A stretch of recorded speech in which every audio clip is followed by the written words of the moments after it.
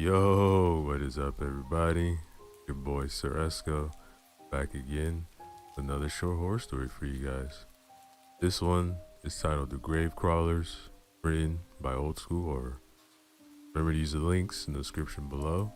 Show love to them, like, comment, and subscribe. I reached the gates of Whispering Pine Cemetery, but had to stop because my lungs were burning. The hot air outside made my life considerably harder as it dried my mouth and throat mercilessly. My pursuers were not far away, so I had a choice to make. Time was of the essence. I could either continue running or jump the fence to the realm of the dead.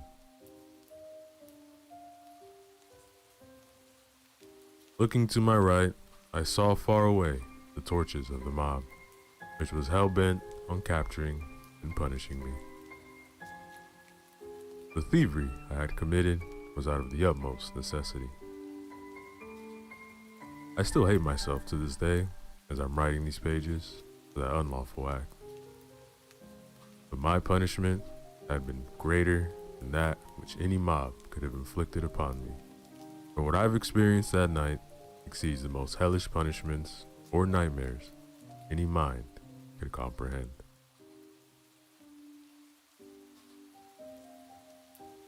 With aching muscles, I struggled to climb the fence.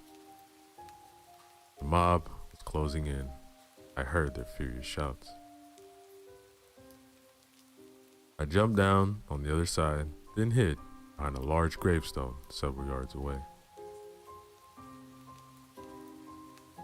They turned onto the street with the cemetery, and just when I thought they'd pass by, they stopped. My heart was beating like the drums of war, and I was struggling to keep my rapid breathing from uttering any accidental sounds.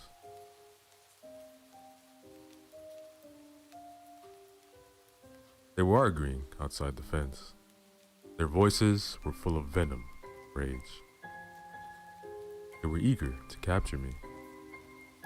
I was praying to God to save me.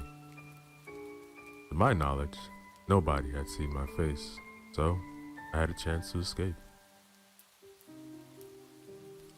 I thought if I could just survive the night without being caught, I could go back to my family. The money I've stolen, I could then help find treatment for my dear daughter, who was in dire need of it.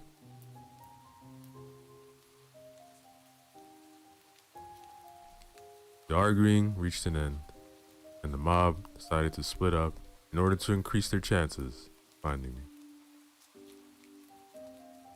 I sighed in relief, thank God for his mercy. Had they chosen to enter the cemetery, I would have had no chance. Now looking back, I know it was not mercy from God, rather a punishment for my grave sin.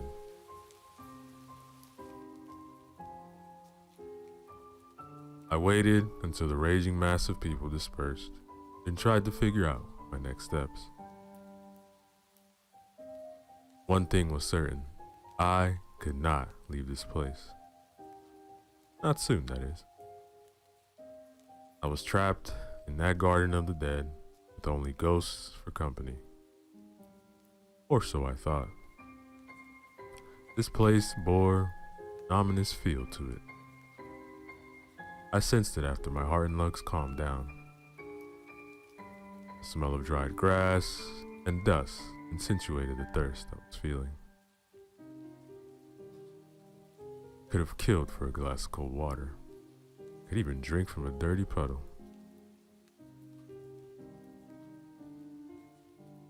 The smell of coming rain began drifting on the wind. This was welcome at first, as the cooling air brought a much-needed relief. The prospect of rain was alarming. I looked to the sky through the pine branches and saw the moon fade behind the amassing clouds, then turned my gaze to the dark shape which was looming in the distance like an everlasting curse. It was the house of the former caretaker and mortician Mortimer Blackwell. He had died before my birth, but his infamy has spread all across New England. Rumors say he had experimented with dark magic, and he had committed unspeakable evils in that very house. Nobody had the courage to go inside that edifice of conjuring and death. His entire family had perished in the mysterious circumstances after his death. So did subsequent buyers of the house. And after nobody was willing to buy it anymore, it stood derelict. Whatever was hiding inside was watching over the cemetery.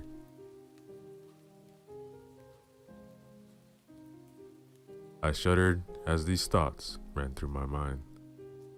Then thunder rumbled nearby. The sky was full of mounting fury, ready to unleash upon the land. I had to find shelter. There was no other option but the accursed house. Outside, members of the mob still walking about relentlessly. I had a feeling that they tried to avoid this place. I mean, no sane soul in Harper's Ridge would enter it after nightfall. The awful history of the Blackwell house was keeping people out. Yet, I was inside Whispering Pines, forced to enter the dreaded ruin.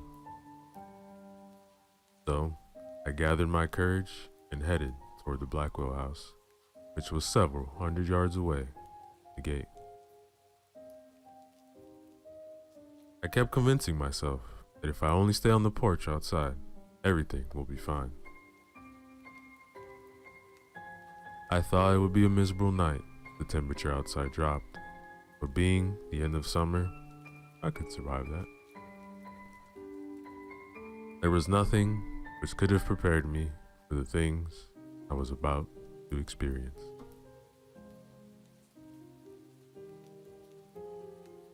After a cautious walk among tombstones and pines, I reached the rotting corpse of the Blackwell house. The steps leading to the porch were made of stone, just like the stone of the graves in the cemetery. I hesitated to put my foot on the first step leading to this monument of Erebus, the primordial darkness. But as drops of rain began falling, I took the step with trembling feet.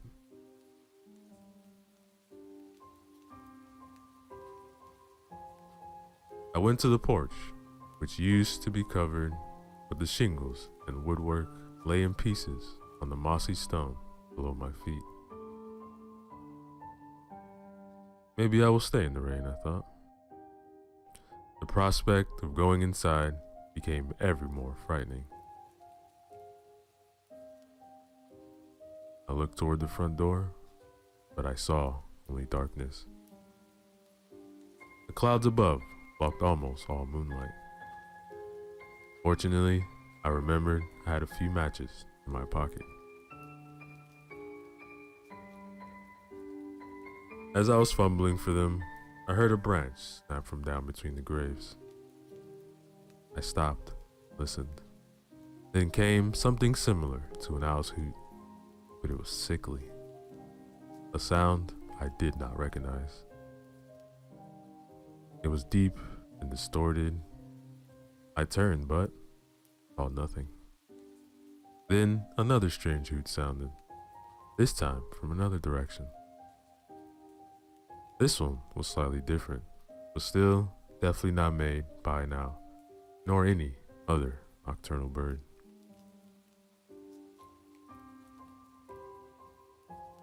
A long pause followed. I did not move for several seconds, but then resumed my search for the matches. Finally, I found them. I took the small matchbox in my hand and opened it. I felt I have only a few pieces left in the box. Providence were surely not on my side.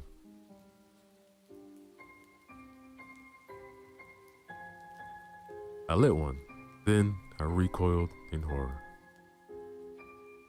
A few yards away, between the graves, I saw a figure move. A gasp escaped my mouth as I tried not to scream with fright. It was only a fleeting moment, but I undoubtedly saw a humanoid shape crawling on all fours, then disappearing in the shrubbery.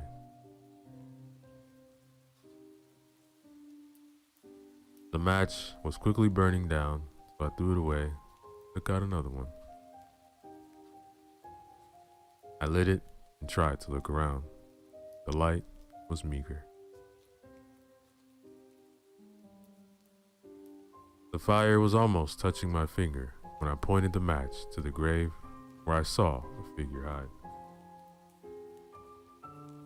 A pair of bright yellow eyes disappeared behind the stone as the light fell upon it.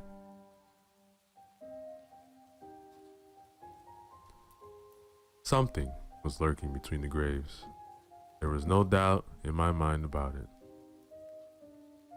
I was trying to convince myself that it was only an animal, but its movements were unlike that of any creature I knew. Match burned my finger, so I dropped it.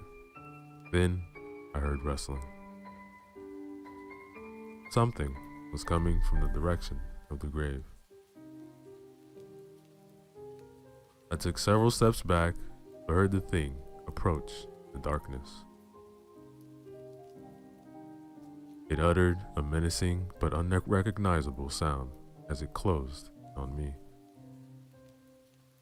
Meanwhile, the falling droplets transformed into rain, and the ramshackle porch roof above provided little protection.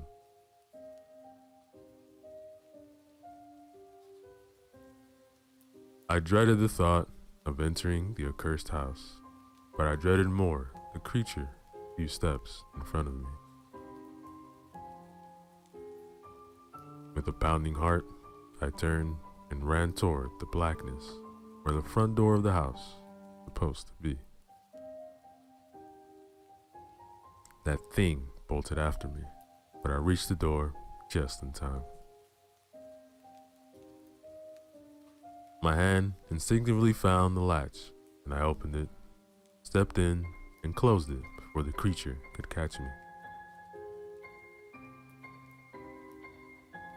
I heard it pace around the door, sniffing, probing. Go away, damn you, I thought while I was gripping the latch with both hands. And finally, it retreated. I sighed, but I was in a worse situation than before. If a thing like that was outside, who can tell what was inside?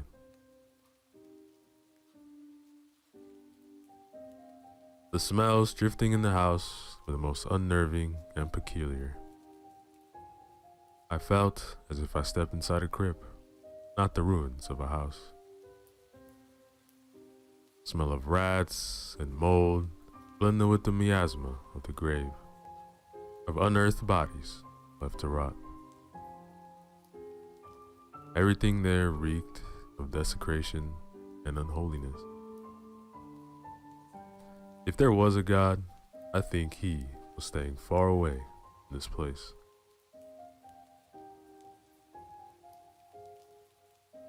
I held the door for some time, anticipating the creature's return, but it did not come back. I was suspecting its intent was to come in through a different entrance to surprise me. After it left, only silence remained. Faint skittering hit my ears. First, it startled me, but then I recognized the sound, that of rats moving around. I lit another match and looked around. Lots of debris lay about the house. few feet away, I noticed a heap of old wood planks. I picked up a thin piece and held it inside the flame. It was dry, so it caught fire where the match burned out. By the light of the meager flame, I searched the heap for the plank sturdy enough to prop the door with. To my relief, I found one. After propping the door, I turned with the intent of exploring my surroundings. It was not the prospect of discovery which was fueling me, but the assurance of security. I wanted to see if there was any immediate danger near me, or anything useful.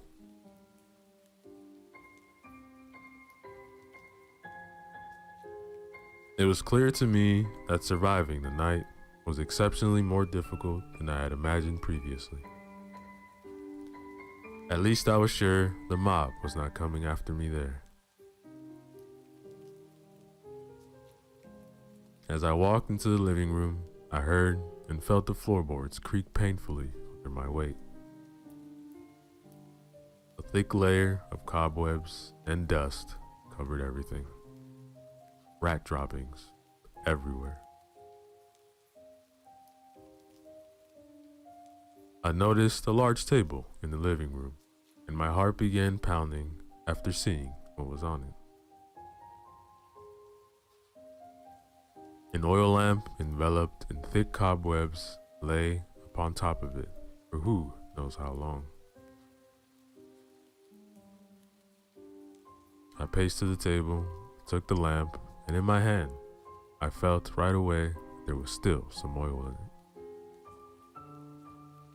It was the most welcome find, just like a thirsty man finding water in the desert. Some unfortunate soul who had entered this God-forsaken place must have left it on the table a long time ago.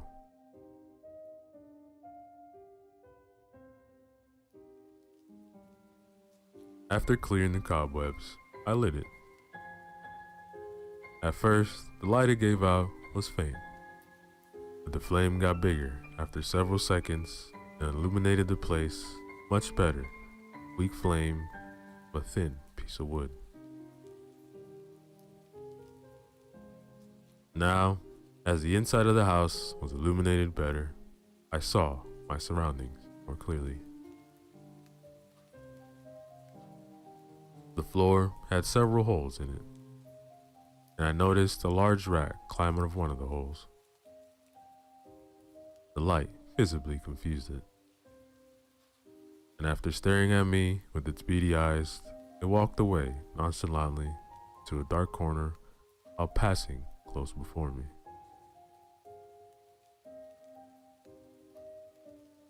I turned and followed it with my gaze. Then I looked up after I saw it no more. I gasped when I saw the movement in the corner at a butt eye level.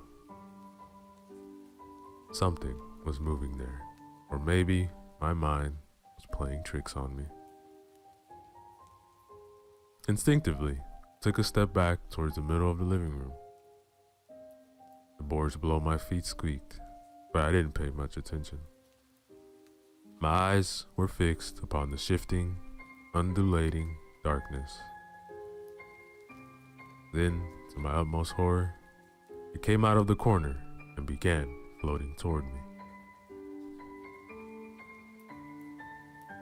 There was no doubt in me anymore. A haunting presence was there with me. A dark consciousness which had somehow survived the certitude of death was approaching me. As it got closer, I saw it possessed a human shape. But it was as black as the darkest pits of hell. It had no features, only a contour, and it radiated an icy chill. I still don't understand how something could radiate coldness, but that thing certainly did. It was emanating from it, and I felt it drain all the remaining warmth from my body. Then it spoke, but it was no language I understood. It was a strange mumbling which reverberated in my mind like some kind of dark chanting.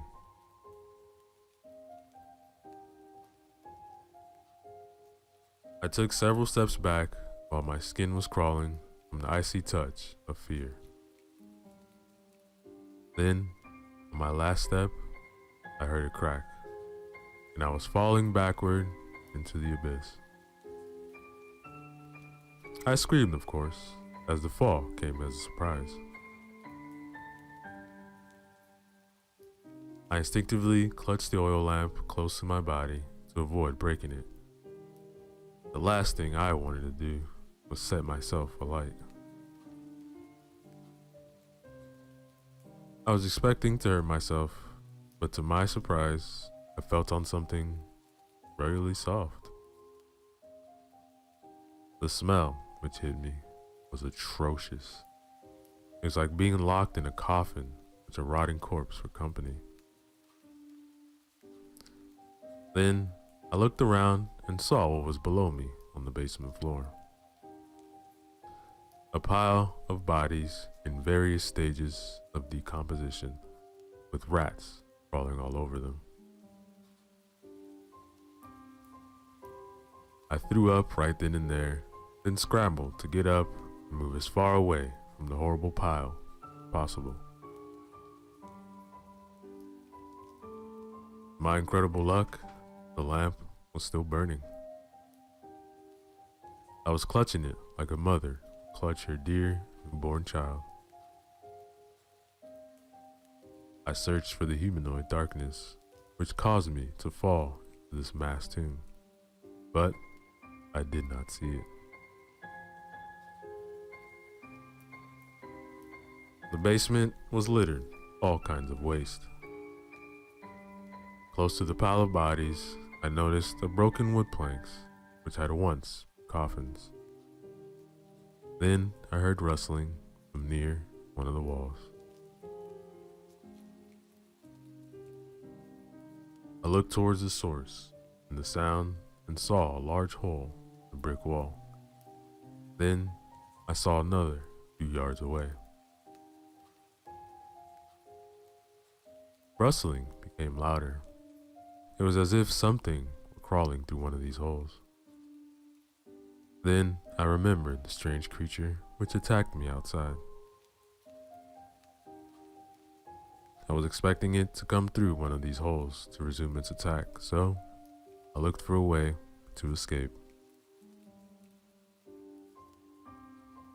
I saw the remnants of a staircase, which was once leading to the floor above, but its lower part was lying in a pile below it.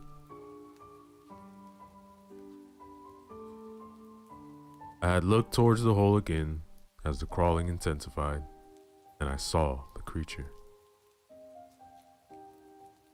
It stuck its head out, its fiery eyes gleaming with otherworldly radiance. In its mouth, a human hand was dangling. Bluish and rotten, it had most likely ripped it off a cadaver somewhere in the cemetery. When I saw the creature with the hand in its mouth, I realized what that place was. An unholy feeding ground for the monstrosities born of the dark magic and necromancy perpetrated in the Blackwell house. I had no time to ponder more on the subject, however, because in the second hole, another creature appeared. This one had no body part in its mouth. It uttered a screech, which I felt inside my bones. Its mouth opened wide, revealing countless sharp teeth made of rending flesh. Its skin was dark gray, slimy, and covered by soil. The creature had thin, long hands and a large palm adapted to dig tunnels through hard soil and rip coffins apart.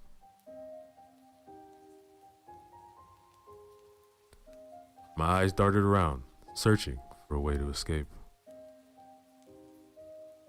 Both creatures jumped out of the holes, and the first one dropped a hand from its mouth.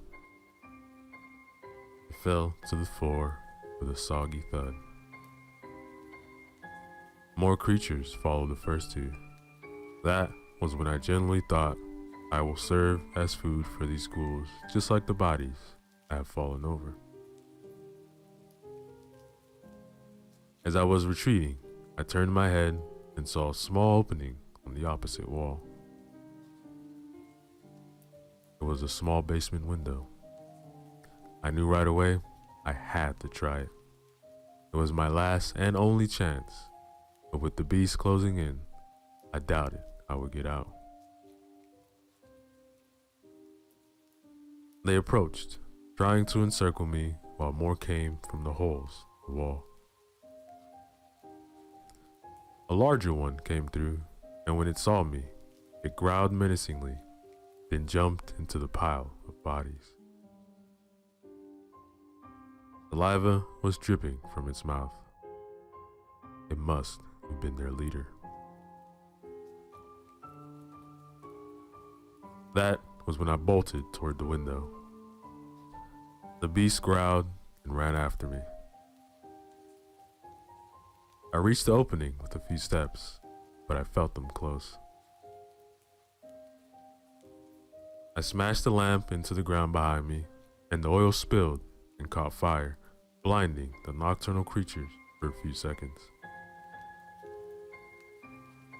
I jumped and grabbed the edge of the opening and pulled myself up.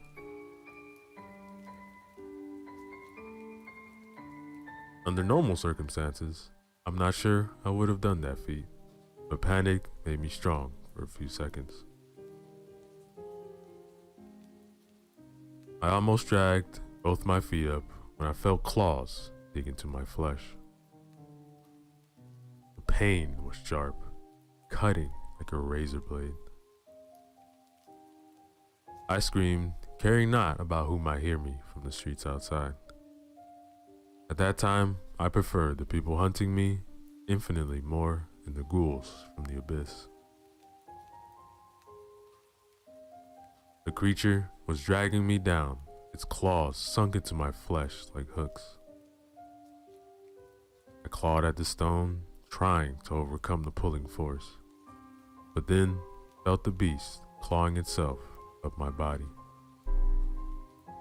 I shrieked as I felt the claws dig into my buttocks and lower back. Then, involuntarily, I struck the window pane, which was already cracked. It broke into several pieces, and I grabbed one shard with my right hand. As the creature made his way up, I stabbed backward behind my ear. It screamed as the shard sunk most likely into its eye. I felt a cold, vicious fluid cover the right side of my face and neck. It reeked of the grave. The monster fell backward, and I no longer felt its weight dragging me down. I then quickly grabbed the rim where the window pane used to be and pulled with all my might.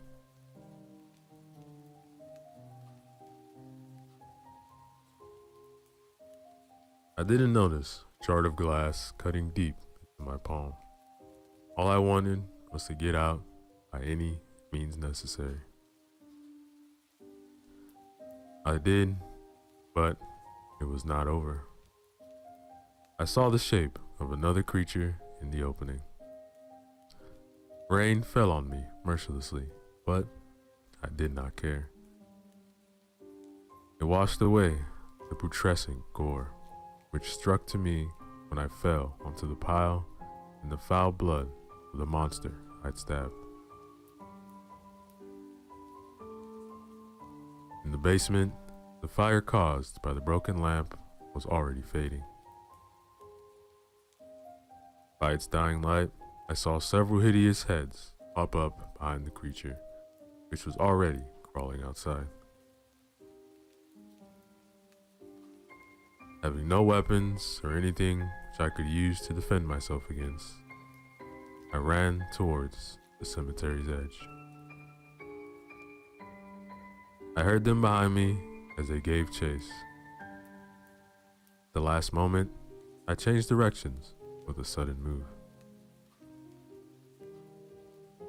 This made one of them crash into a gravestone, which shattered.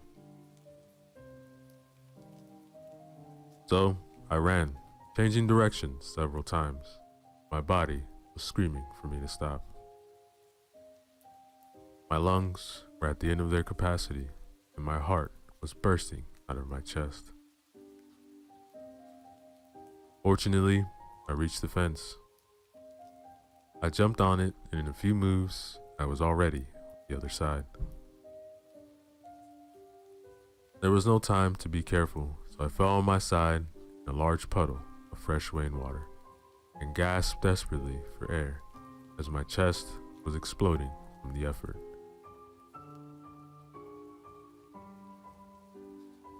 I turned on my back and heard the distant shouts of the people who had been chasing me. Rain fell onto my cheeks, and it was the most welcome feeling in the world. No abysmal monster jumped the fence to kill me. Members of the mob reached a place where I fell to the ground. They shouted for the others to come. But then silence came upon them. I sat up and looked between the iron bars toward the darkness of the cemetery. The men screamed in fear, abandoned all prospects of capturing me, then ran in all directions.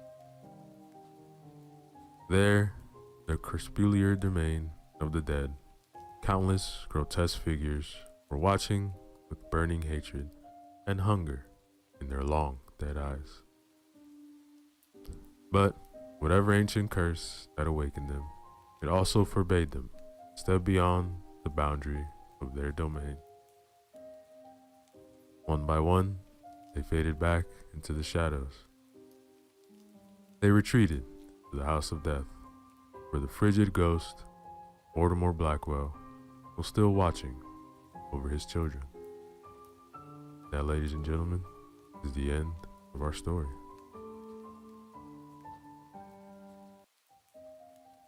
Yo, what is up, everybody? Your boy Sir Esco back again. I know it's been a minute. Hopefully y'all been keeping well. Got another horror story for you guys. This one is titled The Cabin, written by MS Grant. Remember to use the links in the description below. Show love to them. Like, comment, subscribe. The Cabin.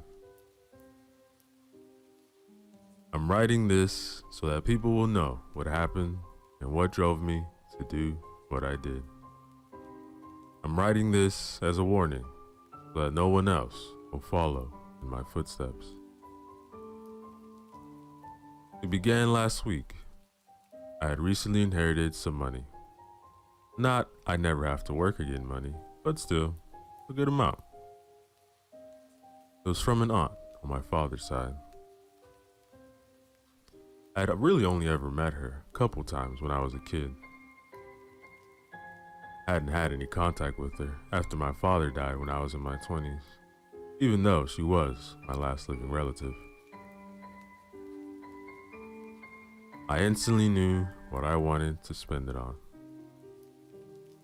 I'd always wanted a small cabin in the woods where I could flee the everyday stress, the city, all the shit that we all have to deal with on a daily basis.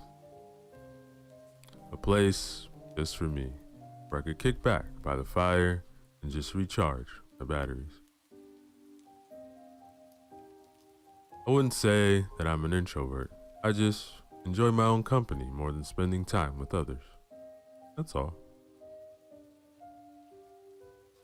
So, a couple weeks ago, I'm browsing on the internet for cabins not too far away from where I live.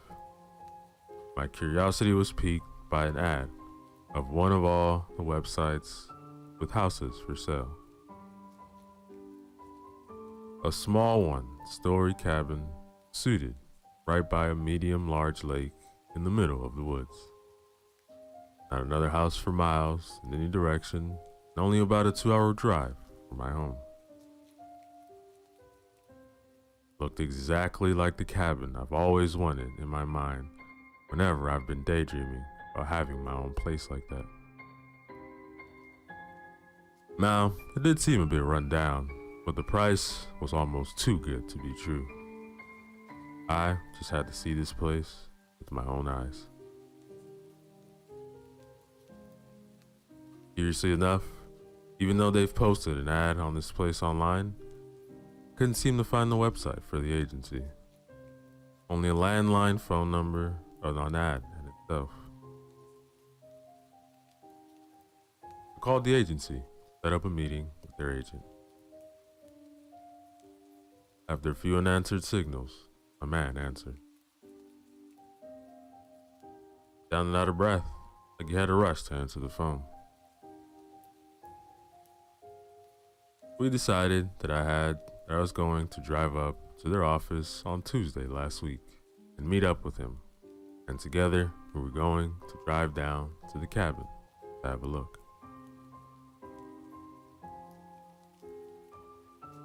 So, come Tuesday, I'm super excited all day and feeling good about this place. 2 minutes after I got off work, I'm in my car, typing in the address to the agency, my GPS. Off I go. The office was located in a small town not too far from the cabin, about 30 minutes by car.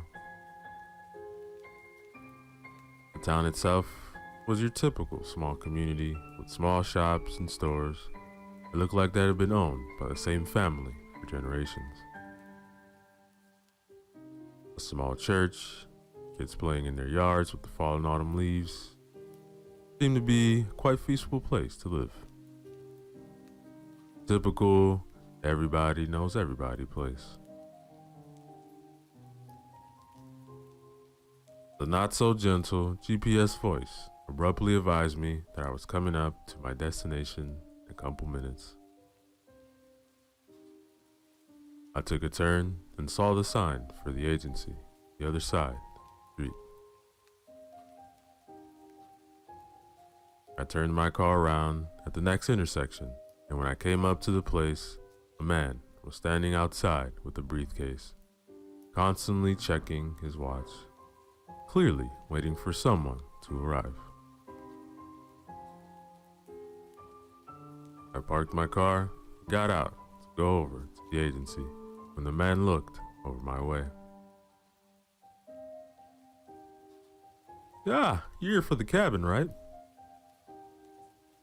"Cabin by the lake?" Yes, I am." "All right, well, let's get going." He got into his car that was parked down the street and asked me to follow him in my car.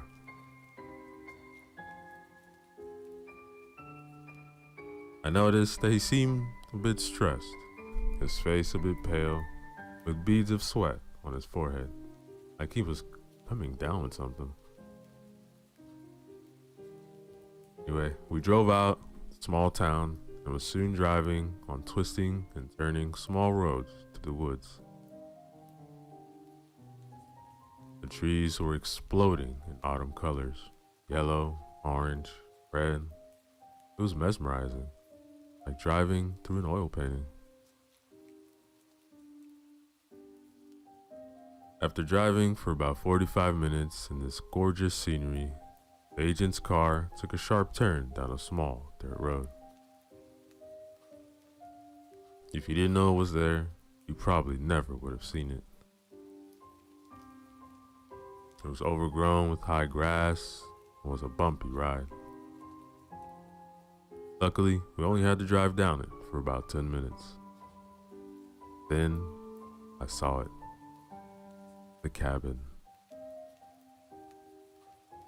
It was, from what I could see, all what I hoped for, and more. I couldn't wait to go inside and check it out. I was so excited.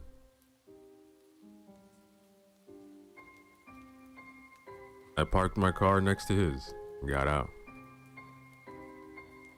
So, here we are.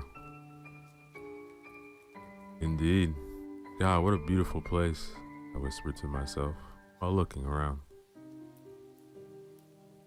The cabin was just like in the ad, a small, dark wooden house right next to the lake. The lake itself looked a lot bigger than it did in the small photos that I'd seen. The surroundings were all forest.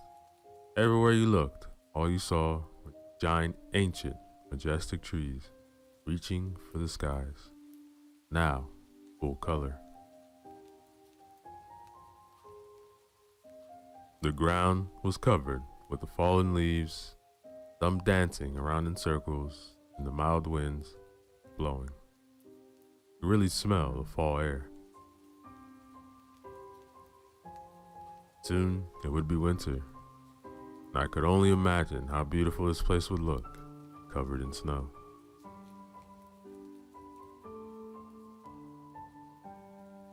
I decided in there I would spend my entire holiday vacation there. Could we have a look? I heard him say, awakening me from my daydreaming.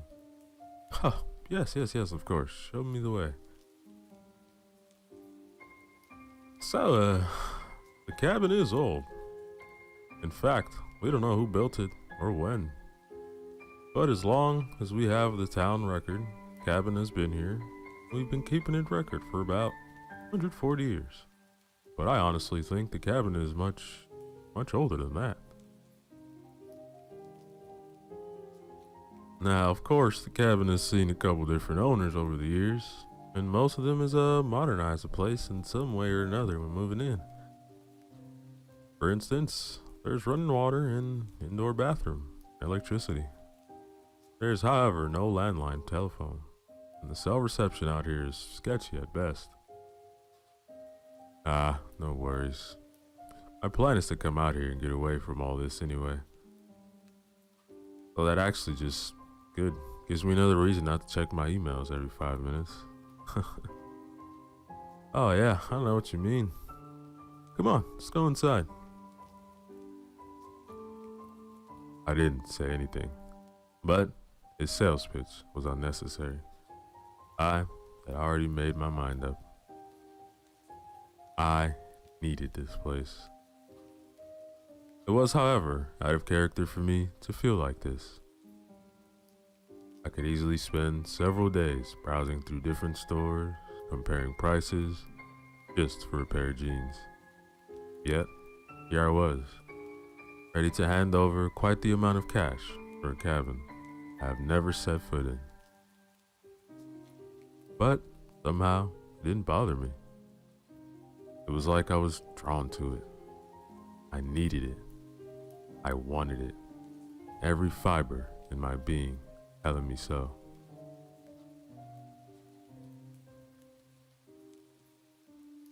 The front door opened straight into a large living room. In the wall to my right, there was a big stone fireplace, beautifully and masterfully built, with large stones, different forms and sizes, carefully placed like a jigsaw puzzle, framing the fireplace. Opposite to my left was a door to the bedroom. Next to that, the door to the bathroom. I immediately fell even more in love with this place. I was so into that, I at first didn't even reflect over the fact that it was furnished. The bedroom was a cozy little room, a big window overlooking the woods and the dirt road we drove down a couple minutes earlier. The front window, there hung old see-through once white curtains. You know, the ones grandmas always have for some reason. An old sturdy bed stood in the center of the room, complete with madras and bedspreads.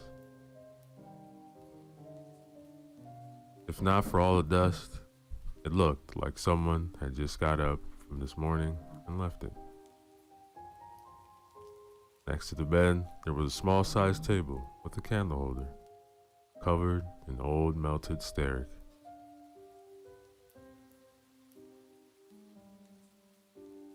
The bathroom was a small place, with just the things you needed: a shower, a toilet, and a sink.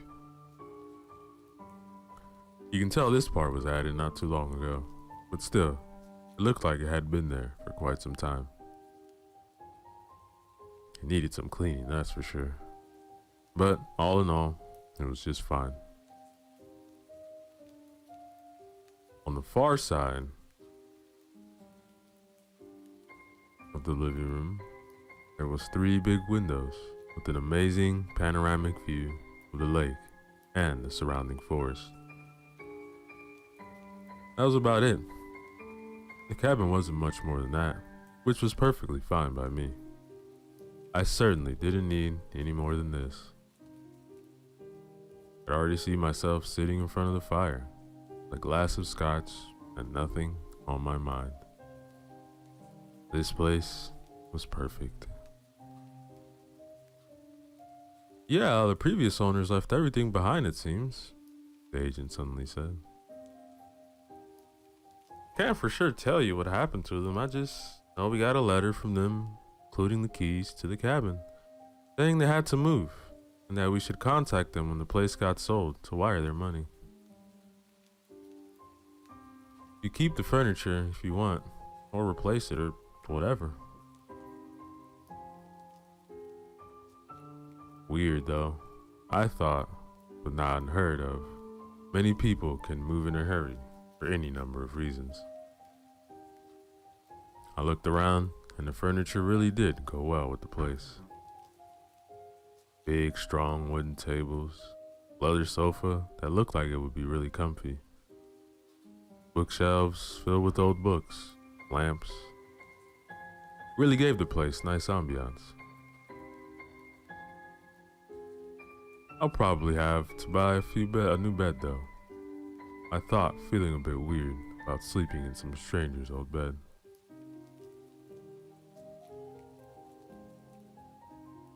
I went over to the big windows to take a little look over the amazing view. The last rays of the sun gently kissing the lake and the woods.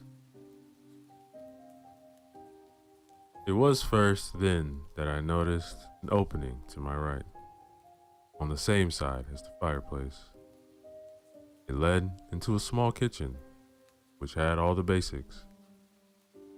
Nothing fancy, but just what you needed. There was also a back door from the kitchen leading out to the backyard, right by the lake. I opened the door and took a step out. I closed my eyes, took a deep breath of the crisp autumn air. It filled my lungs, and I could feel myself growing calm. Slowly, I opened my eyes to the view in front of me, took it all in. It was truly amazing, a little piece of paradise.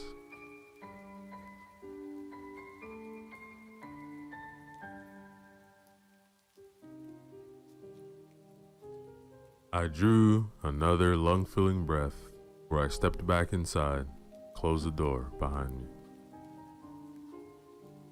I was looking through the drawers and cabinets when I noticed the floor sounded differently in the middle of the kitchen. There was a small carpet there, and when I pushed it away with my foot, it revealed an old hatch underneath. Its hinges blackened by time and neglect. I looked over to the agent who was leaning against the wall, the kitchen entrance. "Oh, go ahead," he said, almost in an excited manner, motioned with his head towards the hatch.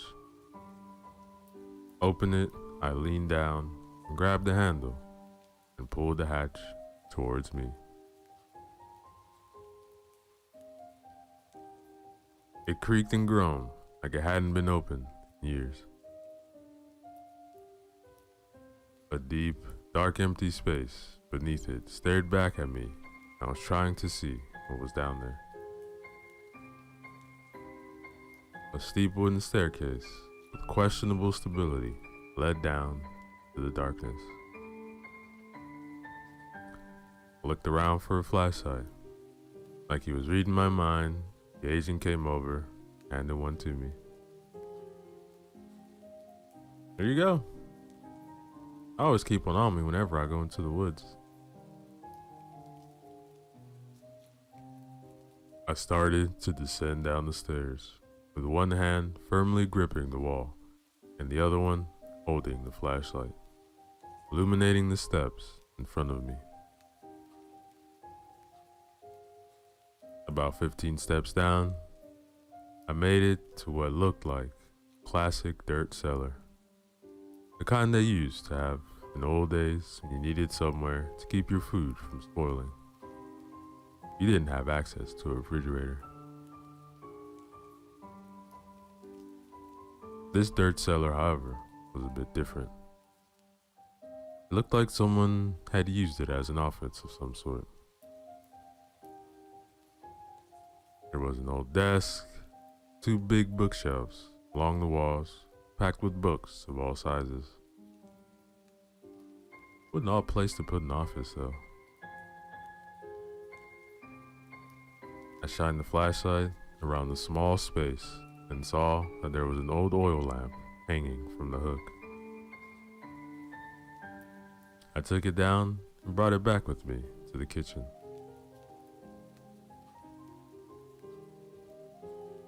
I gotta say, I really love this place. But I gotta ask, why the cheap price?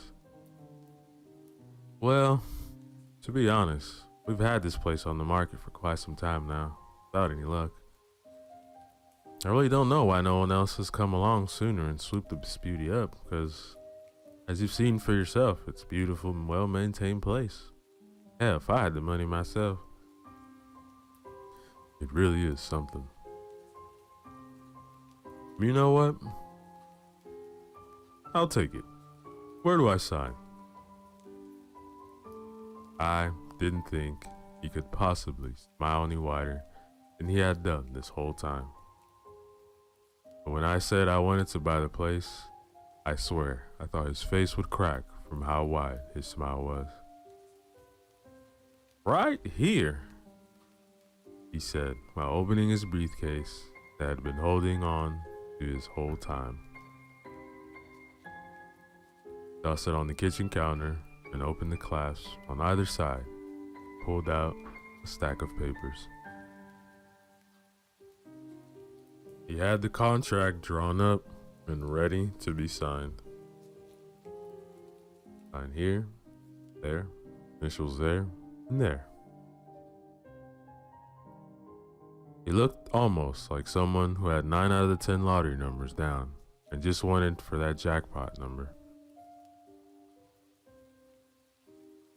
I put down my last initials and noticed how he was breathing heavily and started to sweat a little.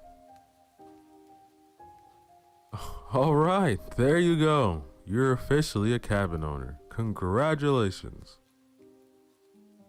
Thank you very much. But what about the money? Oh, there's an account number in there somewhere. Just wire the money when you can. I trust you. Okay. Yeah, I'll do that as soon as I have access to the internet again. Perfect. Well, I've got to go. I have a long drive home and it really gets dark out here. Yeah, me as well. You mean you're not staying here tonight? Oh, no. I have work tomorrow. I need to get some stuff from home before I can stay the night here. I'll probably drive up this weekend and get settled. Oh, I see.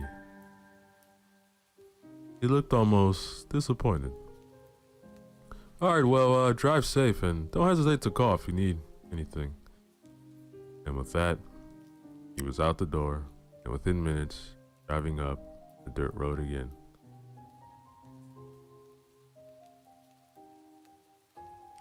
I took one last look around.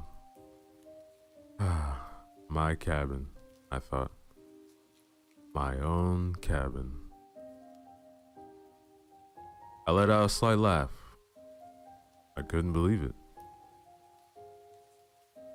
The sun was just about to disappear behind the trees on the far side of the lake, making the water look almost entirely like it was ablaze. The thick mist was slowly rolling out of the waters, and even though I was inside, I could feel the coldness out there. I turned to leave, and in the distance, I swear I could hear a faint giggle. I stopped in my tracks and listened. Nothing. Must be the house, I thought. Wooden houses make all kinds of weird noises when temperature changes. I shook it off and went out through the front door, locked up, and walked over to my car, drive home. The leaves rustling and crunching beneath my feet.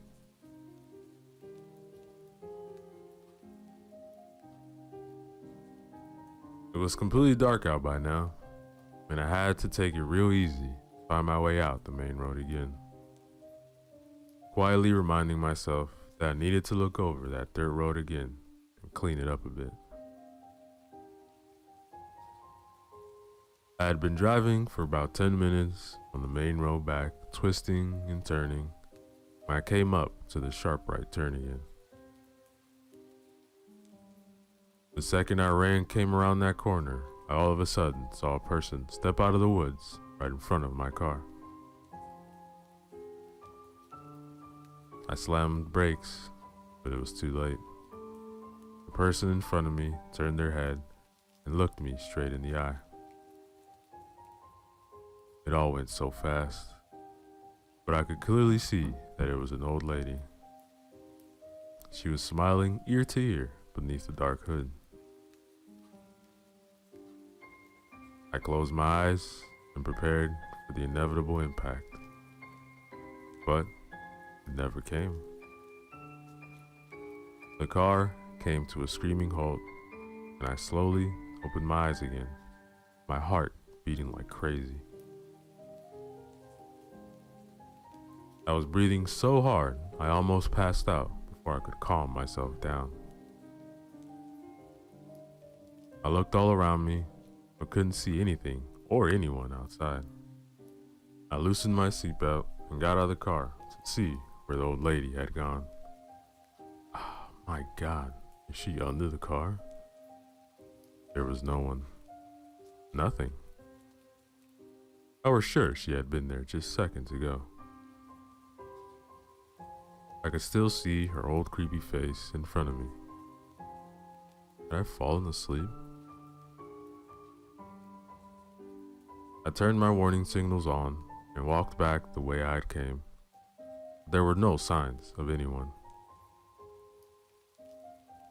I could see where the black tires on the pavement and the smell of burnt rubber mixed in with the smells of the forest.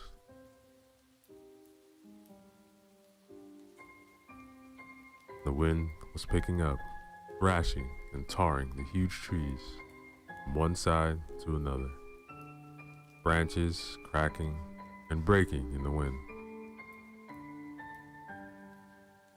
In the distance, I heard a lone owl howl. After looking around for a while, I, without finding any evidence for an old lady, or any other person for that matter, got back into my car, drove all the way home. The rest of the way being uneventful.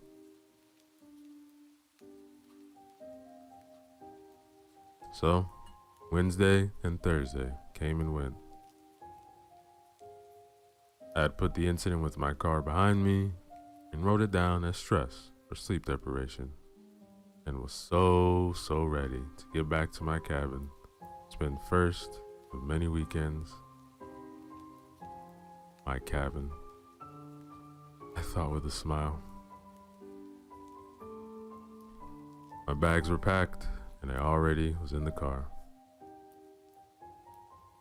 I hadn't had time to look for a new bed yet, but figured that I would just throw some blankets over the existing one and make it through the first couple of nights like that.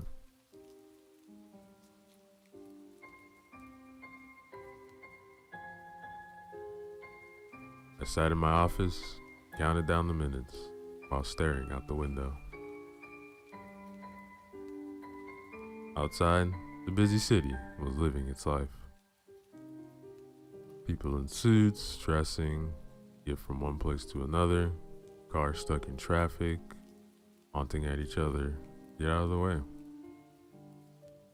Buildings of all sizes packed tight together, blocking out the last few hours of the afternoon sun, casting shadows on the streets, stopping the fresh air from freely flowing whilst containing all the foul stench of the city within their broad, tall walls, looming above all.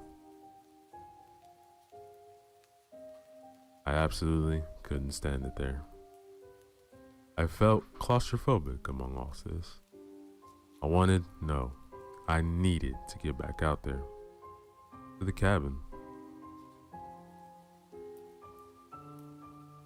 I closed my eyes while listening to the clock on the wall, slowly counting down in seconds.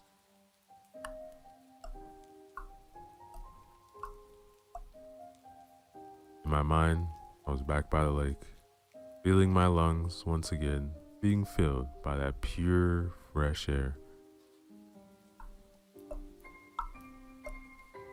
I opened my eyes. The clock had just struck 5 p.m.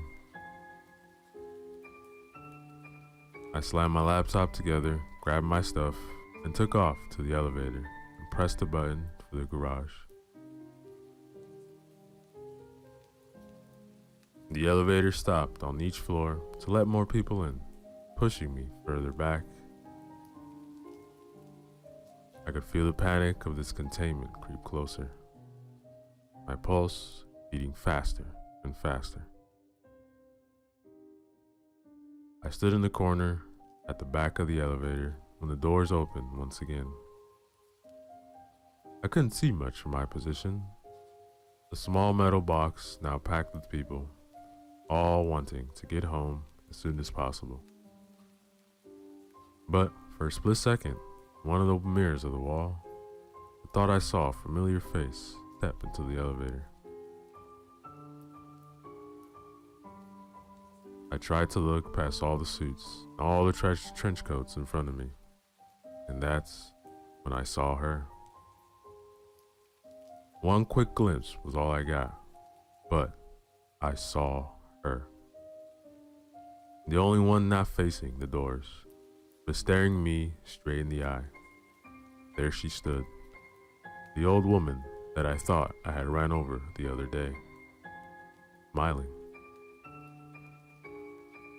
I only saw her for a split second, and when the doors finally opened again and people started to exit, she was gone.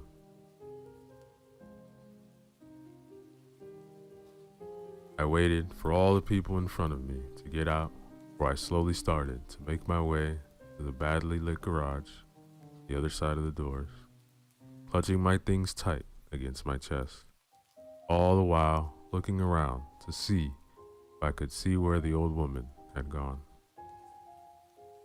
But just like the other day, she was nowhere to be found.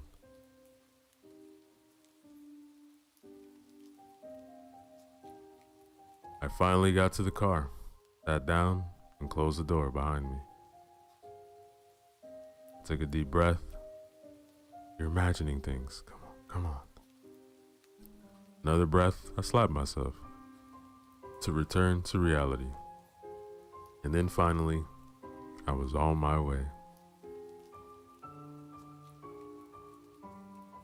I got up to the cabin around 7 p.m. The sun was in vain struggling to illuminate on the oncoming night sky. The trees looked just as beautiful as a couple days ago. Majestic, beautiful, huge. I wondered how old they could be, how long they had stood there, dancing in the wind, their roots digging deeper and deeper to the soil for each coming year. What secrets do they keep? What have they seen during their time?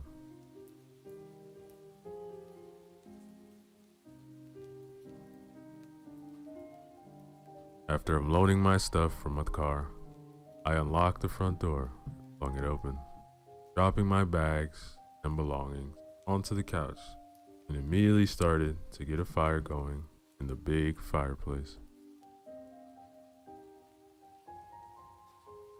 The soothing sound of the wood starting to crackle, catch on fire, soon filled the small living room, along with the calming smell of a warm fire. I went out into the kitchen and brewed a big mug of strong black coffee. I took the mug into the living room and started to look a bit more closely on the stuff that the previous owners had left behind. There were some real nice things here.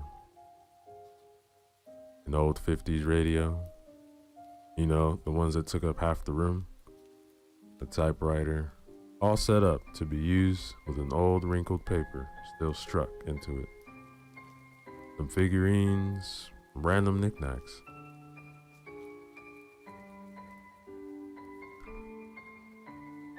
I started to go over the books on the bookshelf. I noticed that they all had the same theme. They were really old books, like really old antiques, about spirituality, religions, dark magic, crystals, stuff like that. I'd never really been interested in things like that, but I got intrigued.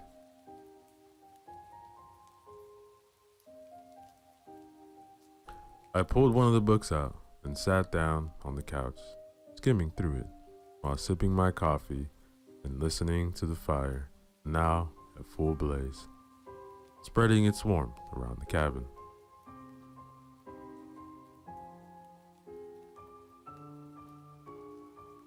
I can't understand how people still believe in this stuff, I thought to myself while flipping through the pages. I went to put the book back up on the shelf when I noticed a painting hanging over the fireplace. How have I not noticed this before? It was a big oil painting with a thick hand carved dark wooden frame. A painting of this very cabin.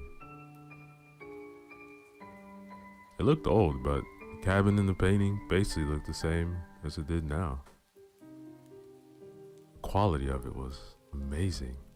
So much detail. All the small differences in the colors of the wood, the hundreds, if not thousands of leaves on the trees, each carefully painted. The way the sun broke through the clouds in the sky and reflected on the lake. Lady in the window. Wait, what lady? I looked again. There was no one in the window. I had to rub my eyes, but I swear I saw someone there just now. Must just be getting tired and hungry. I could hear my stomach growl, and I hadn't eaten since lunch. I brushed away the unsettling feeling of the painting and went back into the small kitchen. Ah, damn! I was supposed to stop and buy groceries on my way up. I had totally forgotten. I had literally nothing to eat. Well, I better drive into the small town and get some food. I downed my last coffee and placed the mug on the mantelpiece, and then stepped through the front door. Just like last time, I was up here, the wind had now picked up again, and the trees were once again swaying violently from one side to another, desperately trying to hold on to the last yellow-reddish leaves that were being ripped from their branches, like a mother trying to hold on to their child in panic.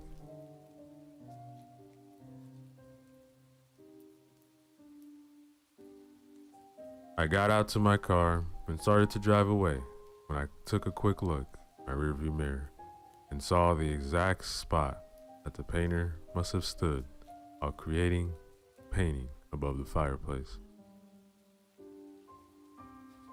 I swear I could see someone standing in the living room window, if only for a split second. I stopped my car and turned around to get a better look. There was no one. Swear my mind's playing tricks on me. I really need to get to eat. I just kept on driving and finally got to the town, parked my car, started to walk around. It really was a small town. One main street, a couple of smaller ones intersecting with mostly homes, different sizes. The place seemed deserted at this time. Yellow tinted lights above the street rocked back and forth in the wind. It started to rain. I couldn't see a living soul anywhere, but I felt like I had eyes on me from behind every curtain, every dark window I walked by.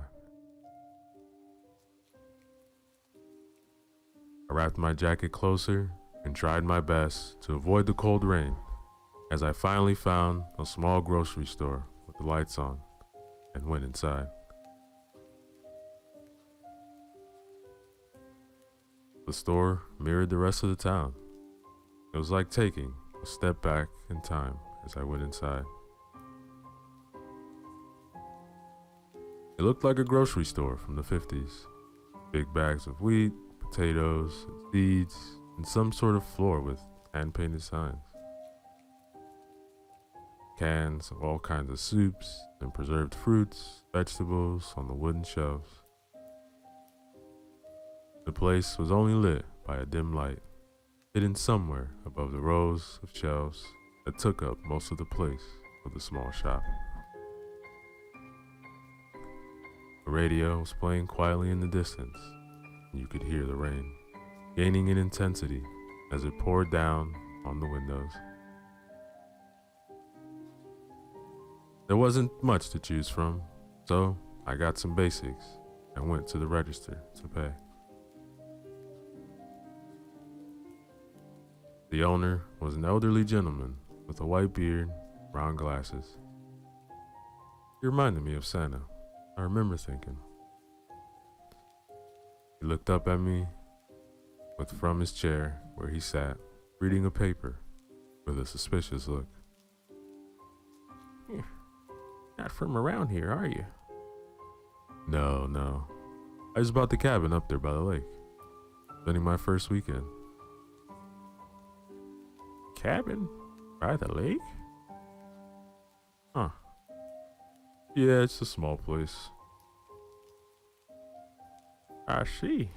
And this is your first night? Oh, that's right. Just needed to get some food out there.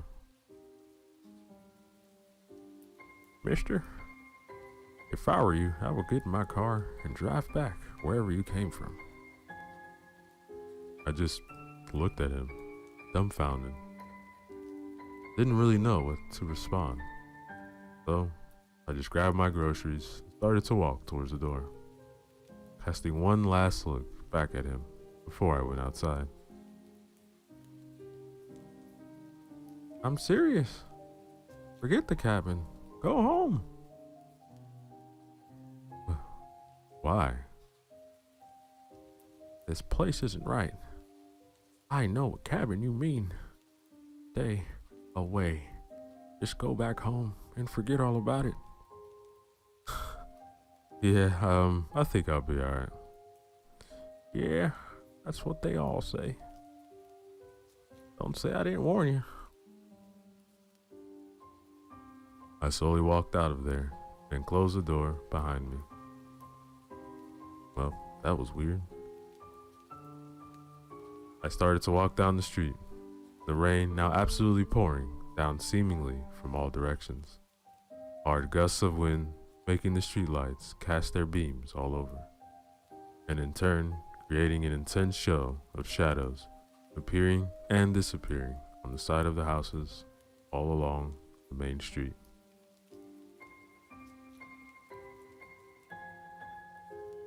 I realized I was close to the agency, where I had met the agent on Tuesday. But when I came up to the spot where we'd met, the place was all boarded up. And oddly enough, it looked like it had been like that for some time. The wood on the boards looked old and weathered, rusty nails protruding from the sides, like it had been nailed to the wall for ages. There was no sign of having any kind of business for years, let alone 3 days before. I tried to peek inside between the moldy, smelling boards, but couldn't see much. It seemed completely empty and abandoned.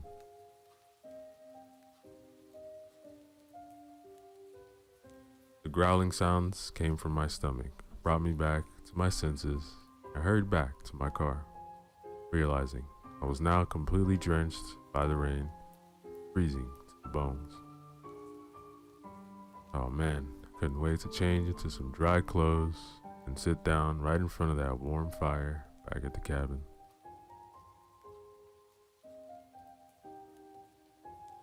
On the way back, I remembered that I still had the agent's number in my list of recently called numbers on my phone. He did say I could call if I had any questions. So I called him up to check what had happened to their office.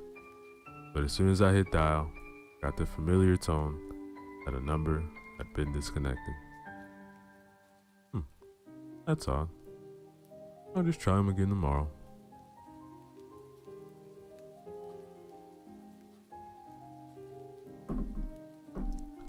The whole drive back, I couldn't shake the comments from the old man at the grocery store.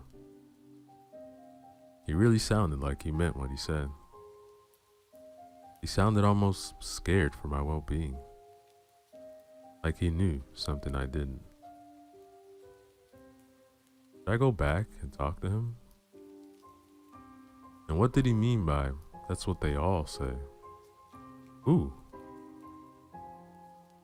So I decided I would speak with him next time I go into town. Far as I was hungry, wet, and tired, I am not going to turn this car around now.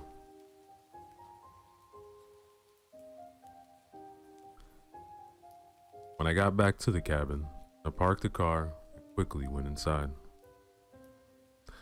So hungry, I was about to pass out.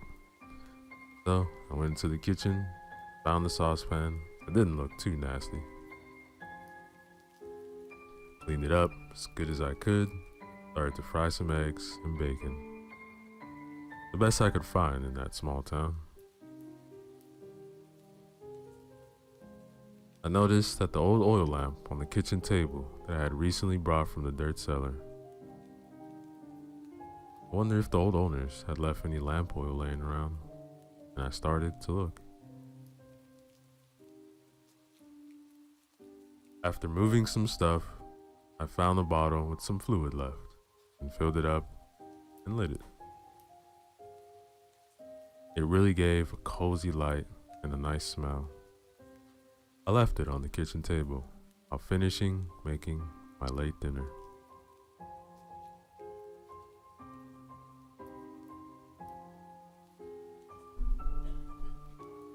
I sat down to eat while looking out into the darkness that had settled over the lake.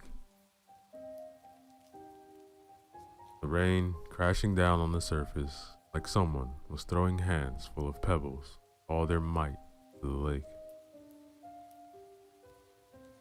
The winds stirring up white foamy waves, going all directions at the same time, crashing into each other with force, sending the foamy droplets flying and joining the rain from above.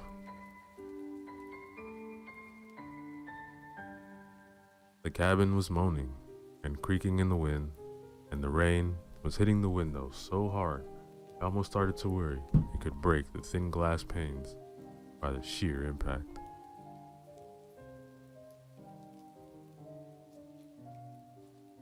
I started to think about the cellar beneath me. It really was a strange place to have an office. No windows, cold, dark.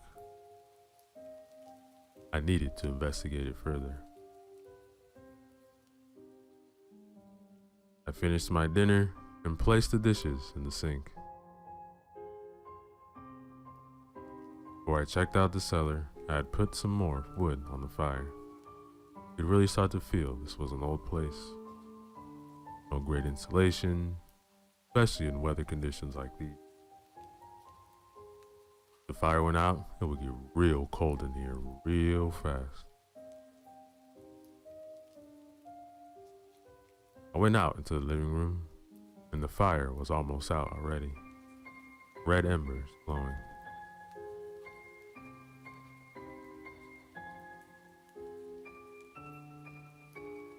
It was dark. In the window by the front door, the same window that you could see the painting over, was an old ugly lamp, the dark orange lampshade. I went over and turned it on. It flicked a bit, but it lit up after a while. It didn't do much to illuminate the room though. It seemed its light only reached as far as the window and back, turning that small part of the room sickeningly orange. I went over to the fireplace and found two big logs. I went over next to it, turned it on. These would do fine. As I turned to go back to the kitchen and down the cellar, I saw out of the corner of my eye a painting. There's a light in the window. I did a double take and looked over there again. No, there was no light. There's no woman and no light. Damn it. Mine is playing tricks on me again. Must be all this fresh air or internet absent or something.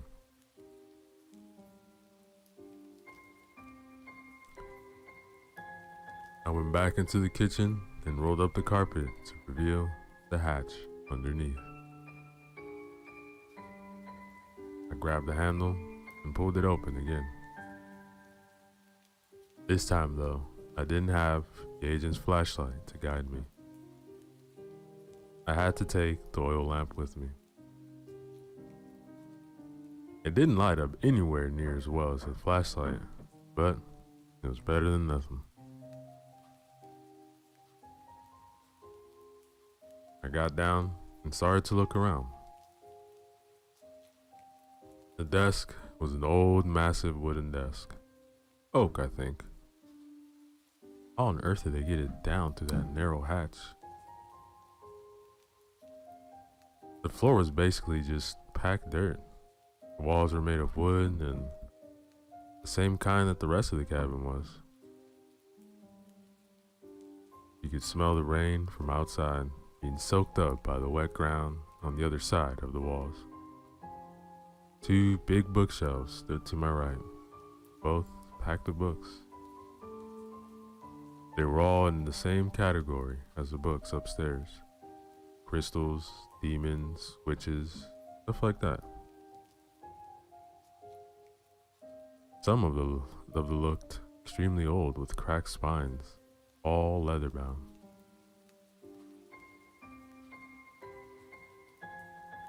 There was a faded image of a mountaintop in the foreground with what looked like a fire behind it. I flipped through the pages, but it was written in foreign language that I couldn't understand. It looked like nothing I had ever seen before.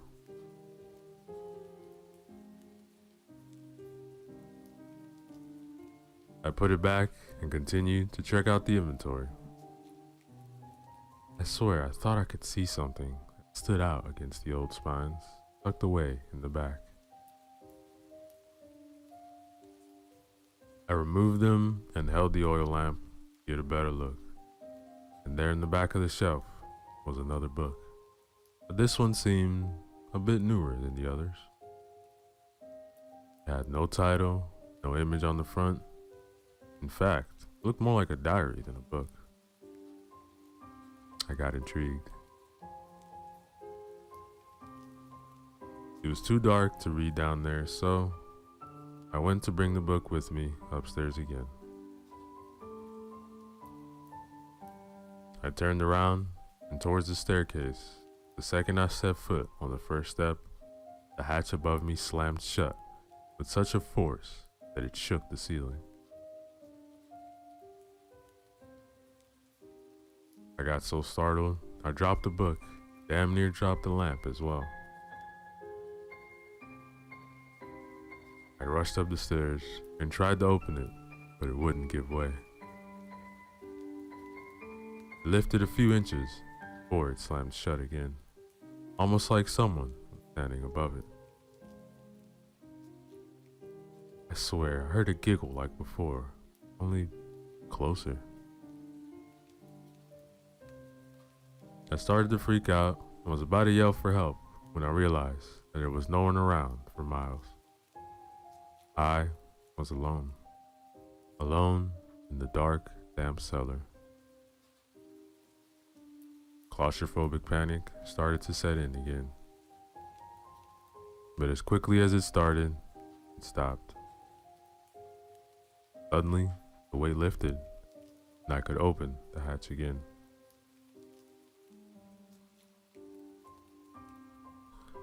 I flung it open and quickly went down to get the book back up from the floor and rushed back up the stairs again, where I just threw myself on the kitchen floor and laid there, breathing for a while, wondering what the hell just happened.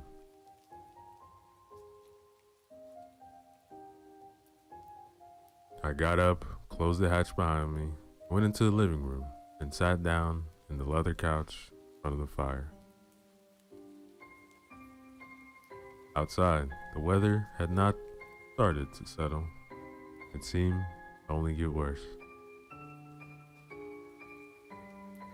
So, I placed the book on the table, got up from the couch, walked over to the big windows overseeing the lake, trying to shake the sudden rush of adrenaline out of my system while watching the storm rip through the surrounding forest outside. I worried a bit if the huge trees near the cabin could withstand such brute force. What if one of the trees would fall over in the wind? It would turn this cabin into tinder in a blink of an eye.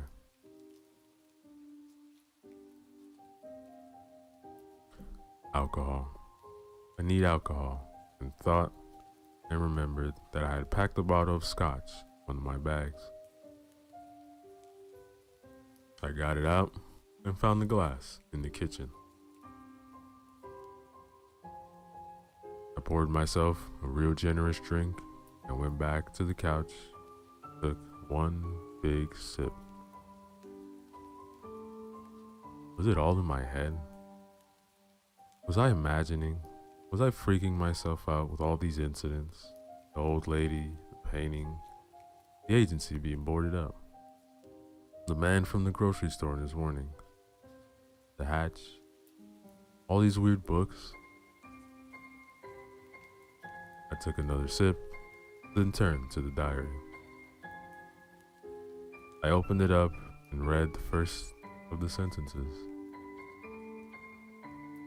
I'm writing this so that people will know what happened and what drove me to do what I did. I'm writing this as a warning so that no one else would follow in my footsteps. But if you are reading this, chances are it's already too late for you. If you have come so far as to have found the cellar and the diary, then you have probably already signed the contract.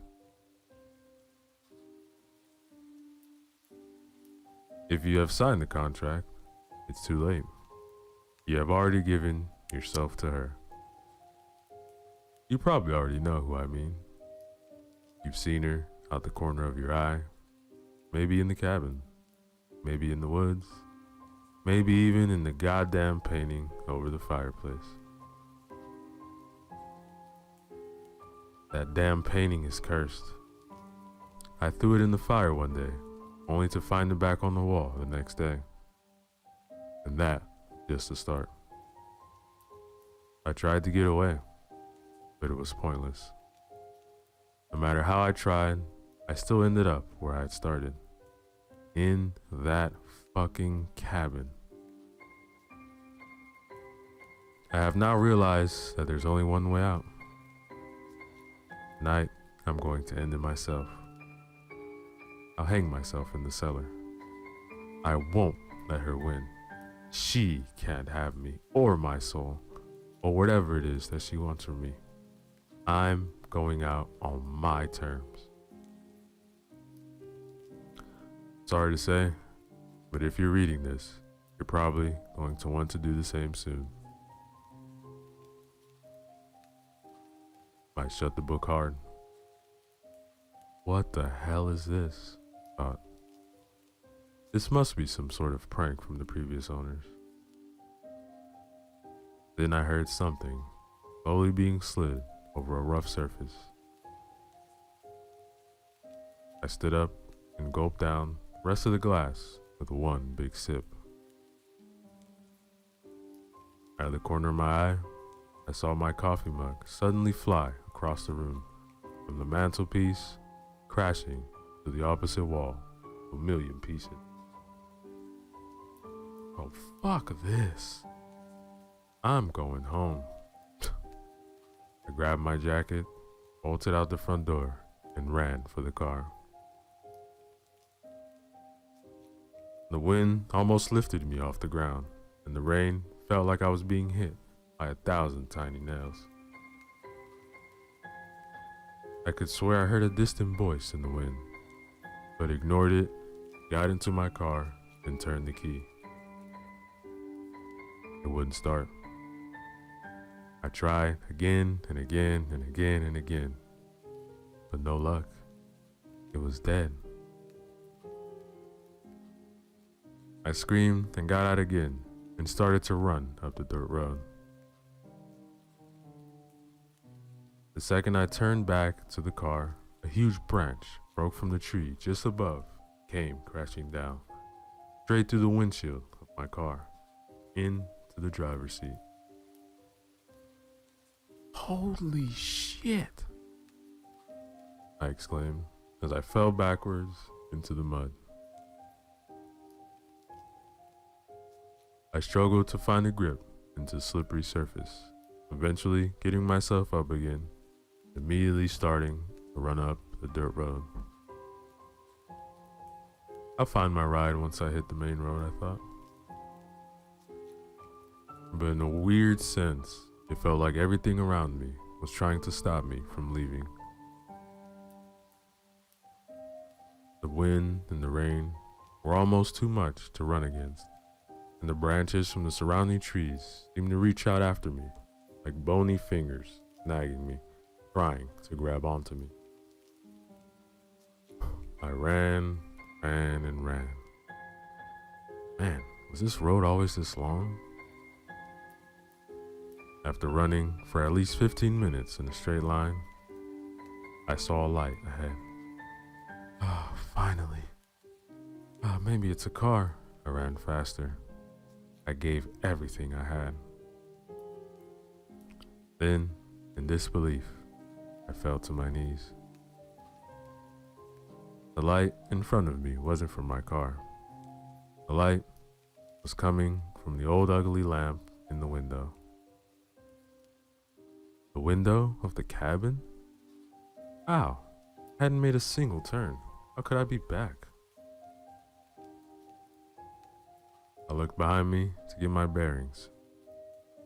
There in the distance, I thought I saw someone standing in the middle of the road. But as soon as I tried to focus and look closer, it seemed like the person disintegrated, blew away like leaves in the wind.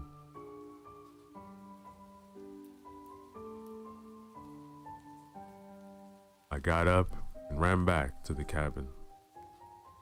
Went back in and locked the door, fell to the floor, panting, trying to wipe the mud and rain out of my face. All right, need a plan. Need to get out of here. What the hell is this place? Mind was racing. My thoughts were then interrupted by the painting, all of a sudden falling to the floor with a loud crash. I got up and slowly went to pick it up, but dropped it as soon as I looked at it.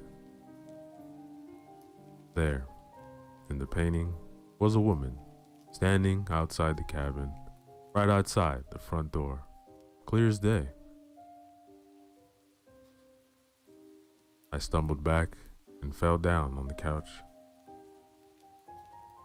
I slowly turned my head towards the front door and saw the handle slowly turn.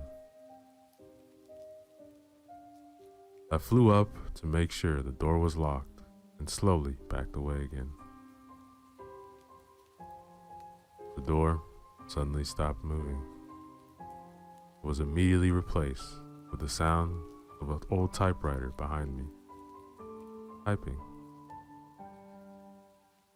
I turned my head and, to my disbelief, watched as the letters were being pressed down, one by some invisible force. I slowly made my way over there and looked down on the paper.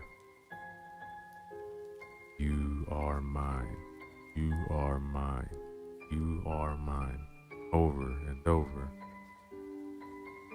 I couldn't believe what I was seeing and glanced over to the kitchen. The back door, I thought. I had to make another try to get out of here.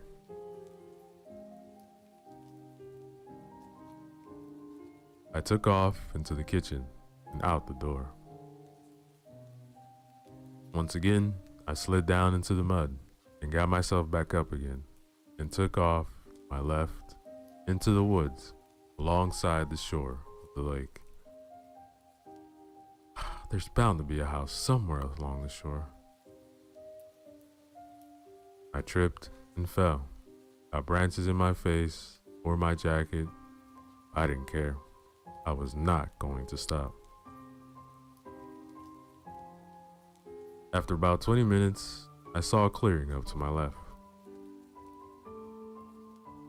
It looked like a camping spot. Maybe there's someone there that can help me?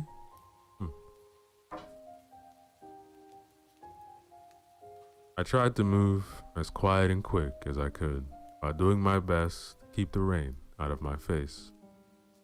But when I came to the clearing, it was empty. No sign of anyone being there any time. There were, however, markings and carvings on the trees all around the clearing. I got up closer, and it looked like the same language that I had found in the old books. Almost Latin, but not quite. 3 rows of text on one tree and some weird carvings. It was hard to make it out in the darkness, but it looked like a crescent moon and something else. In the middle of the clearing, there was a big stone circle on the ground, twigs bound together, resting on the trees. What the hell is this?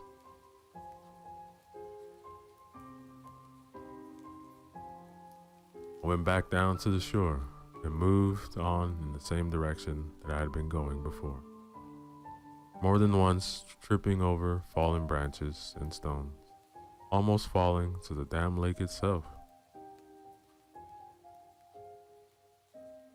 I looked back out over the water, and I could still clearly see the cabin way back there.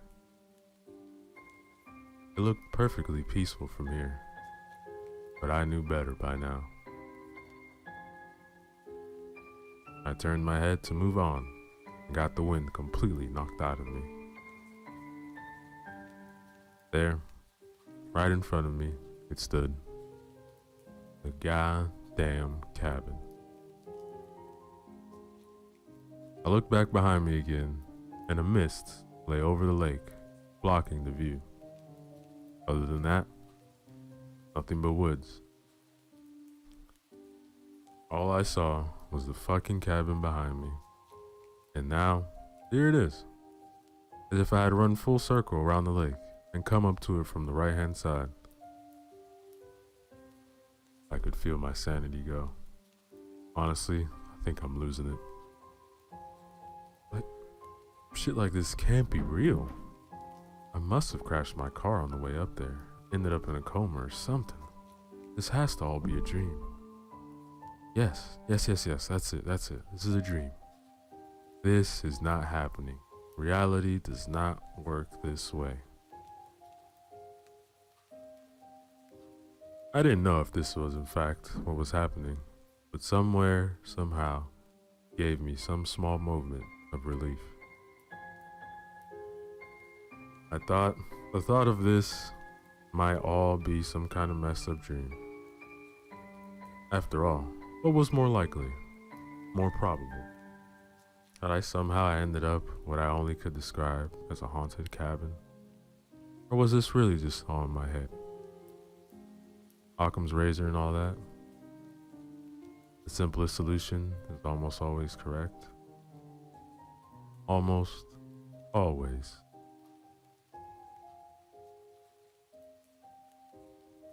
I had no choice to go back into the cabin for a second time since the world turned to absolute. I was so cold.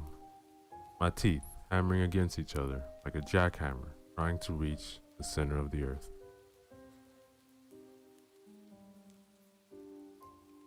My clothes were by this point more water than fabric.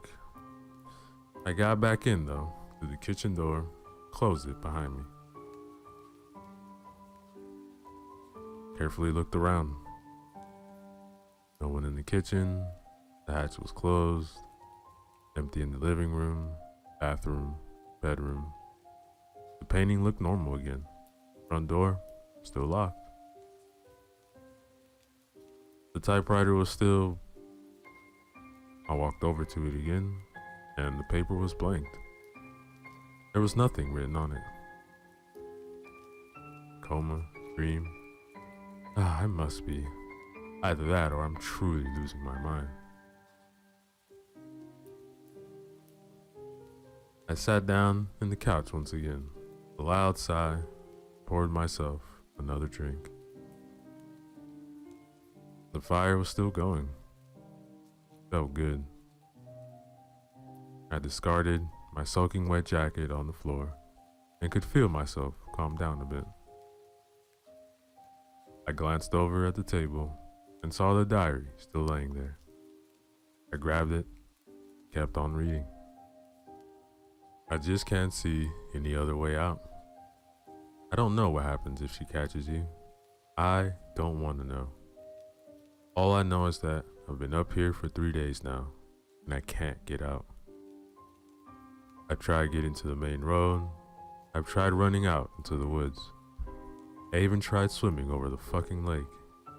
No matter what I try, I always end up back here at the cabin. This place is cursed. I even tried to burn the book to the ground, but the fire wouldn't take. It's a goddamn wooden cabin. The fire wouldn't take? God damn it.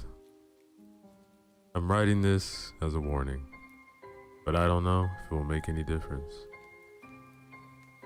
On my last day here today, I found a diary myself, written by the last owner, with a warning for me, or for anyone who would have found it.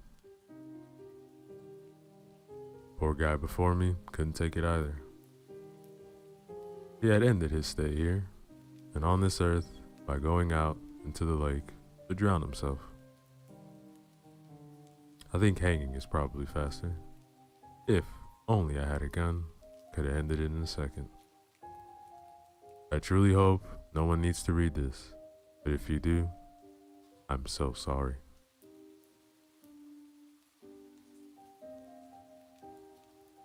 I laid the book down and stared into the fire. If this really is a dream, a coma, maybe I need to die here to wake up in the hospital? Either way, I can't take any more of this. The panic slowly starting to return. I could feel tears rolling down my cheeks. I mean, it's not like I would be missed. Sure, they would have a moment at work, say a few things about me, but that's it. I don't have any family, no girlfriend or wife, no kids. I have to try. I have to try to die so that I maybe can live again. If this really is a dream, maybe my only way out.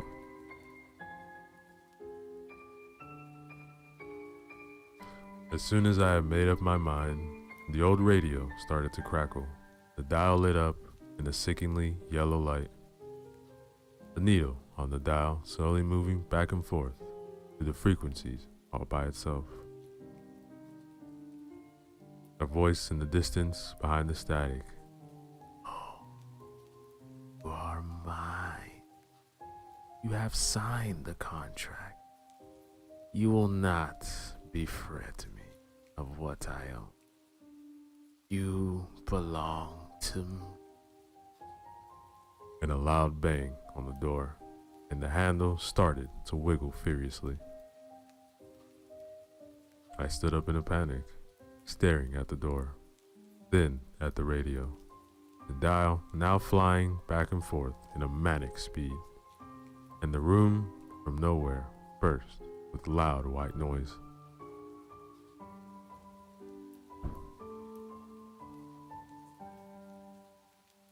I ran into the kitchen, grabbed the oil lamp, opened the hatch, and went down. I tried to barricade it so that you couldn't open it from the other side.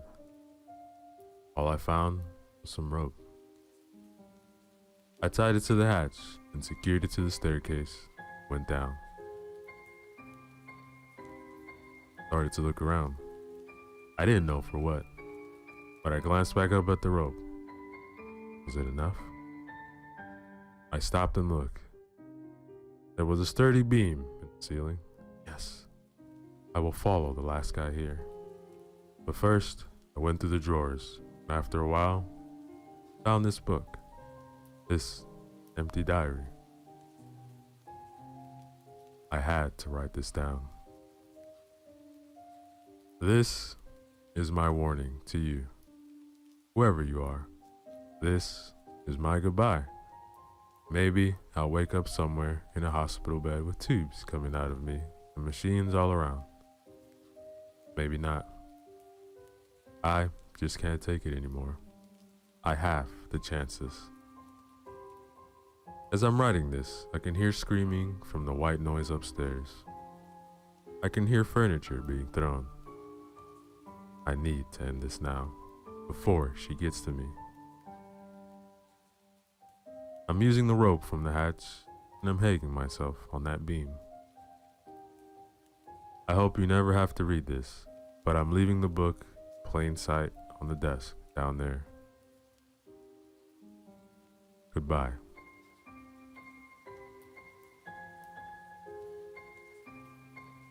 Silence. Was I dead? I opened my eyes. I was lying on the dirt floor, rope around my neck. My head hurt. Blood was dripping into my eye. What had happened? I tried to get up, but I was pinned down. I tried to hang myself, but the beam had broken and knocked me out. It looked like the back of the room was about to cave in. I managed to get out from under the beam and sat on my knees. Couldn't breathe. I loosened the noose around my neck and tossed it to the floor, breathing hard and deep. The beam had knocked over one of the bookshelves. There was something behind it. What was that? A room? I managed to stand up and limp over the bookshelf, still standing up, and leaned against it. The oil lamp was still burning on the desk.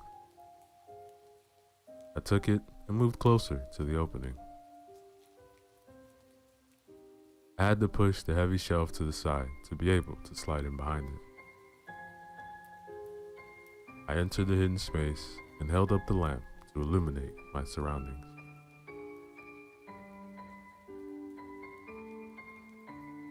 What was that in the back of the room? It looked like an altar? A big stone altar, bowls with something in it. It looked like dried up blood mixed with some other stuff. The smell was nauseating. I felt like throwing up.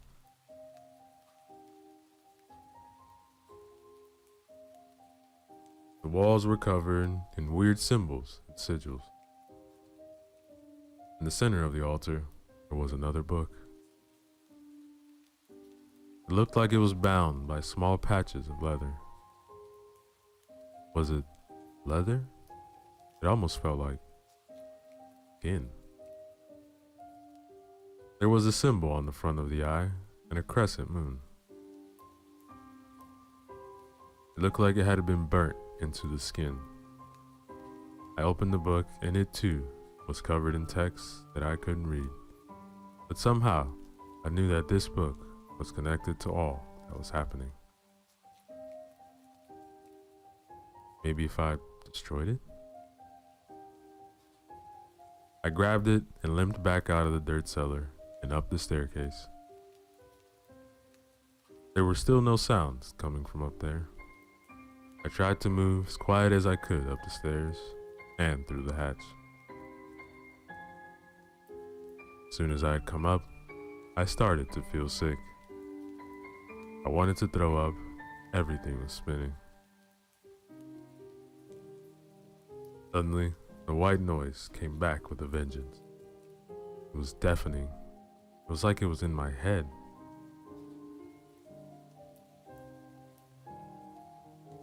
I could feel blood starting to drip from my ears.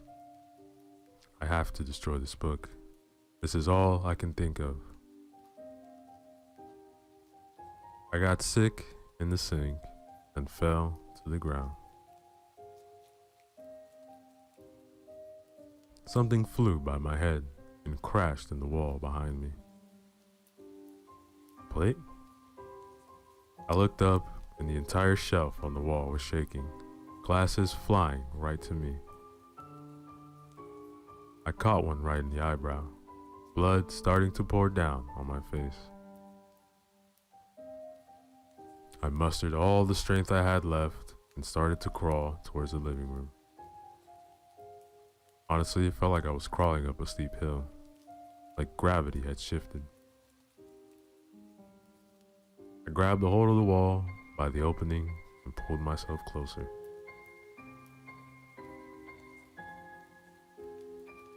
The fireplace. I have to throw the book in the fire. I have to. I managed to get to the living room, but I had no strength left. I could barely even breathe. I threw myself on the floor. I had a narrow angle to the fireplace, and I saw the painting above it. It had changed again. The forest was burning. The lake looked like it was boiling lava.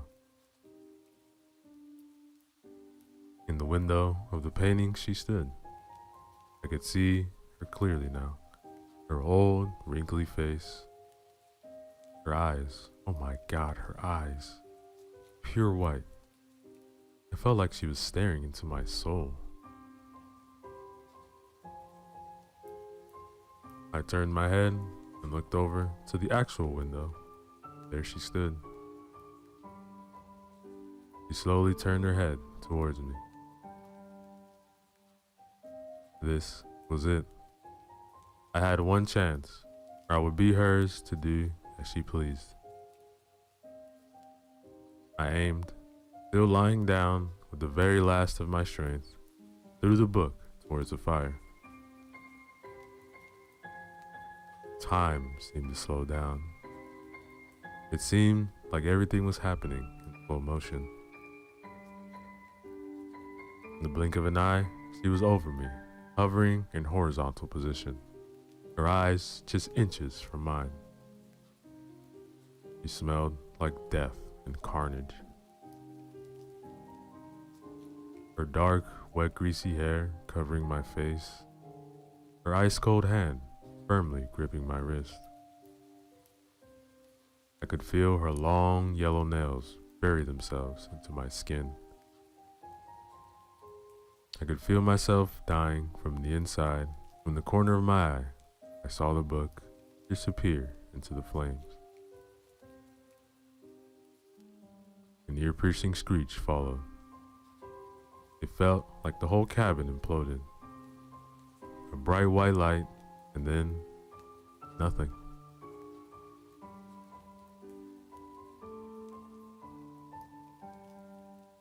I woke up yesterday in the hospital. They say a couple of hikers found me out in the woods in what looked like a camp spot. Apparently, I had been lying there in the middle of a big stone circle, unconscious. Dried blood everywhere, torn clothes, bruises all over. I wasn't sure what had happened. I remembered everything, but couldn't even believe it myself.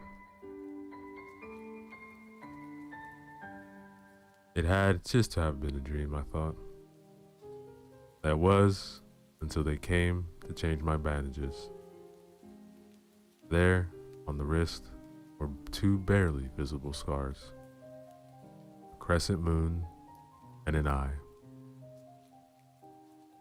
I don't think I'm out of the woods yet.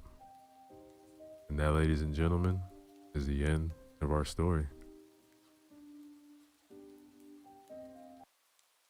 Yo, what is up, everybody? Let's go back again. Another short horror story for you guys. This one is a one-shot written by Old School Horror titled Something's Out There. So remember to use the links in the description below. Show love to them. Like, comment, subscribe.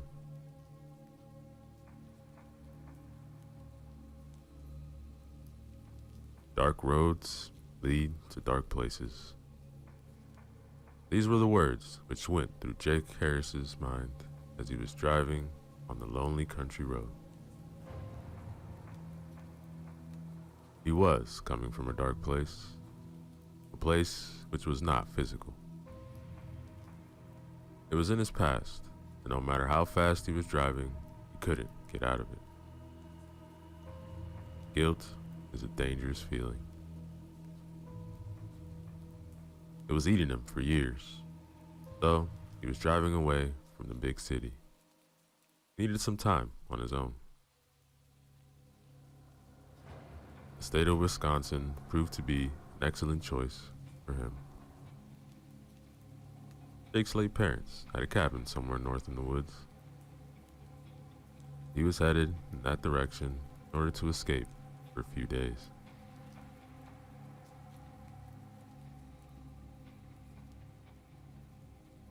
Sleepiness crawled over him, and he had a hard time concentrating on the road. He was driving for many hours now. But driving was also a thing which he loved. Long roads were his favorite. Since his wife and son had died, he was often on the road. Sometimes Jake just got into the car and drove off to nowhere.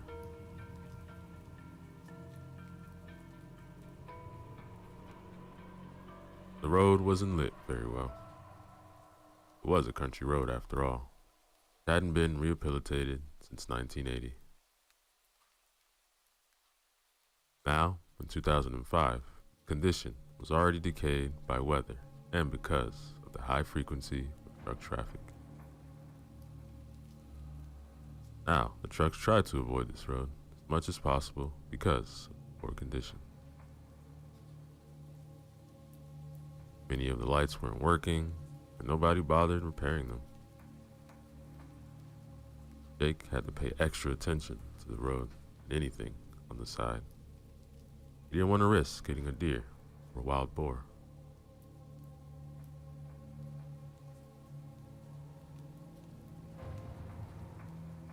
He reached a wooded area. I must be close, he thought. Pressed the gas pedal a little harder. After passing a dangerous curve, Jake spotted one of the light poles. Right behind the light pole, there was a sign which stated that there's a gas station about 1 mile down the road. He glanced at the instrument panel. It showed that there's still some gas in the tank.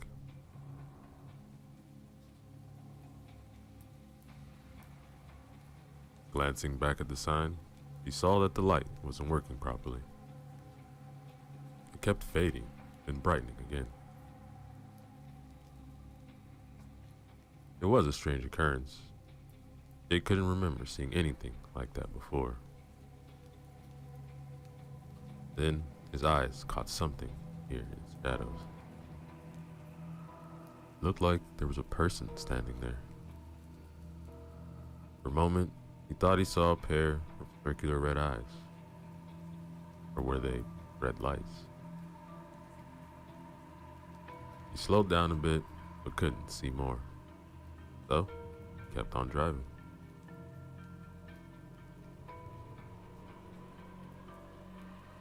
The front lights of his car flickered erratically, and he was in line of sight. They were even out for a few seconds, radio went crazy, switching channels in a chaotic manner, until he got past the sign.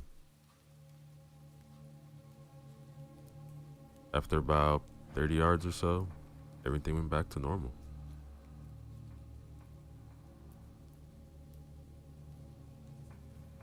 This strange event woke him up from his lethargic state.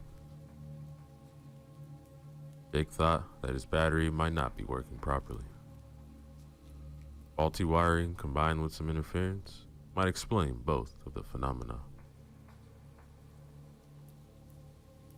It was weird, however, that they happened at the same time. Coincidence like this had a tiny chance of happening. God, I'm tired, he thought, and sped up some more in order to reach the gas station as soon as possible. A few minutes of rest, he'll be on his way.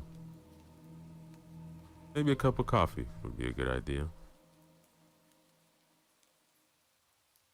Jake hoped to find a vending machine there, and if strange events won't repeat themselves, then it will be alright. Continue.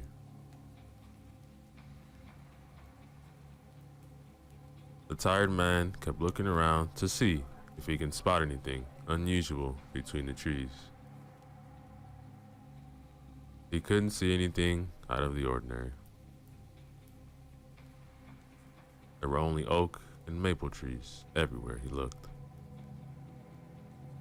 Lush vegetation surrounded the road from both sides.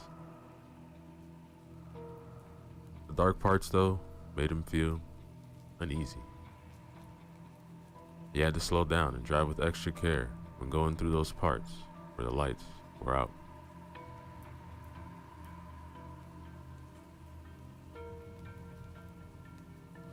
The gas station appeared in front of him. It was a well-lit place, but not big. In front of the station, where the pumps had been placed, was covered by a metallic roof supported by an old steel structure. He then stopped his red 1993 BMW at one of the pumps and filled up the tank. Another car was parked at the other pump. There were only 4 of them. When Jake looked inside, he saw a woman and a little girl through the windows. They were looking around as if they didn't know what to buy.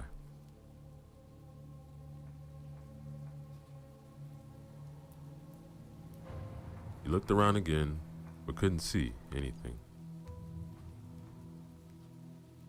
Lights were all bright around the place, so he wasn't able to discern much of anything far away.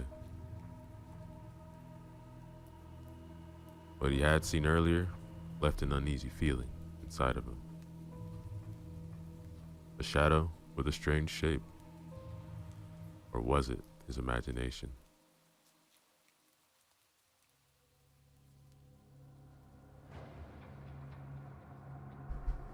He got out of the car and pulled up the zipper of his leather jacket. It was a little windy around here. Autumn had already arrived, so the weather kept getting colder day. His legs had a hard time walking. He had spent a considerable time in a seated position, so his joints felt heavy and rusty. Jake wasn't too old. In fact, he was only 44, and still as healthy as a man can be at that age. The stubble on his face already turned into a beard. He hadn't shaved for a few days. His sunken cheeks and droopy eyes betrayed tiredness and past heavy encounters with the bottle.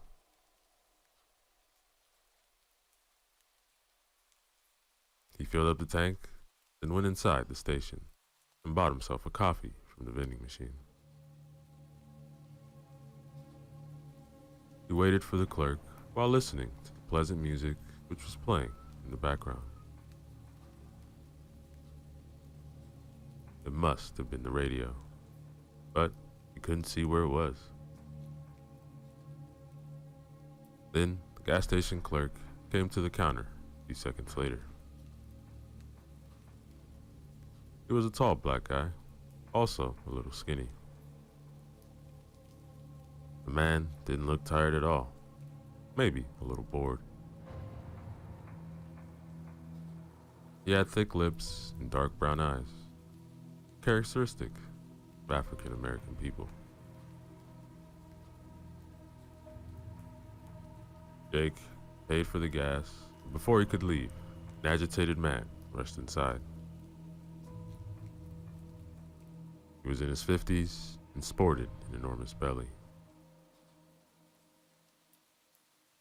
The blue baseball cap on his head was dirty and soaked in sweat. The man's hairy chest was heaving. Jake could see that because of the partially unbuttoned striped shirt the man was wearing. Hey, something's out there. What? There's something out there I saw. What's out there? I don't know. So what? Maybe it was a man. Yeah, but he was black. No shit. I'm black too, man. No, not like that. He was completely black. I'm completely black too. No, not like that. Look, about a mile from here, that way. Near the road. I saw it too. Look, I don't know what the two saw, but I ain't seen shit right. So with all due respect, please stop talking crazy stuff. Scaring the lady and her little daughter. He pointed towards the woman and child. They were close by. The woman was nice-looking brunette with long curly hair and had a decent physique. He was talking to her daughter, who also had brown hair and an angelic face. The little girl looked about 10 years old. Look, man, I think that what we've seen was just a trick. No, it wasn't. Look, I saw it moving. The lights of my car went out. I barely got here, man. Couldn't see a damn thing. Come on, man. Cut the bullshit. We're all trying to get through the night. So please, calm your ass down. Just after the clerk finished the sentence, the lights on the road went out. They all threw concerned looks towards the road. See what I mean? Are you people satisfied now? Oh, come on. Them lights weren't repaired in 100 years. Damn it. Alright, then I'm out of here. Whatever that thing was, it's coming. Hey, was it beside the big road sign? Sort of. It was further down the road, by the light post, not far away from the sign. The light wasn't on. Probably wasn't working. Anyway, I'm not sticking around much. Crap the fuck out of me. The guy's crazy. But deep down inside, Jake knew that the other man was right. Yeah, man, but haven't you said you seen it too? Look, honestly, I don't know what I've seen. Jake didn't like this.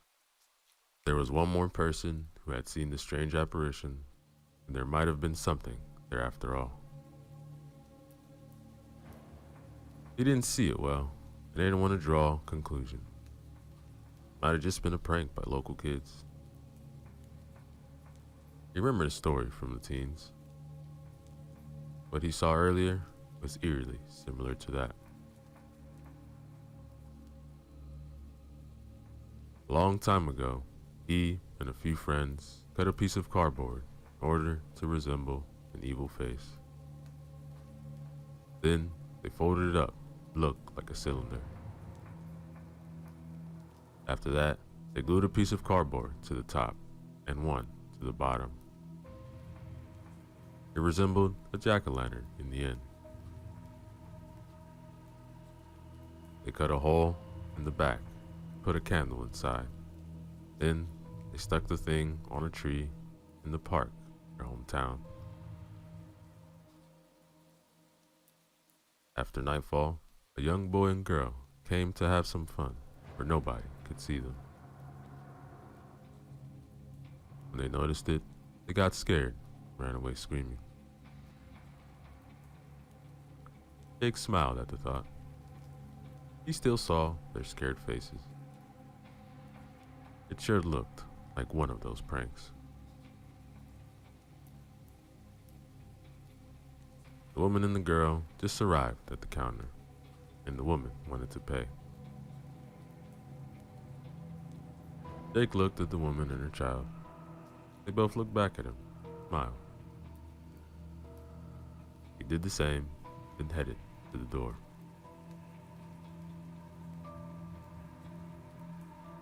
Don't even think about it, he thought. You don't deserve it. The little girl's face struck him. She resembled his late son, Clark. The girl had the same cheeks, very similar nose, and the look in her eyes, just like Clark's. She was smiling with her eyes too. She was beautiful. Her smile brought back some painful memories.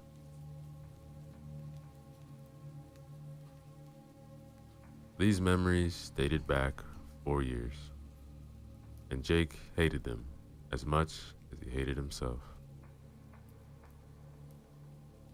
His wife and his son were no more because of him. Only death could save him, the guilt he was feeling. He didn't start a new life since their death. He couldn't.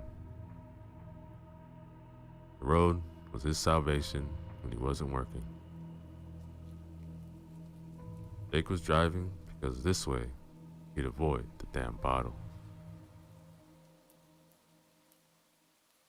He couldn't drink himself to death being behind the wheel. His life mattered little to him, and he didn't want to kill anybody else. Sometimes he was fantasizing about saving somebody else at the expense of his own life in order to die, at least, half at peace.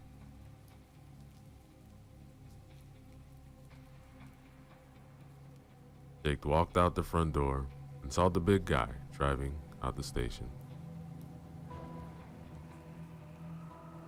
He was driving an old pickup truck, and Jake was wondering how it was still in one piece and didn't fall apart 100 years ago.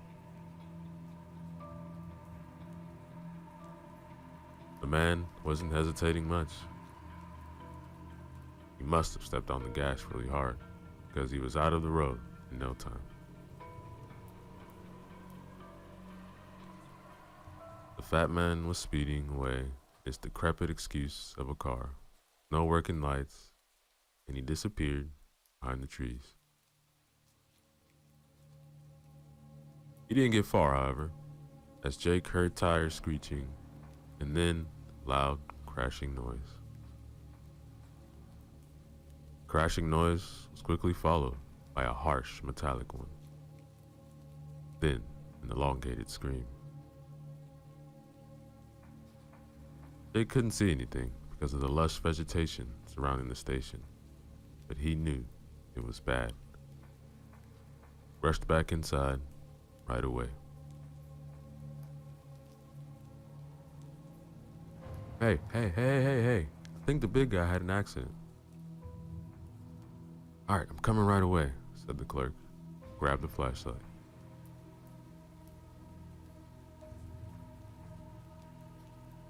He then ran outside, right behind Jake. The woman and the child remained inside. The woman didn't want her daughter to see anything related to an accident. Jake reached the man's fat car. It looked like the man tried to avoid something on the road. Something he saw too late.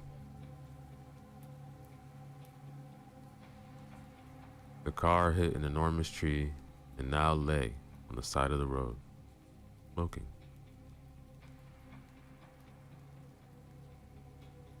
The two men looked inside the car, but they couldn't see the driver.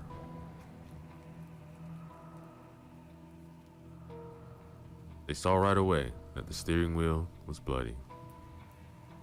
It was an old car, but it most likely didn't have an airbag.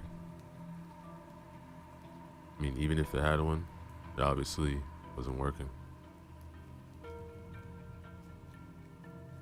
They noticed that the right-hand door wasn't where it should have been. It was ripped out of its hinges and lying about 5 yards away between the trees. The impact didn't look so forceful for the door to be that far away. Even for a wreck of a car like a pickup truck, it appeared impossible. What the hell happened here? Look, man, I don't know. No sign of the fat dude. Both men then looked around the car and under it. The men even searched their surroundings, but they found nothing. Jake's guts twisting, turning. The sight of the red-eyed shape came back to him. If it were only for him to see it, it would have been fine.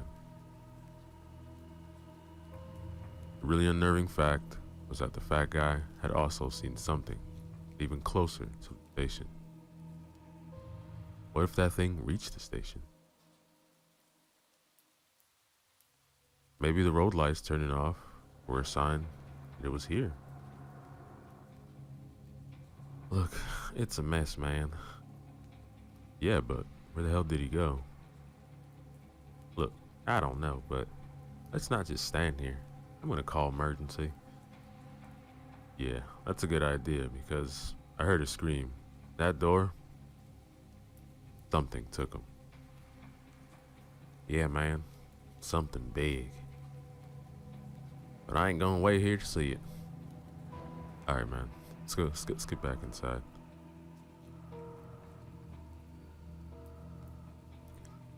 The men were heading back towards the station. Right before turning from the main road onto the driveway, they met the woman and her daughter. "Hey, what are you doing? Not safe here." But Jake saw that they were both trembling. "Mister, the lights went out." "Yeah, thought it was strange, so we came outside. We didn't feel safe inside." We heard something." "Yeah, there were sounds coming from the back." "Alright, look, let's get back first, and we'll see."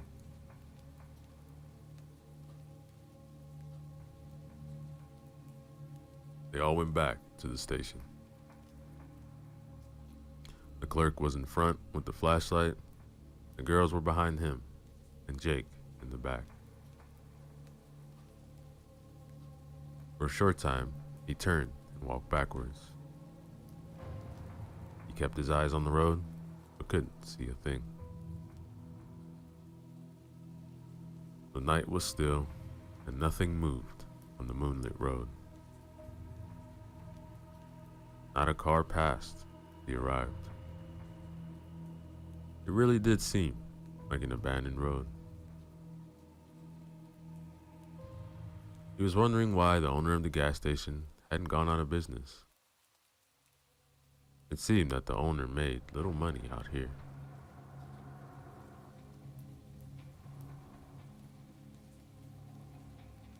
Jake turned, found himself staring at the woman's hips. He liked how they swayed.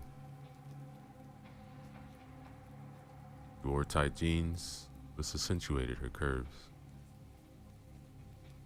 A thin jacket, made of some material which resembled leather, covered the upper body.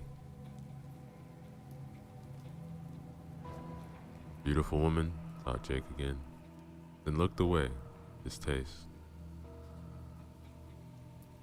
The distaste was for him because he began fantasizing about some woman or people dying.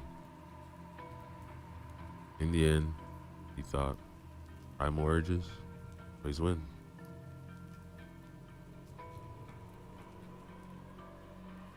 "My name is Curtis, by the way."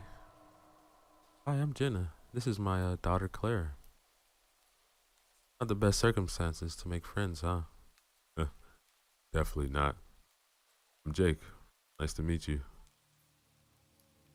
"Alright, I'm gonna check the brake panel out back." "Alright, Curtis. I'm staying here with the ladies." Curtis went around the building, and Jake remained with Jenna and Claire. The little girl was hugging her mother. Jenna was keeping her hand protectively over Claire's shoulder. Jake then crouched in front of the girl, smiled comfortably at her.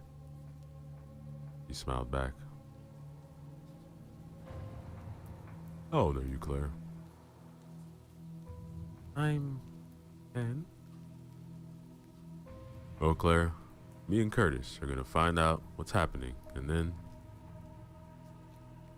He couldn't finish because there was a loud curse coming from behind the building. "Motherfucker." It was Curtis. "Alright, stay here. Don't drive away because we don't know what's out there."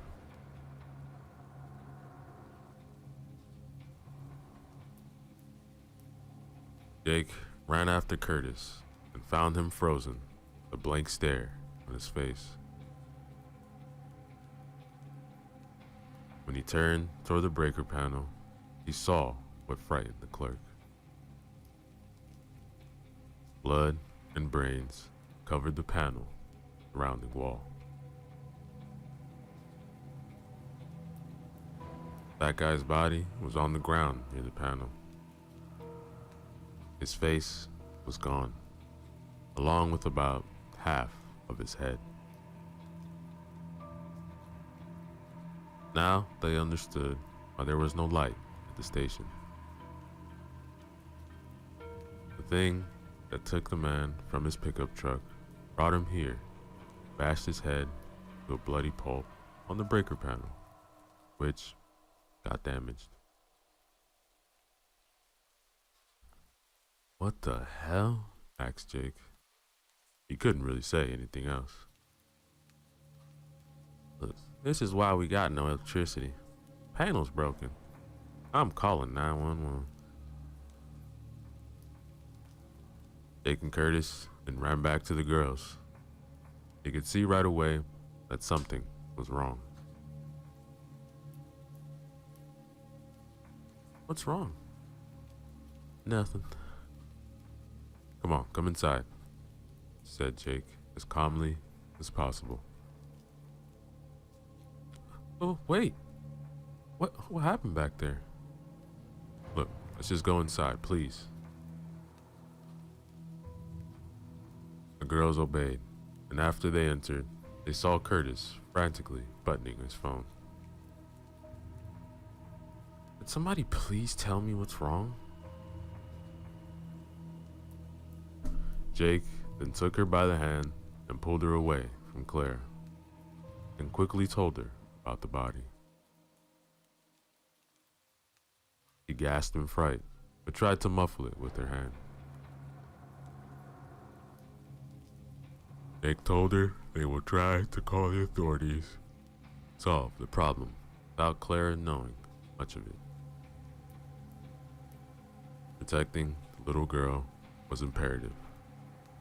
He didn't want her to be traumatized at such an early age.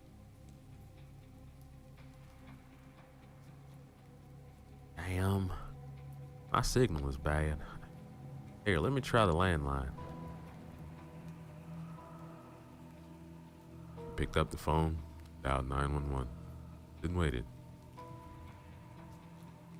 Somebody picked it up, then the line went dead. After a few more times, it worked again. The line didn't go dead right away, so he could speak to some extent, but then it went dead again. Did it work? I don't know. I talked to an operator, but I'm not sure she could hear me right. Let's hope they received at least where we are. So what now? We wait. For what? Can't even be sure if help is on the way or not.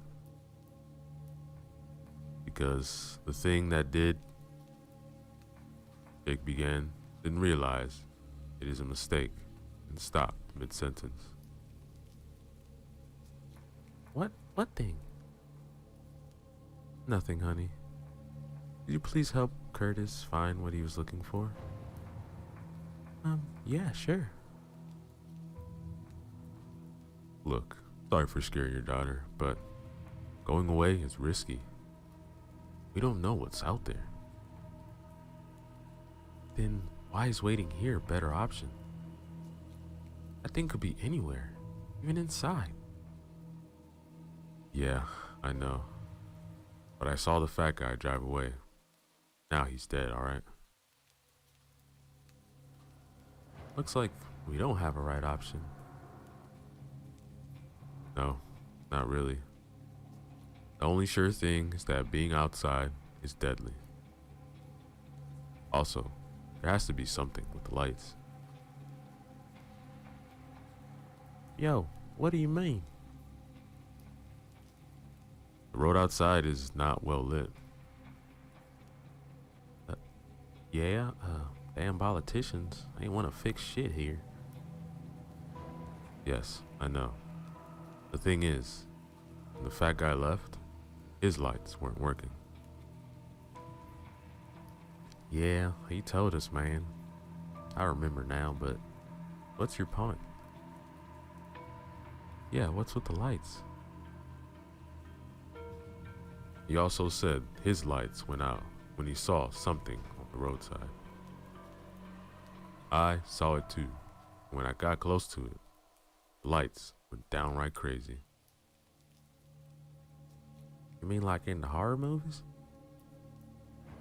I don't like horror movies. Yeah, something like that. And that thing, it was not human.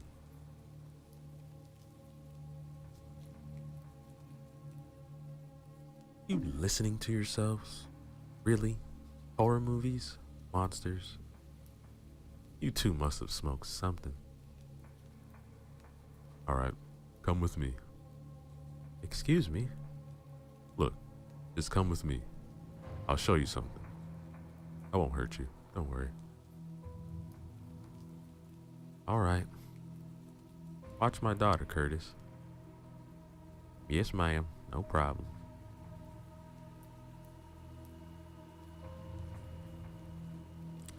Jake took a flashlight from Curtis and led the way outside.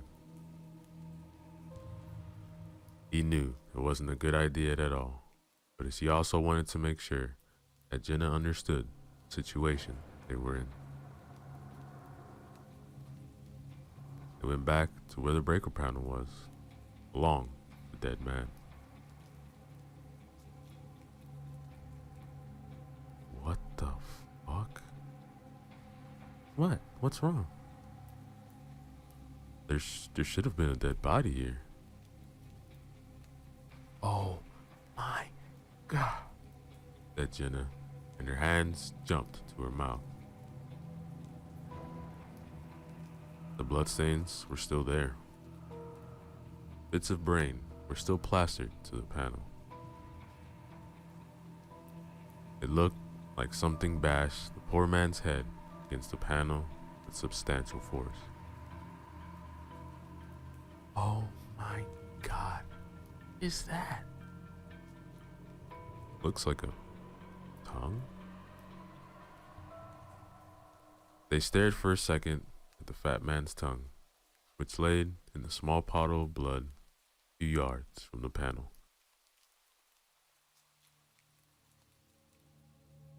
Jake noticed that the bloodstains on the ground continued all the way towards the forest. He shone his light on the ground where the body used to be, and traced the blood-red streak till it disappeared to the darkness of the trees. That thing dragged the body into the woods. Yeah, but why? I don't know, maybe to eat it? Maybe. I don't know. But why leave it here first? Take it away later. Jake froze after his light beam fell on something he didn't see before. He gasped, and Jenna threw a half-frightened, half-worried look at him. What's that? They went closer in order to see what made the man stare so dumbfounded at the ground.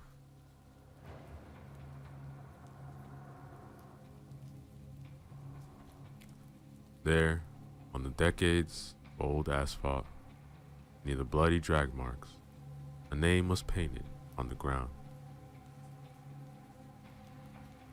Jake couldn't believe his eyes. The moment he saw the bloody name on the ground, he knew that tonight's events aren't random. They have something to do with him. When he was pondering the implications, Jenna interrupted him. Clark?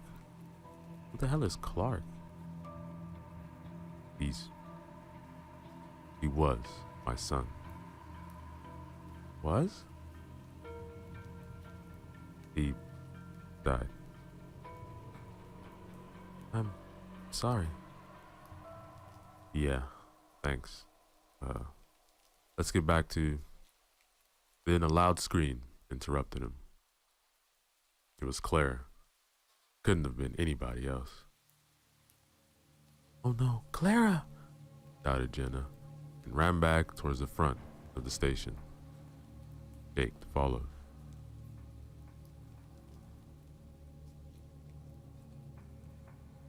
A stream was light, illuminating the driveway from inside. It looked like somebody was searching for something. Mommy? It's alright, honey. I'm here. What happened? A monster wanted to take me. Curtis chased it away. Hey, y'all need to get inside. They followed the clerk's instructions and hurried in. He was trembling from head to toe. His chest was heaving, flashlight in his right hand was shaking.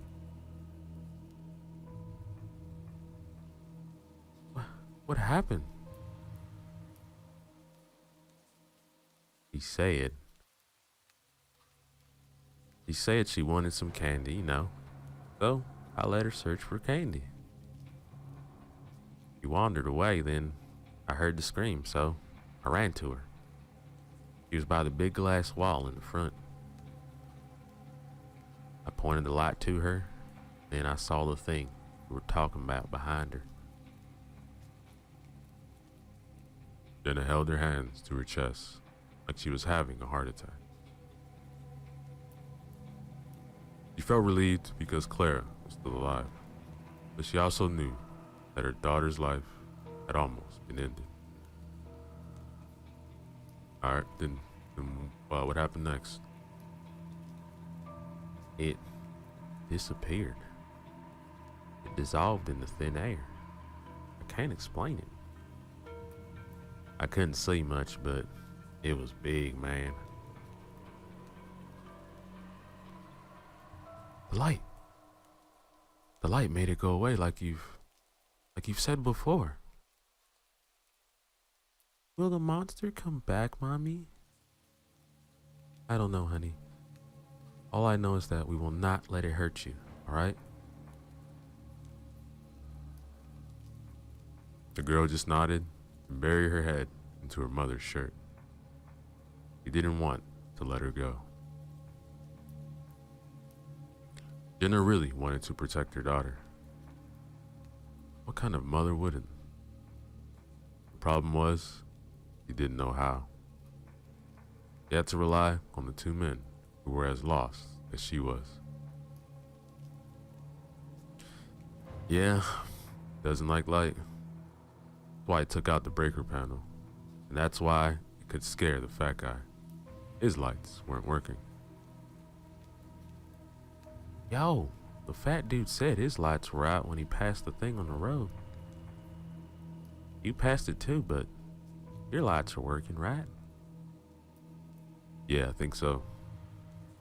When I passed the thing the first time, my lights flickered, my radio went nuts. It all returned to normal though, after I got further down the road. How come your lights were still working? I don't have the vaguest idea. Your lights were okay when you were on the road, right? Yes, but I came from the opposite direction. Okay. So, we don't know what the hell this thing is. So we better make sure that we are surrounded by light all the time. How many flashlights do we have? We have 4. One is mine, the other's yours, and we still have 2 extra. Jake took one of the lights and gave it to Jenna. He took it and looked in his eyes with compassion, but also some hope. Jake seemed to her like a man who could save her, Clara. Not that Curtis seemed less capable to her, but she saw something in Jake. She didn't know for sure what it was. Maybe she saw in his eyes he wouldn't hesitate a second to save him. Hey Curtis, have you seen anything unusual here lately?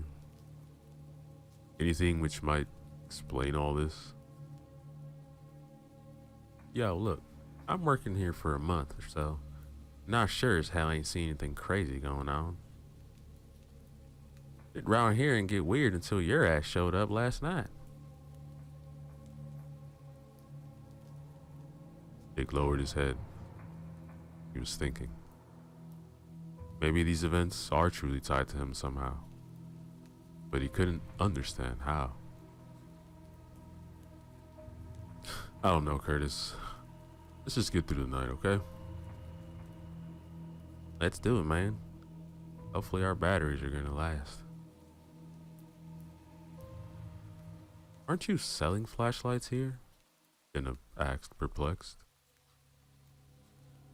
No, ma'am. This was the same question I asked the boss when I'm coming here to work. He said that he plans to sell them in the future, but not yet. Business strategies, you know. Or lack of them. Shit, Jake exclaimed after their flashlights went out. Darkness enveloped them, and they felt icy fingers crawling up their backs. Clara hugged her mother more tightly. The two men tried desperate moves to restart the lights, but it was futile. Just when they thought it was all over, they heard sirens.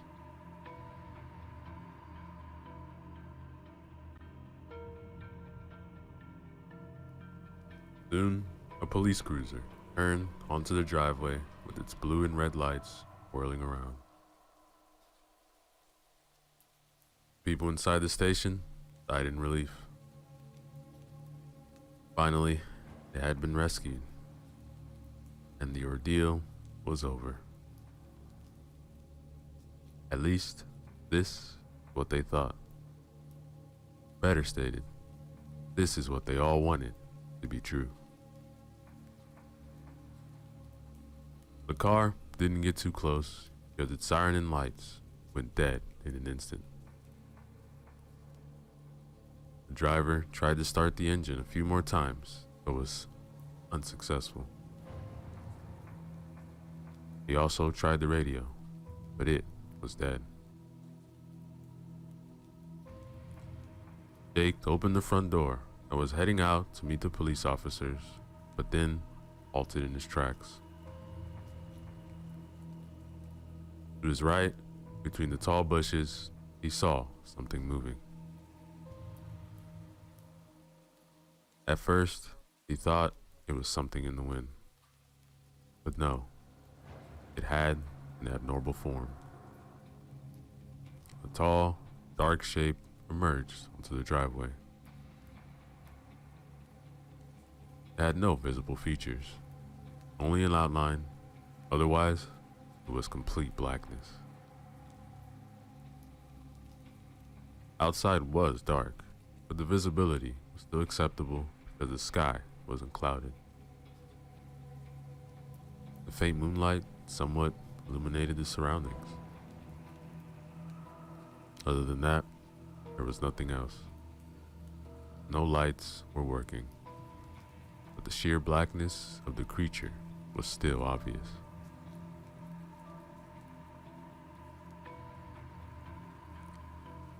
It looked tall, about 8 or 9 feet, and had wings. They resembled the wings of a bat, only much larger, and they were only retracted. The creature also had 2 horns, jutting forward from its forehead, which then curled upwards. They couldn't see any facial features. Its hands were long and ended in thin fingers, pointy claws. The creature's legs were like that of a bird or a bat. Digitigrade, but with long fingers and claws. The only feature which stood out, the blackness, were the eyes.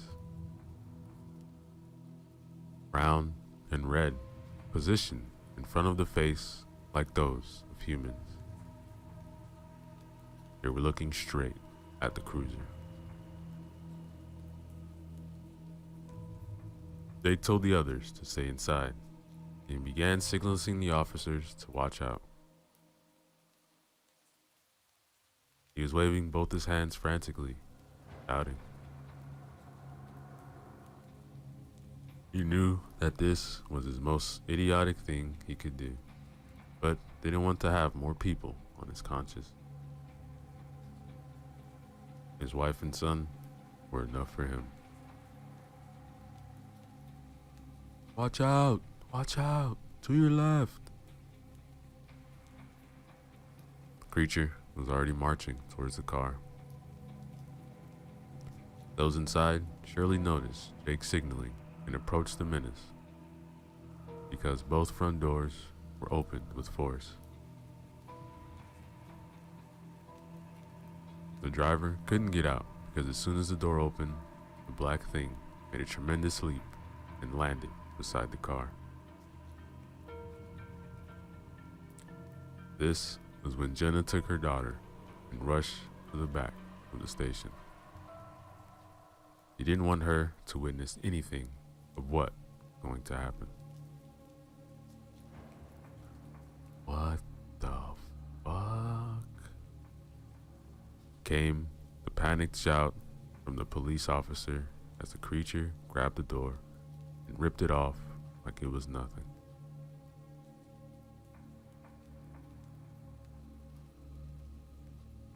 The passenger side female officer jumped out and fell on her butt while screaming terror. Her colleague, the driver, managed to somehow pull out his sidearm and began firing. Didn't matter. The thing was not even flinching as the bullets went right through it. Jake assumed that the shots could have been off target because of the distance between the shooter and the monster was only about 6 feet.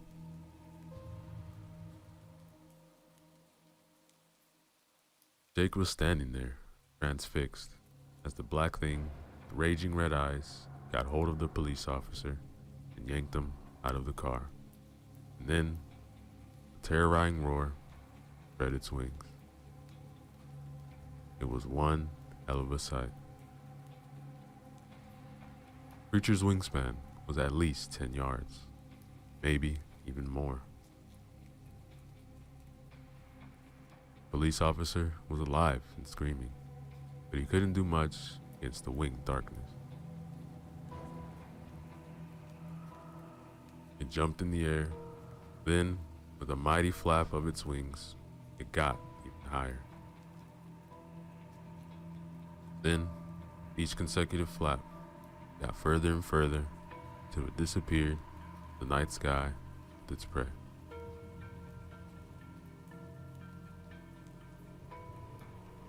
Come here! Hey, officer! Jake was trying to get the attention of the policewoman who was still lying on the ground.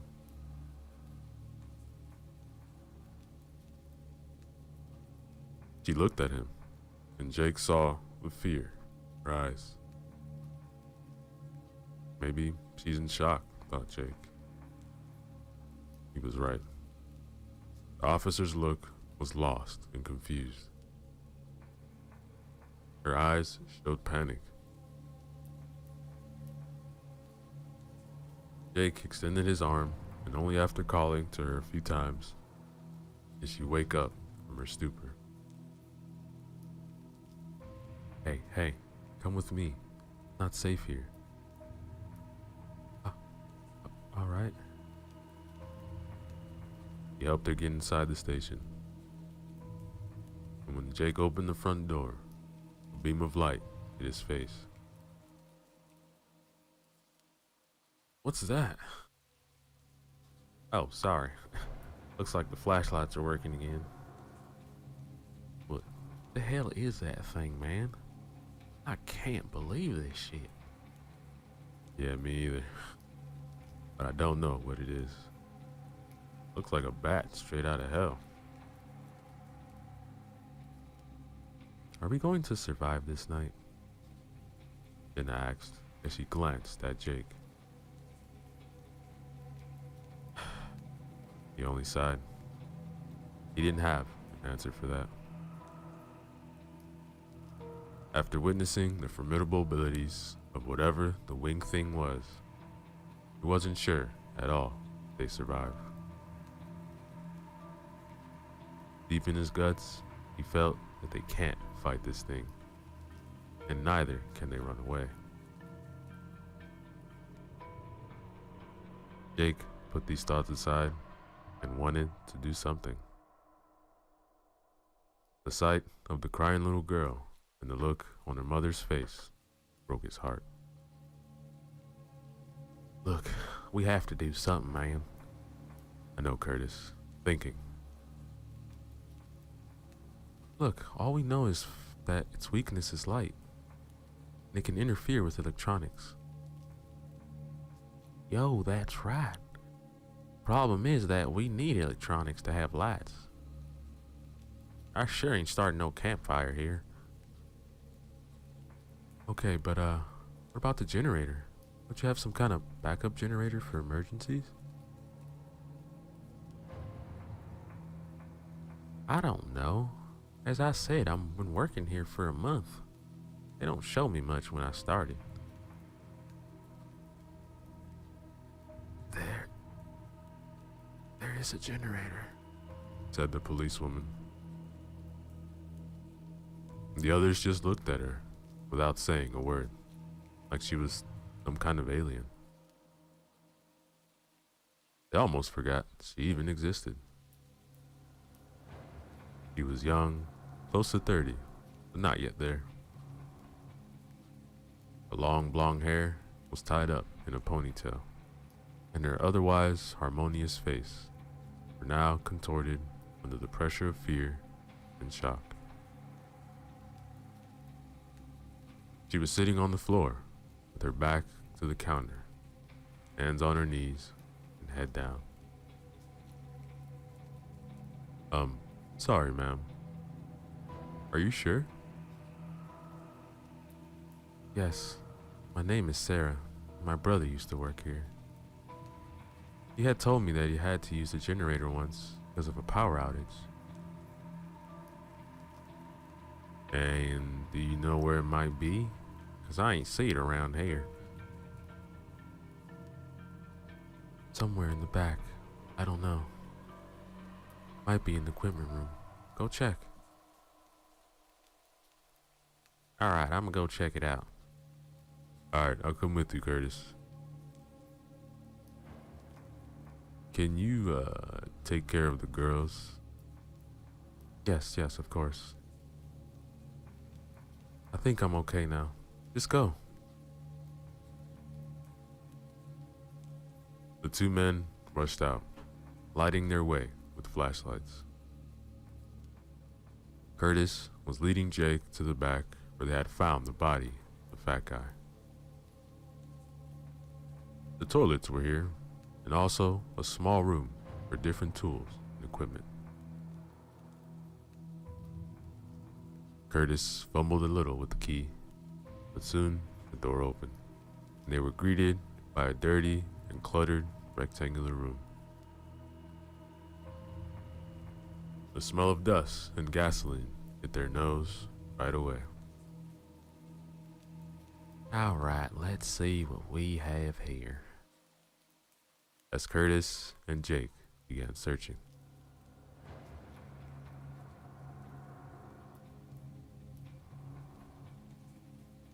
After a few minutes, they found it. It was a small, portable generator. It worked on gasoline, and it wasn't the thing they were hoping to find, but it was better than nothing.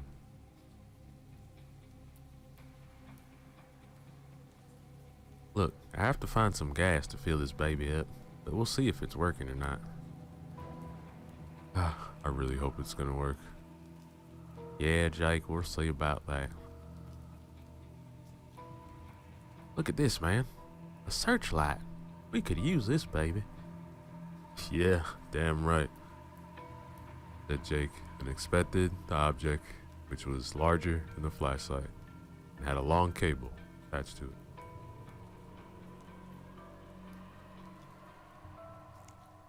Their flashlights flickered wildly, switched off.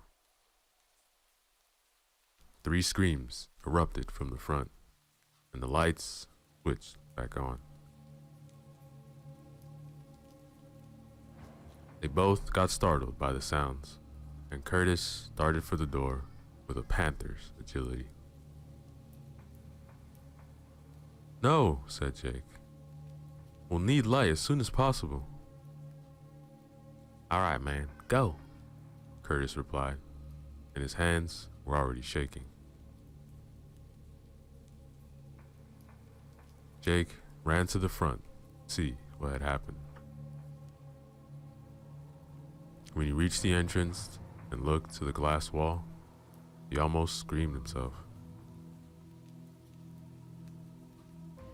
The upper torso of a man was crawling towards him, fixed eyes on Jake.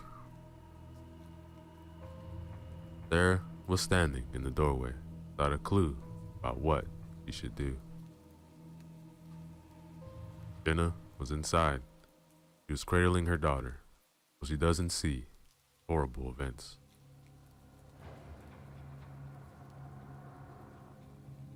The mangled body was inching towards Jake, and he didn't have a clue what to do. He recognized him by the uniform. He was the taken police officer, more correctly, the remaining half of him. His first thought was that he should help the man, but something told him that this shouldn't be happening. Not normal for a man to crawl who knows how much after he's ripped, too. The shock and blood loss must be extreme in cases.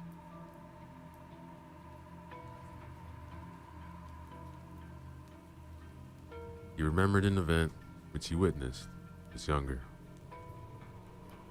It taught him for life that he should not play the speed limits. Years ago, a young man was racing like crazy in his new motorbike. Parents just bought him the bike because it was his birthday.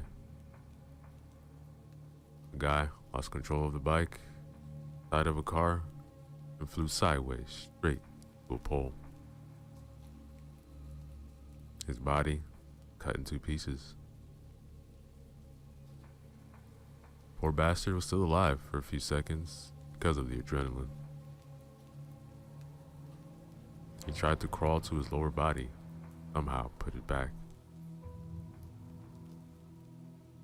The paramedics lifted him up. All his insides had fallen onto the ground. Jake saw his eyes was crawling to gather up his guts. They didn't look like the eyes of this man. These were evil, resolute. His suspicions became reality. The crawling torso spoke in an almost feminine voice. "Why did you let us die?" Jake backed up a few steps with his mouth hanging open. He couldn't believe the voice he was hearing. "It's your fault, Jake. It's all your fault." Jake kept looking at the corpse, then to Sarah, who was still standing in the doorway. Her face showed bewilderment, right? He looked at Jake for answers, because she knew that he had some. At least, this was she concluded, when looking at his face, which betrayed many feelings.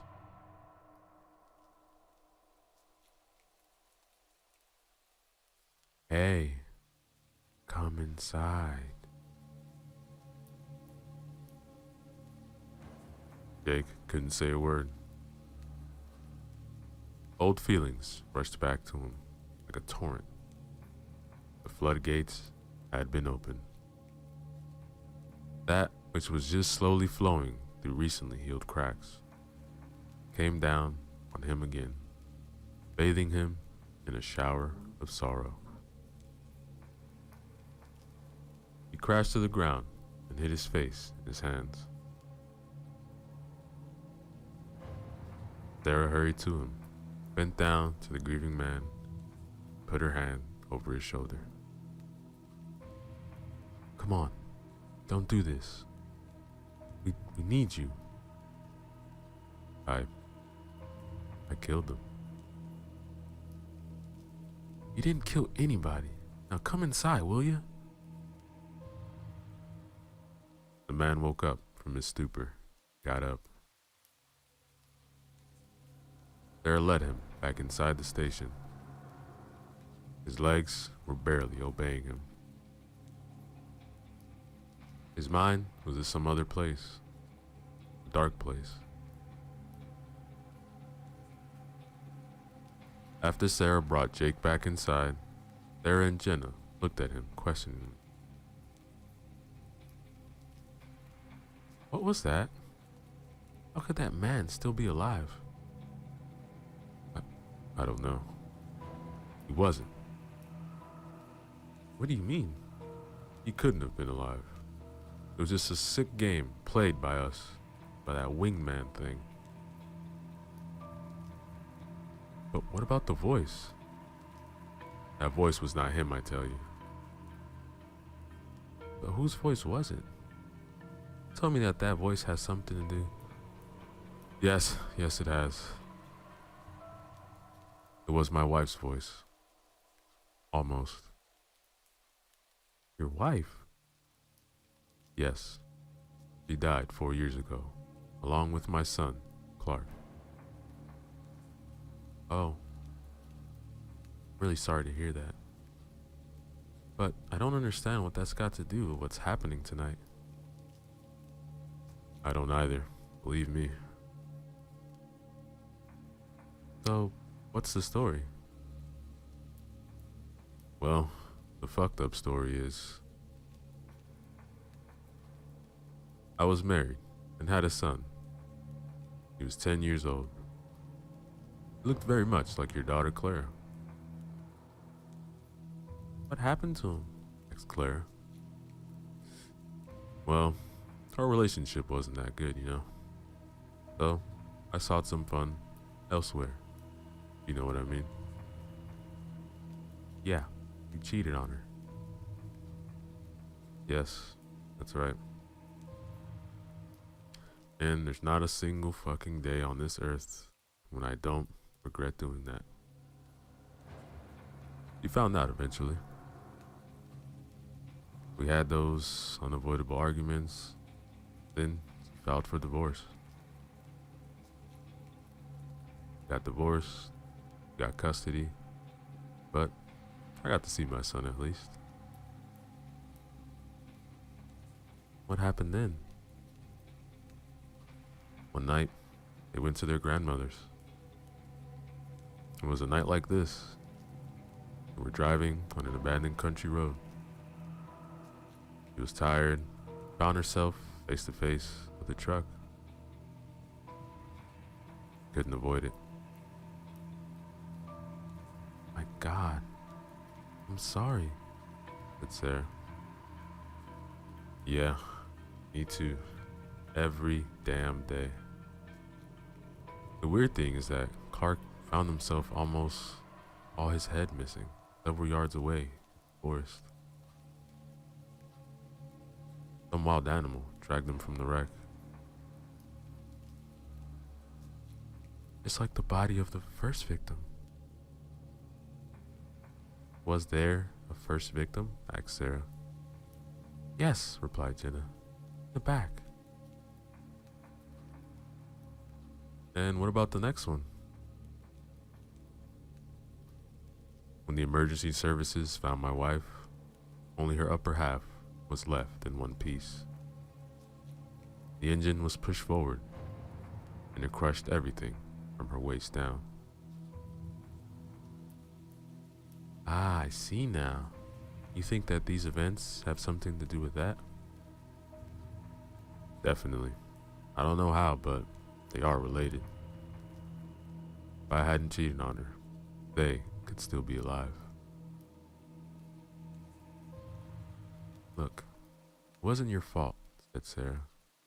Yeah, cheating on her wasn't an agreeable thing, but Their death wasn't your fault. Yeah, my mind keeps telling me that. But what is burning in here, telling me otherwise. Hey, where's Curtis? Oh, damn it. I left him in the back. Alright, look, stay here. When he reached the equipment room, he saw that the door is ajar, but there was no sign of Curtis. The generator and the reflector had been pulled into the doorway. It looked like he was trying to get it to the front, but then something happened. Damn it. Damn it, damn it, Jake shouted, and he began searching the surroundings for Curtis.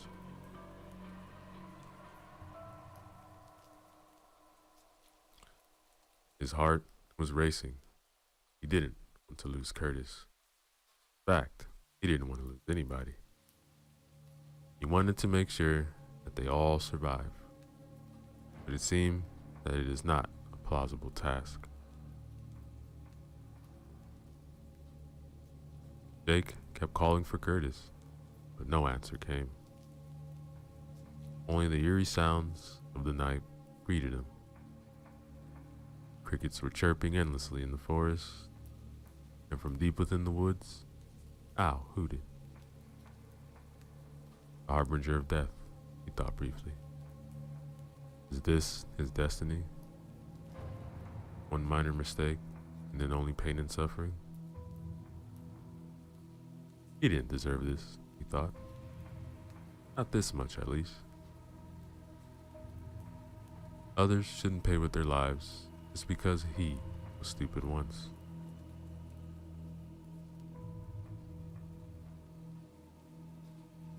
Having had no success in finding Curtis, he took the generator and the searchlight, took them to the front. When he reached the front door, the woman already knew that Curtis was gone. Did you find him? No, there wasn't a single sign of him. Oh no, are we going to die one by one? Mommy, I don't want to die. I'm sorry, honey, I didn't mean it. Mommy's just scared, that's all. We'll figure something out soon and we'll go home, alright? We really have to do something, said Sarah, because this thing is going to kill us all. I don't want to scare anybody, but we have to get out of here. I agree, Sarah, but what the hell can we do? We don't know where that thing is. We don't know how we can stop it. Alright, look, let's start the generator so we have some light. And we wait until morning. I have no better idea. Alright, I'll try to start it.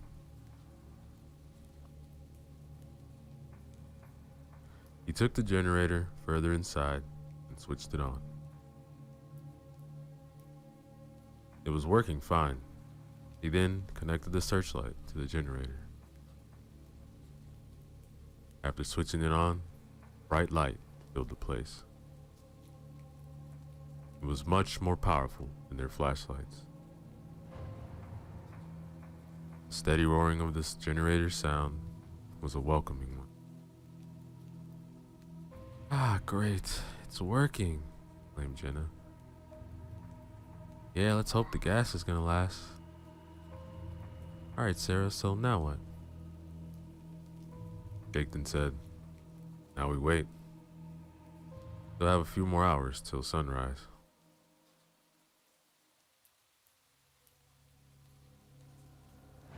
They all gathered close to one another and waited. The light was comforting. Jake checked from time to time the generator to see the level of gasoline. The machine was eating up the gas at a steady state, but it seemed that it will last till sunrise. For an hour or so, nothing happened. Clara was sleeping in her mother's arms. Jenna was sleeping too. Sarah and Jake were awake. They sipped from the bottle from time to time. Not too much though, so they won't get drunk. The two of them talking in a low voice about many things. After some uneasy shuffling, Clara woke up and began waking up her mother. Mommy, I need to pee. Yeah, all right. I need to pee too. Hey, you two shouldn't go alone, said Sarah. Don't worry, I'll go with them. Look, I'm coming too. I also have to use the bathroom, and it's better if we all go together. Damn whiskey. And drink on the job. Alright, let's try to make it quick. Take the flashlights with us. At least we'll know when it comes.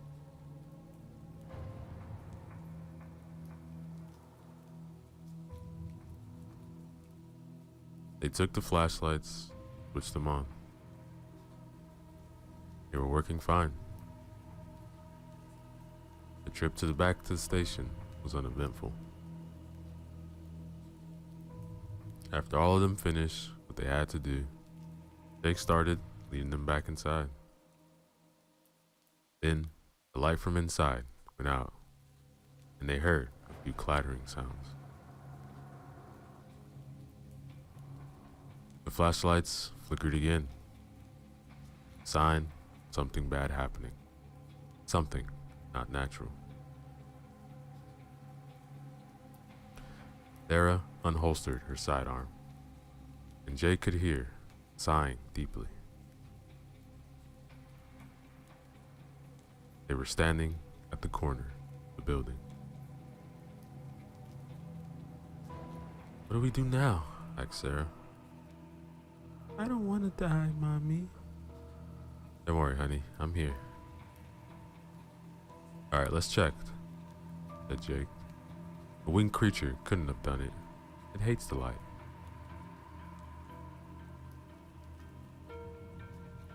They all inched their way around the corner. The entrance was only a few feet away. After a brief glance inside, they saw that there was nothing moving. Only suspicious thing was the light was not working.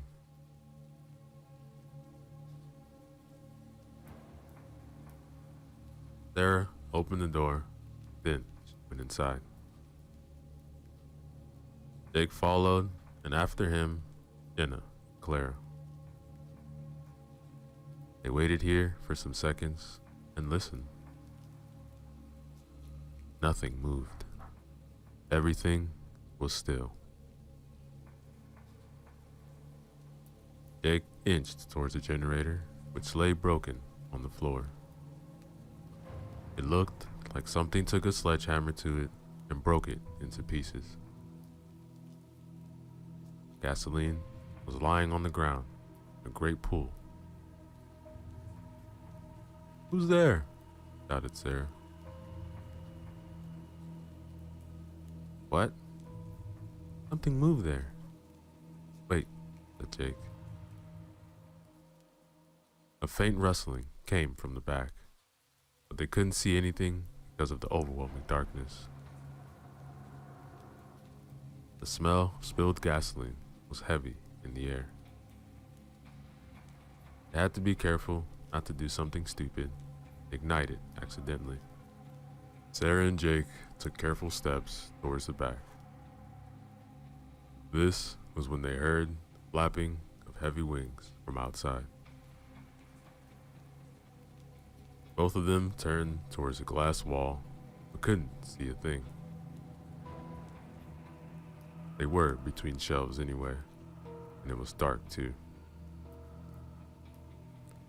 The flapping came once again from the outside. Sarah was shaking, and the gun in her hands was rattling as her hands trembled. Jenna and Clara moved back from the front wall.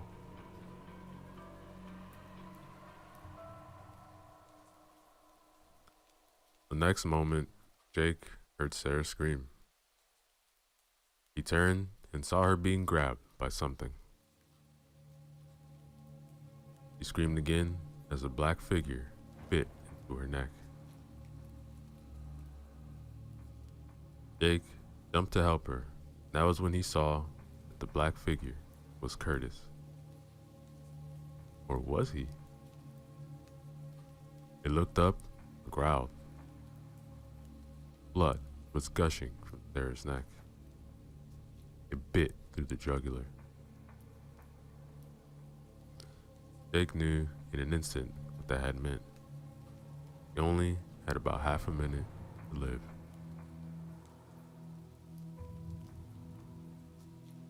Jake grabbed the hand which was around Sarah's neck and then punched Curtis in the face. Curtis drew back, loosened his grip. Sarah slid out. With her remaining strength, turned and fired 2 times. The bullets hit their target in the chest, and Curtis tumbled back. He fell, hitting a shelf with his back, and fell on his butt. There was no blood coming from the wounds. You're all gonna die. Curtis, man, what's wrong with you? But Jake knew he wasn't talking to Curtis.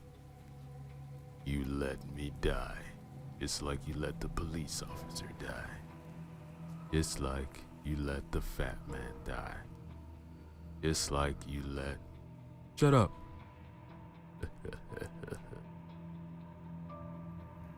This is what you're telling your demons when they won't be silenced? Your demons have come alive, Jake. They will not stop until you are dead. Don't you see? Everything is your fault. Do everybody a favor and just fucking die, you pathetic shit. Curtis's head lolled, and he didn't move anywhere. Jake was looking at him, stunned. The bad part was that he believed Curtis. Jake now saw clearly what these events meant. He looked at Sarah, who was on the ground, clutching at the wound on her neck. Quickly tore off his piece of shirt, folded it up, and pressed it on her wound. He was determined not to let Sarah die. He didn't deserve it. The only one who deserved to die was him. Jenna came to the side. Clara stood a few feet behind them. Oh my God, you going to make it? I don't know. What happened to Curtis? Why did he attack Sarah? I don't know. Somehow that creature can control people after they die. I can't believe this. Me neither. But I have to end it. Sarah gasped, and she grabbed Jake by the sleeve of his jacket. Save. I won't make it. Save them, please. No, you won't die. You can't die. It didn't matter. Sarah was already drifting away. Some seconds later, he didn't breathe anymore. The wound on her neck, too big, and the blood seeped out anyway. Jake was furious and grief-stricken. Is this all really his fault? How can that be? All this because of a past mistake?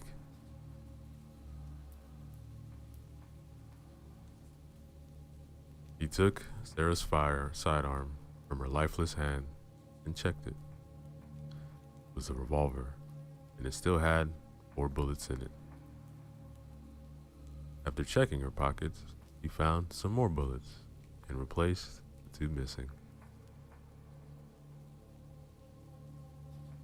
He looked at Jenna, then to her daughter.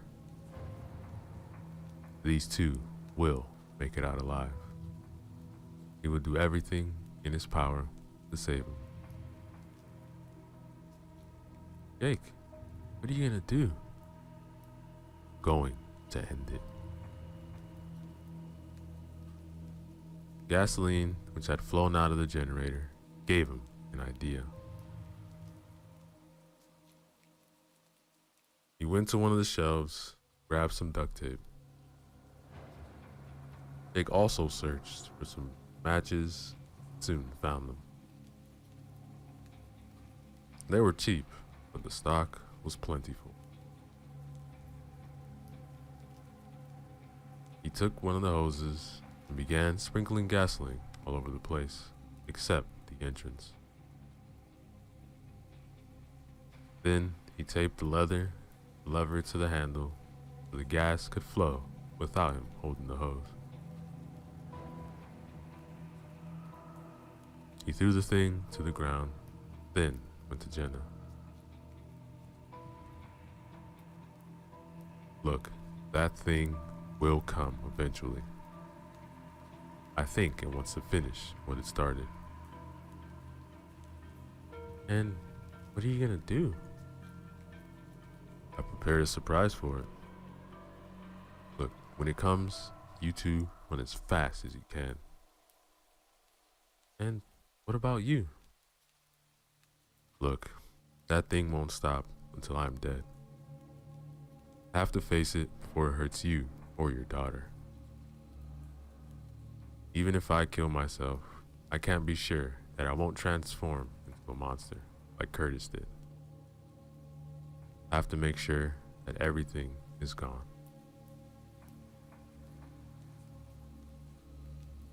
All right. Look, I wish I had a choice, but it seems like the only one. Look, get your daughter and be ready. But where should we run? Away from the monster. If you have to run through the woods, do it. Don't hesitate.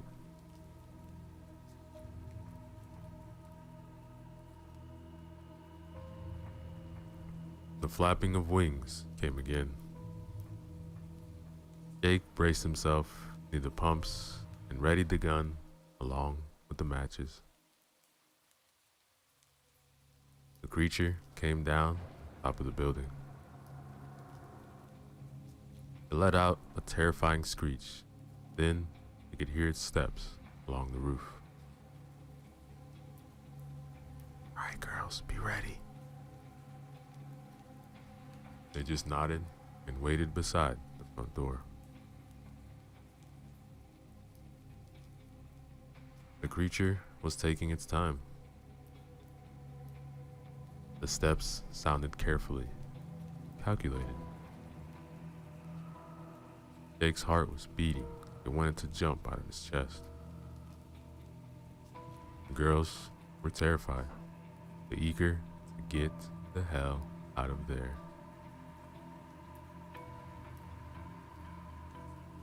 The creature jumped down from the building beside the girls. They both screamed and ran. But when the creature wanted to dart after them, Jake pointed a pistol at it and began firing. Hey, here I am. Come on, come and take me, you ugly bastard. The monster turned and stared at Jake with its red eyes. This was when Jake really understood what had happened. Not only had it had something to do with him, it was him. All the grief and pain he had felt so since the death of his wife and his son came to life somehow. The monster had wanted him here. This is why the lights were still working when he had arrived. It was playing with Jake. It was feeding on his guilt. Jake didn't understand how this was possible, but it had happened, and it killed more people.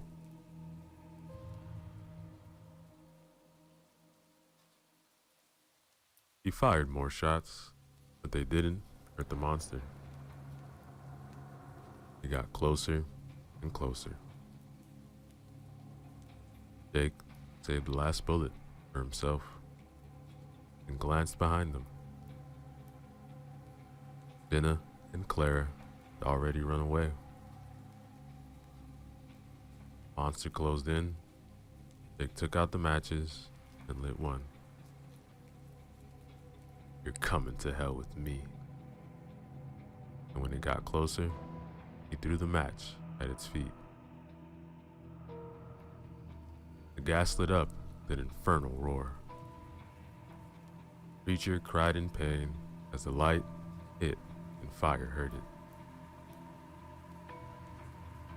When the fire reached Jake's legs and began engulfing him, he pointed the pistol to his head and pulled the trigger.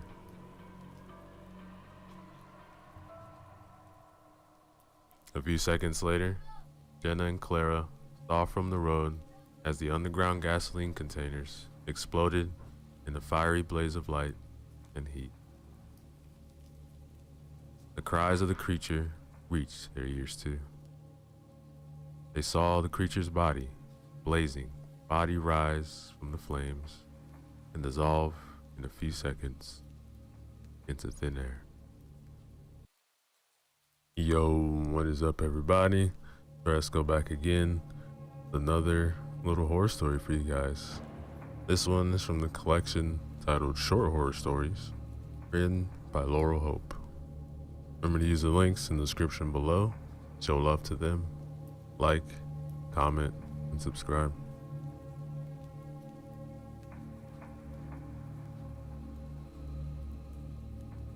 Devil's New Baby Born, Part 1. I'm just a 15-year-old girl sleeping in my bed on such a quiet, calming night. It was nothing strange to me that my great-grandfather's old barn home is a total wreck. But for now, this is all my parents could ever possibly afford to live. This world is expensive. I was deep into sleep when I heard some strange footsteps outside the barn door. I was shocked at first, and then I realized it could just probably be a wild animal. My granddad's old horse, alone, got loose again.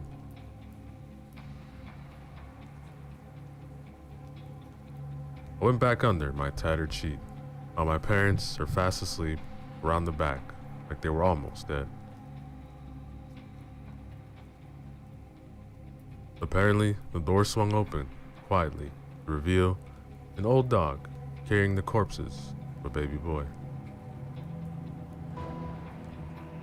After silently in shock, the dog looked terrified, like he came to dump the body and go elsewhere. He gave me a nervous look, dropped the dead baby, and scattered for his life.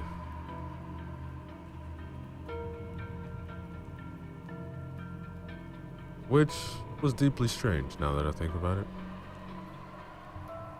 I didn't want to wake up my parents, so I went to go check out if I could help the poor little thing.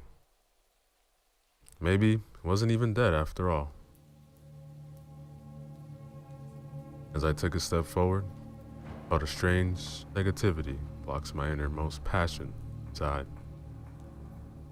The more I walk towards the body, the more I see darkness surrounds me. I finally arrived at the body, and I am most definitely disgusted by what I saw.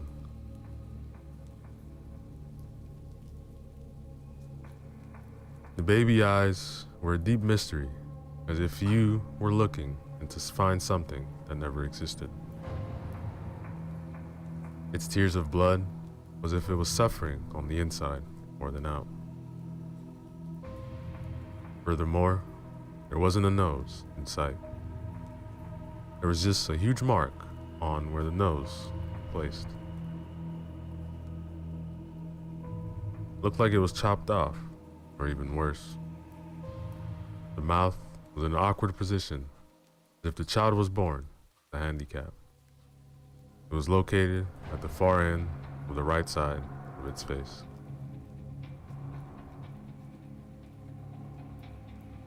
It was dressed in a very dark and mysterious type of outfit, with a symbol I have never seen before.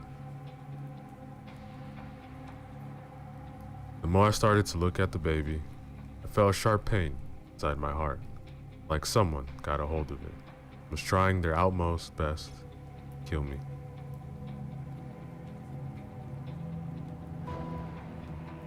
I was truly scared beyond belief. I cried out so loud, but it's like I couldn't hear most of anything. I heard like my mom called me, and that's when everything completely dropped. Like I was in my own death world, and my mom saved me. I turned around to look, the baby still there. And it disappeared. Nothing. The bloody corpse was gone. My parents ran straight up to give me a hug. What on earth happened here? And out of the blue, my great-granddad woke up saying, "The demon baby is here." He looks around in fear. "Death is near." He collapsed, with blood running vigorously through his eyes. As the blood settled and formed back to the baby I saw previously. And that, ladies and gentlemen, is the end of our story. Yo, what is up, everybody? Rasco here. Some more short horror stories for you guys. This one is titled Short Horror Stories, written by Laurel Hope. Remember to use the links in the description below. Show love to her. Like, comment, and subscribe.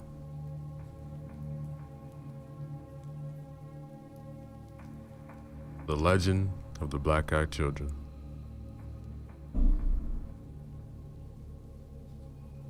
I've been a fan of YouTube ever since I was so young. I was always obsessed with legends and make-believe. But out of all the legends that I've heard so far, the Boogeyman, the Candyman, Freddy, Jason, Bloody Mary, etc., those just never captured my attention. Like a story I saw on YouTube about the legends of the Black-Eyed Children. I didn't believe a word anyone said until I did my research.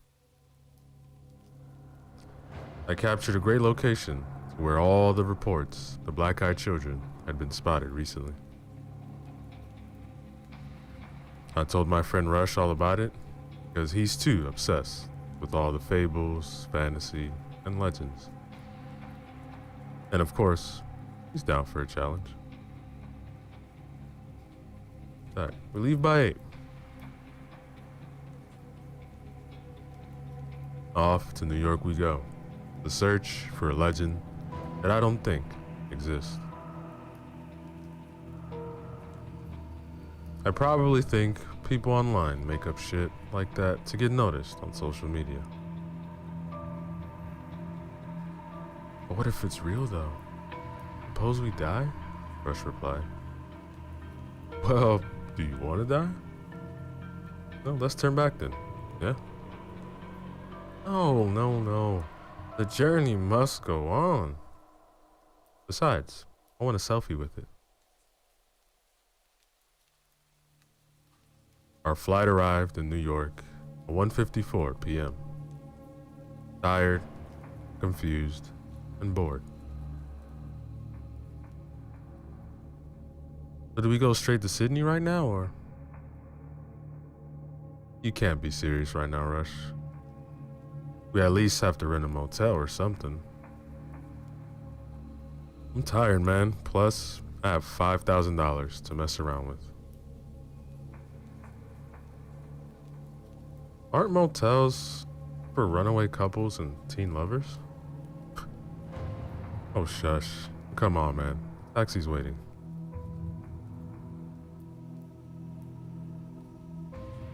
We took a cab straight to a motel in Sydney. But this motel looked rather desolate, rather empty and abandoned. It reminds me of one of the stories I've heard about an abandoned motel where there's frequent disturbances around. But we were both tired, so we both didn't really care. We both fell asleep together, with his hands around my hips, knocked out, deep sleep. For some reason, I find this so hard to fall asleep. I shut my eyes, and I keep smelling, in horrific order, coming straight around the bathroom.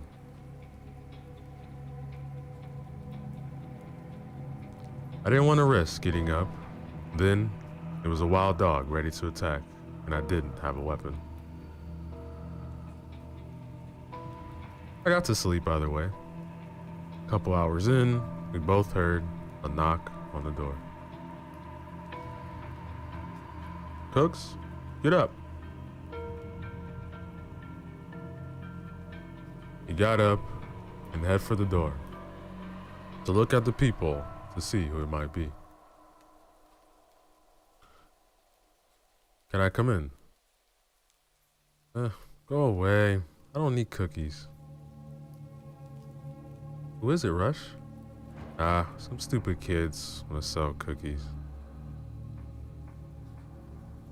They knocked a bit harder. Let us in.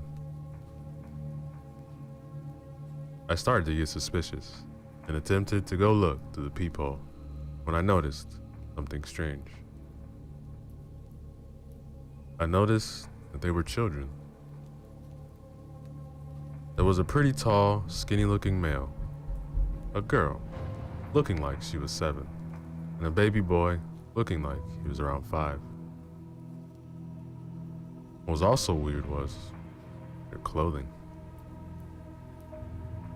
Note, we're in August, and they're in heavy, cloaked, tattered sweaters and sweatpants, and no shoes, with very dark sunglasses.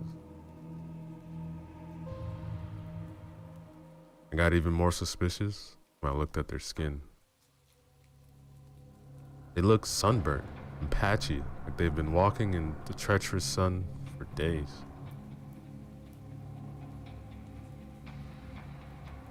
The younger one realized I was peeping and said, "Can you let us in? I need to call my mommy. No one wants to buy our cupcakes." I froze, and I whispered, "Rush, come here for a sec. Look at what they're selling. Aren't they selling cookies? How come you said cupcakes?" They started to knock harder. "Let us in now. Let us in now." It took me a while to realize that they were not just regular children. But as soon as they took their glasses off, "Cook, no, Cook, don't look." He ran straight up at me. As I fainted in his arms, knocked out cold, I hear, "You son of a..." Just when I'm about to ask her out.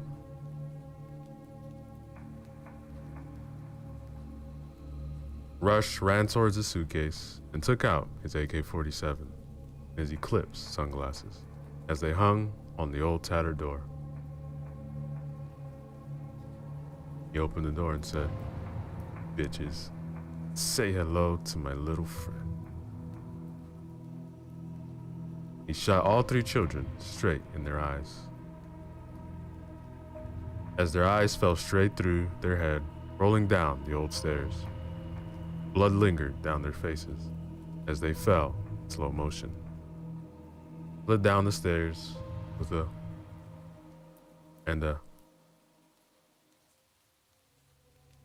they disappeared. A couple minutes later, Rush was just sitting over the corpse of Cook, hoping for her to wake up. As small tears glided down his face, he started to stagger, he could barely say.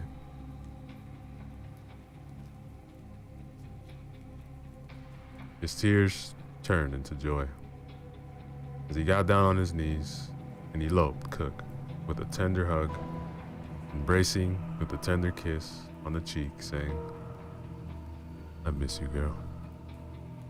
Now, ladies and gentlemen, the end of our story.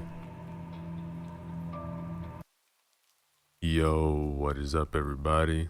Teresco back again with a couple horror stories for you guys.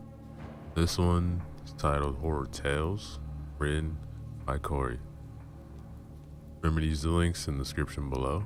Show love to them. Like, comment, and subscribe.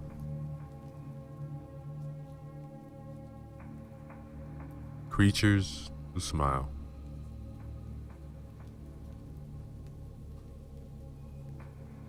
It was the eyes that attracted her to the boy. Yes, the eyes. The eyes held the mysterious of the ancients. She and her husband have been searching for such a thing for a long time, no success. So, it was here all this while. She looked at her husband, and he looked back at her. There was understanding. It was sort of telepathic understanding. The one people couldn't see, but it existed in their minds. It was transcendental. This bond between them was born on the day they first celebrated the passing of souls together.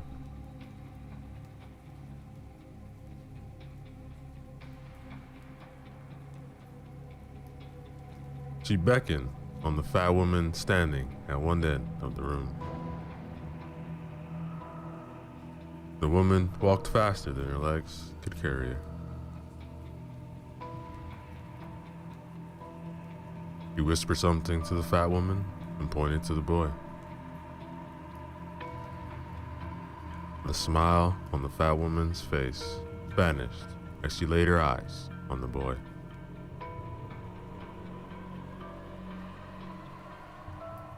The fat woman tried to convince her to change her mind, but she won't have any of it. She wanted the boy, and that was the end of the matter. The fat woman turned and commanded the children to go back to their rooms and asked the boy to stay behind.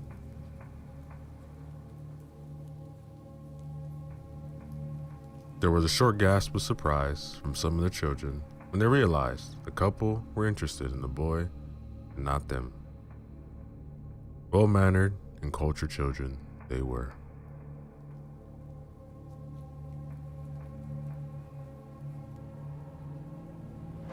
Nobody seems to like him, but the boy didn't care. He was smarter than all of them. Not for that damn fire, he wouldn't be here. The couple still looking at him as if he was a fine piece of china they were about to purchase. They seemed like regular folk that came to the orphanage from time to time to adopt children. None of the other couples that had visited the orphanage had ever considered adopting him. Who would? He was a weirdo. At least, that's what the other kids called him. The name now struck him as he thought more about it. Weirdo hairdo, weirdo hairdo. They called out to him at every given opportunity they had. Is it wrong to keep one's hair the way he did?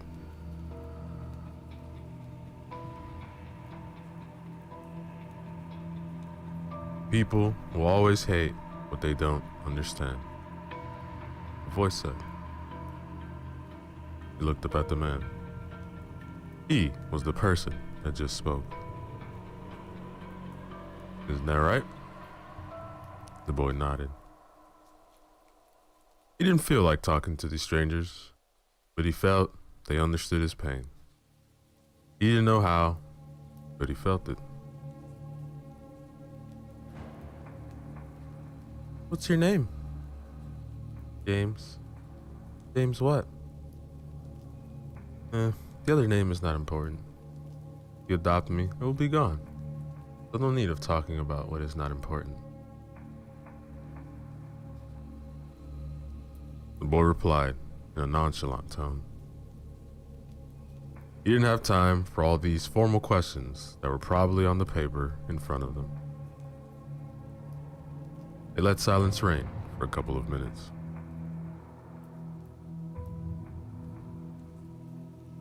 The man picked up the paper and read it for a few minutes.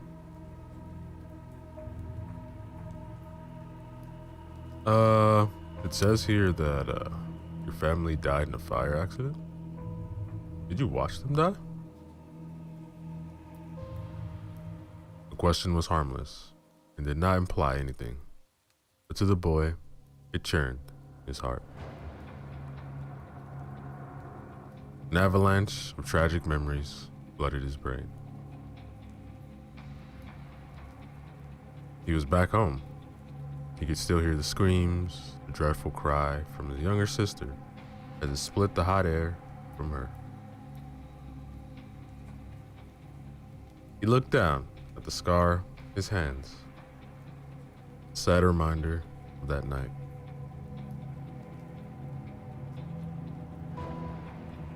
The tears were about to unleash themselves, but he held them back at bay by biting lips. The pain from it brought him back to his senses.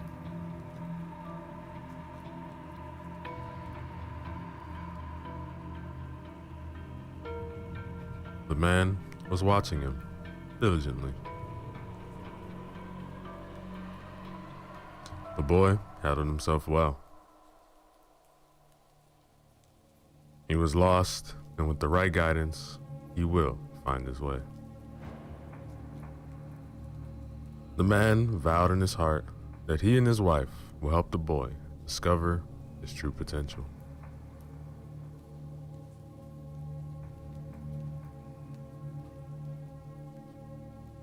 Outside the room, the couple announced to the fat woman that they will adopt the boy. With a deep frown on her face, she brought the adoption papers, and that was how James came to have a new family.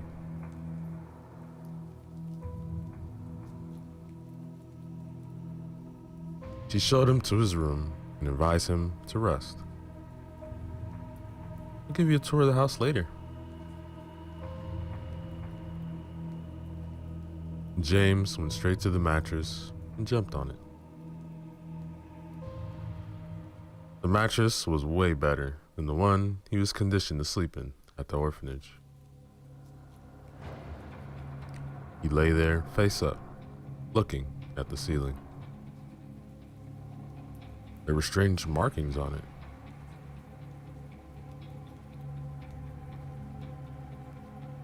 He had seen such markings before, but his mind was too tired to summon such a memory.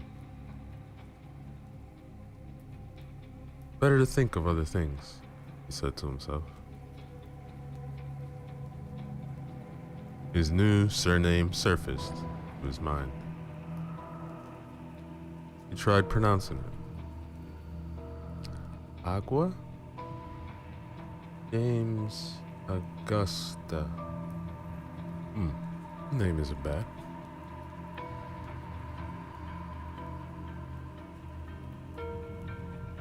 He pondered on the name.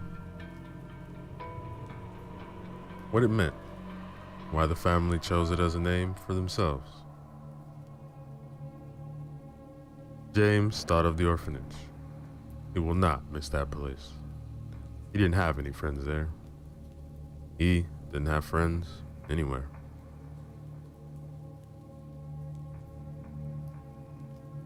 A few hours later, he heard Miss Augusta, or Aguta, call his name. At first, he didn't answer her calls, but thought better of it, went downstairs to meet her.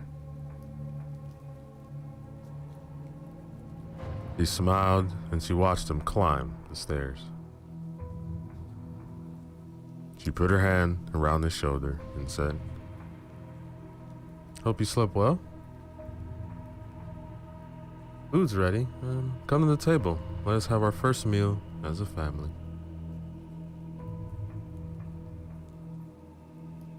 James joined them there, and they ate in silence.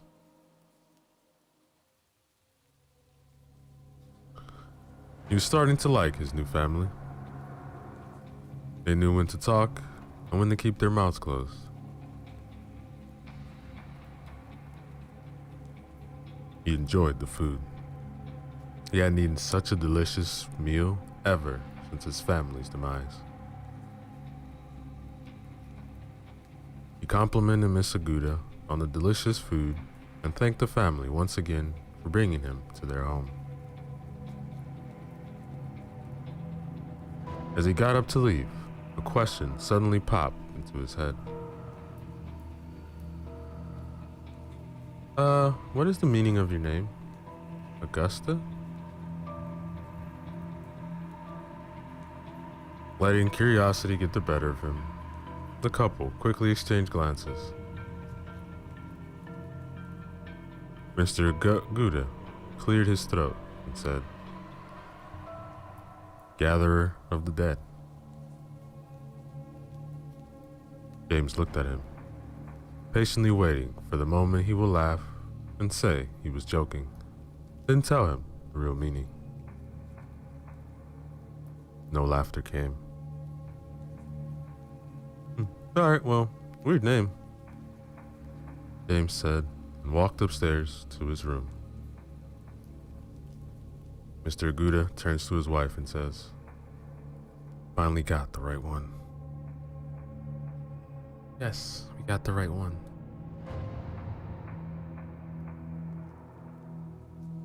As weeks rolled into months, James started going to the public school, but he still didn't make many friends. He was a lonely 11-year-old boy.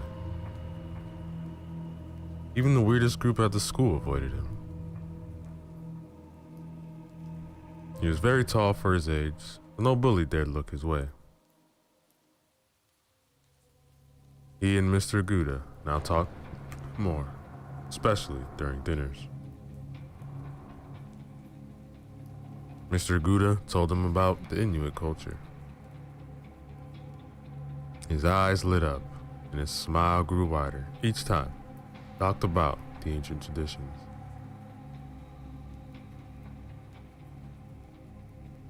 His body was in this century, but his mind and soul belonged to his ancestors. He was angry that the tradition was slowly dying off and only a few people knew about the old ways.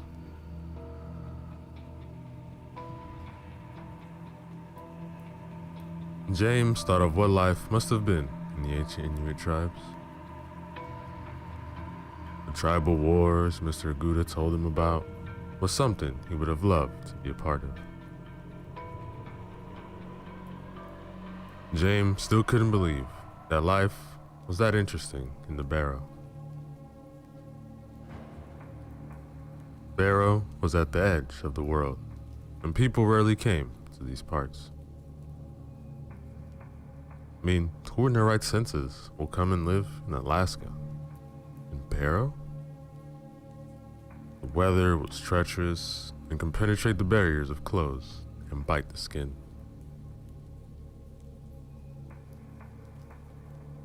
James had lived in Barrow all his life, and he is still not used to the cold. He hated living in the city, and as soon as the opportunity presented itself, he will leave, never to return. There's so much out there for him to see.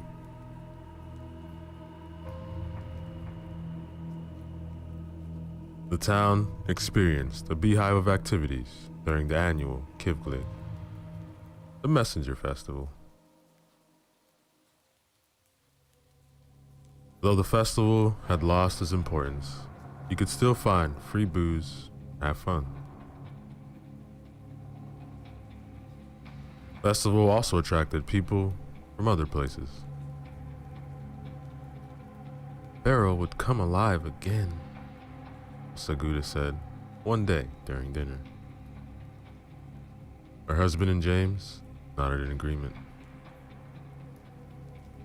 This was something everybody agreed on.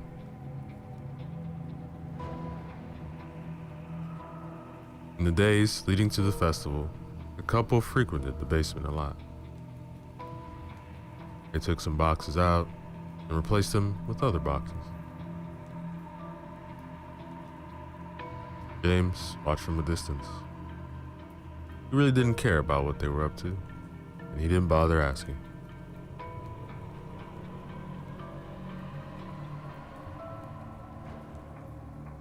One cold winter night, on the eve of Kivgik, James felt hands on his shoulders.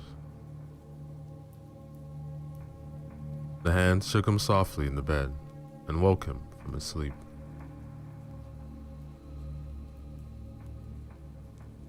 He opened his eyes and saw Mrs. Aguda standing over him with a wolfish smile on her face. "Follow me." James was used to such commands, so he followed her without objection.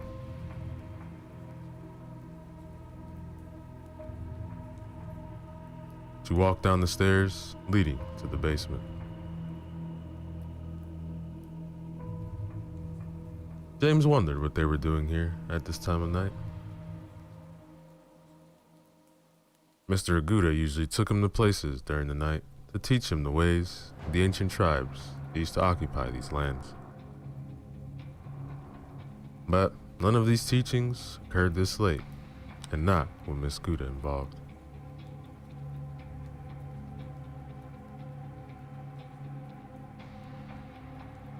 She opened the trapdoor on the floor and asked James to climb down the small ladder that led downwards.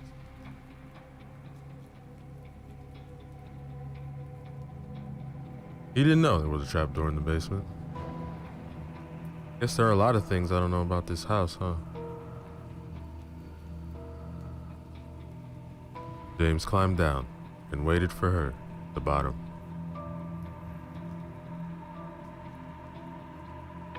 He followed and closed the trapdoor behind her. They walked through a passage that was dimly lit.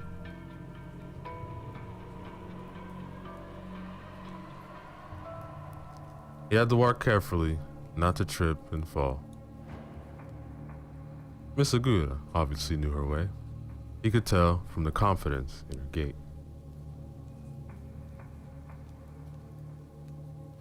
They arrived at a small room at the end of the passage. Mr. Aguda was standing there. He dressed differently. Surgical gloves covered his hands, glasses with big rims on his face, strange markings all over his body. "Ah, come, my son." James approached Mr. Aguda and stood in front of him. Mr. Aguda placed his left hand on his shoulder and said, "It is time for you to discover your destiny." He then moved out of the way to review a woman strapped to a surgical table. James' eyes widened in surprise as he realized that she was a real human being and that she was naked. He looked up at Mr. Aguda, then back at Mrs. Aguda. They both smiling.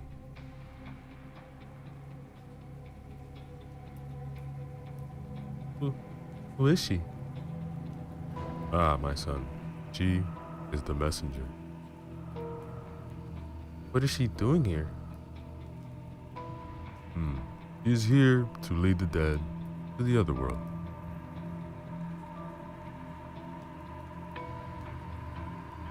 Now, realization dawned on him. The Augustas or Agudas had told him stories of what happened in the night of the kickflip.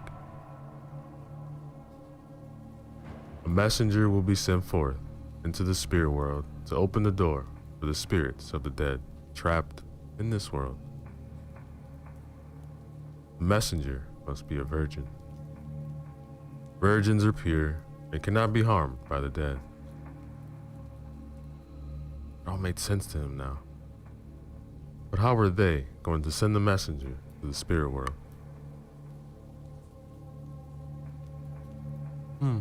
We will show you how, my son. As if reading his mind. He made hand signals with his wife, and to her, the one corner of the room, to where a bowl of water stood, and carried it. He brought it and dropped it on the floor, next to the unconscious lady. James looked down at the bowl. There was a sponge inside. He didn't need any command from the couple. He understood what needed to be done. He picked the sponge and started cleaning the smudges on her body.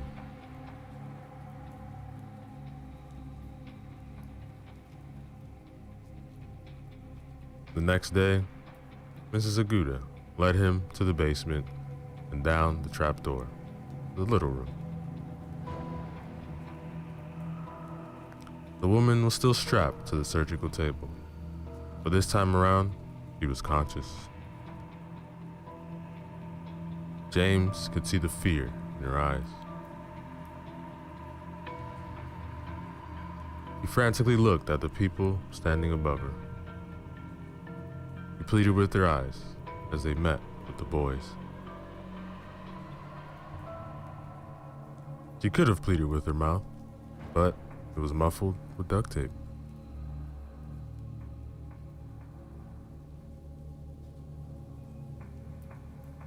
Mrs. Aguda held the bowl in her hand, but it was not filled with water, but with a black substance James could not recognize. He placed 2 fingers in it and drew strange markings on the woman's shivering body. He mumbled something under her breath and returned the bowl to its original position.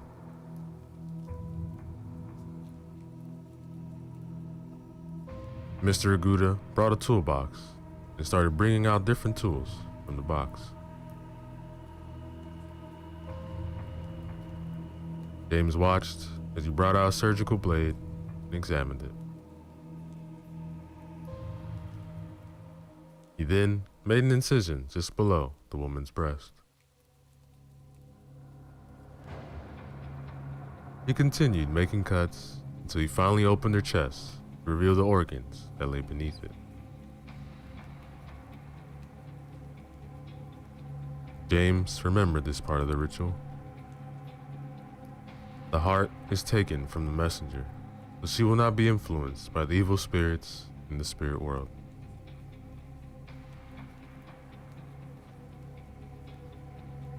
Who has not hearted cannot conceive evil," Mr. Gouda said out loud, and violently tore the heart from her chest.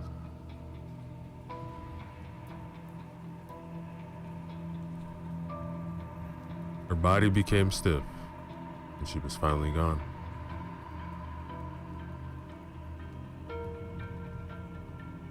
Mrs. Aguda brought a tray, and her husband placed the heart on it.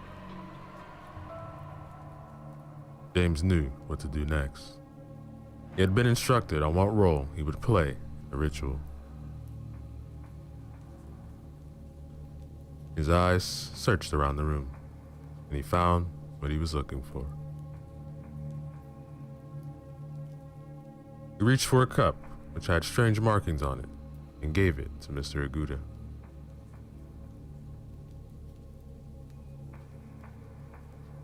After he collected the cup from James, he slit the corpse's wrist and let the blood flow into the cup. He placed the cup on the tray. One last thing to do.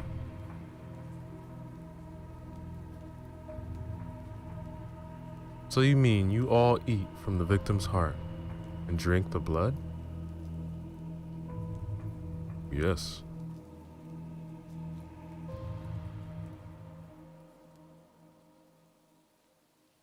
James could see that this was not an easy thing to admit, and moreover, he had promised not to fret if he told her his deepest, darkest secrets. It still felt like a dream to her. She was dating a guy that was from a family of serial killers.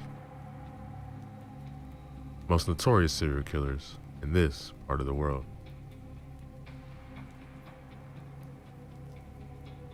Ever since she had enough sense to think of for herself, she had become aware of the tale of the creatures who smile. The serial killers who, after taking the heart of their victim and draining them of their blood, then use a knife to draw a smiling face on the corpse.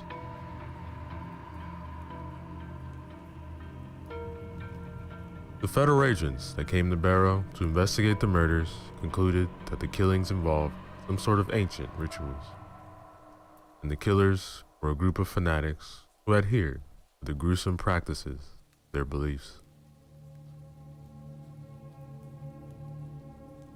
They have terrorized the city for as long as she can remember. Now her boyfriend was telling her he was a serial killer. She could run to the police now, but that would mean James will go to jail along with his parents. She didn't want him to go to jail. It was not his fault that he was adopted into such a family. She still loved him after hearing what had just come out of his mouth.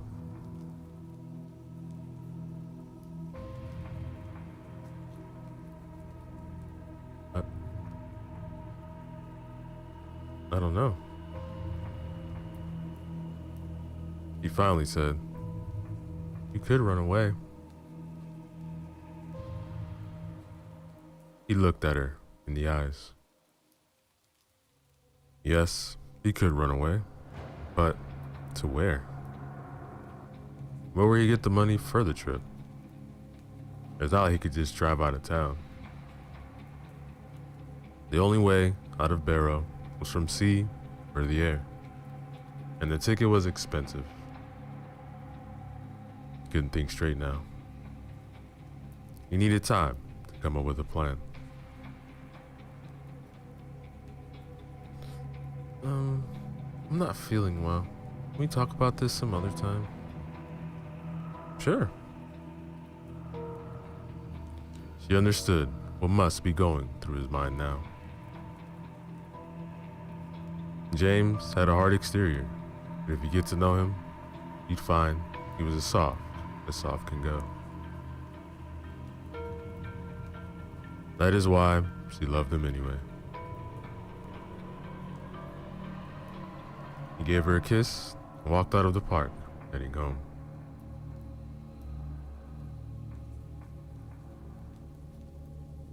Mr. Aguda looked at the young girl's file again.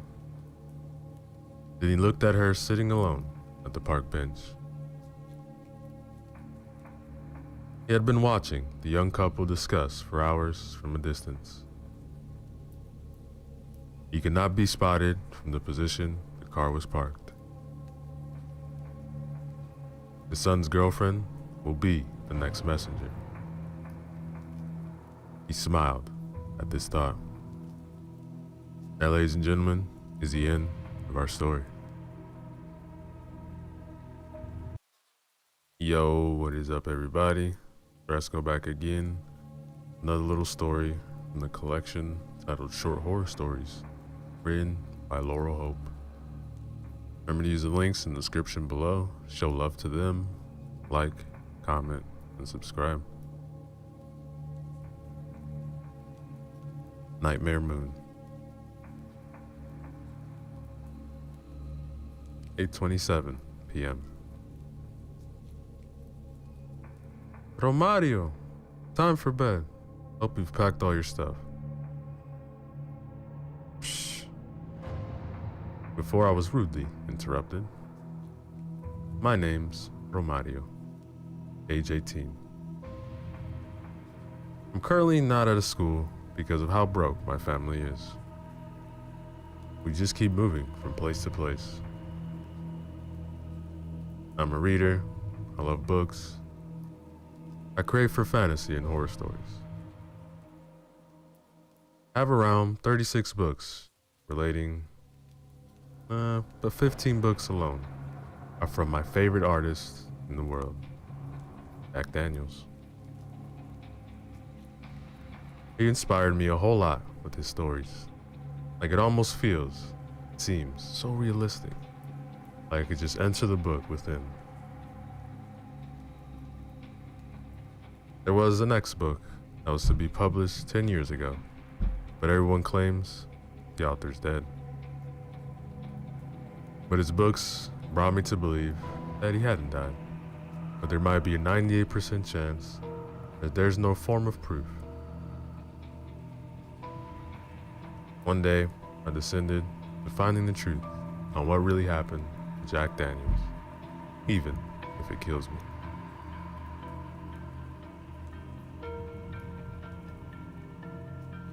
Close his diary.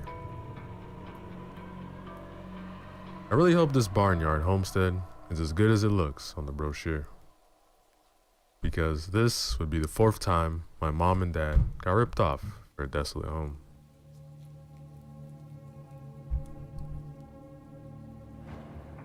I close my eyes and remember the part in his book. Deadly moonlight. At every 12 p.m. like this, there will be a calm whispering brainwashing your mind. Step out the outdoor and get ripped, eaten, nabbed, torched by anything that deadly moon spawned in your presence. If the brainwash didn't go through successfully, the deadly whispers will. And they will approach you the next day with a deeper approach, trapping you in your own nightmare like you were spawned on outside of your lot. Negative forces that would have to pray as the moon darkened their soul deep within, capturing every inch of light there is. But it's only for 1 hour. Mysteriously after that, everything would just disappear. Poof. Like nothing ever happened. If successful, your loved ones would be seeing your corpses scattered everywhere with just a tab of blood barely to be seen. So, if there would never be a possible trace of finding what or who ever got brainwashed in dealing the crime, who knows? Maybe you could be the killer. Knocked out, fast asleep, with soundproof earplugs. Morning was approaching. Hopefully tomorrow would be a better day than before. Now, ladies and gentlemen, the end of our story. Yo, what is up, everybody? So let's go back again. Another chapter from the story titled The Stalking, written by Rory Borsell. Remember to use the links in the description below. Show love to them. Like, comment, and subscribe.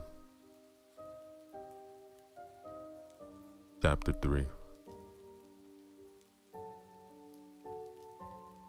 The world returned to Fawn through a haze of pain. Head reeling in the darkness, lungs wheezing through the aching ribs.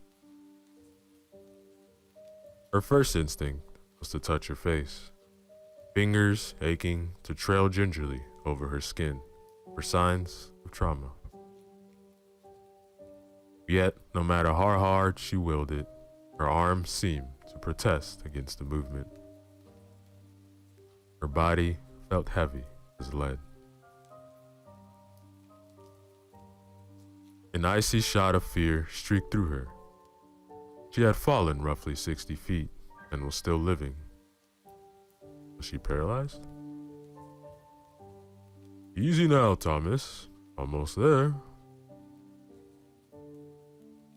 The velvet voice punctured Fawn's confusion, her memory flooding back to her on the tides of fresh terror. Looking about herself, Fawn could see the faint outline of familiar treasures, half lit by pale blue moonlight. She was wedged deep within the Christmas stocking, her limbs wrapped up hopeless in a tight, soft red ribbon.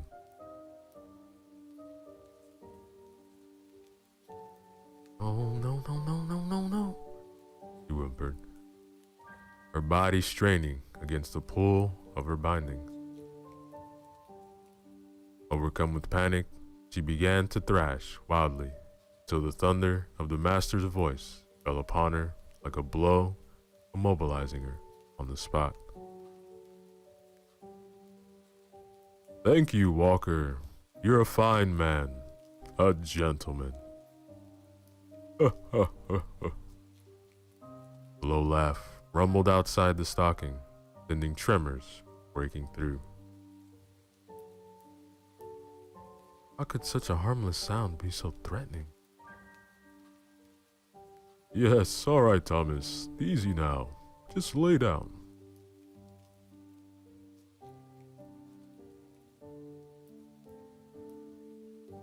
The words were followed closely by the muted thump of a massive body collapsing to a seat. And perhaps a little easier on the brandy next time.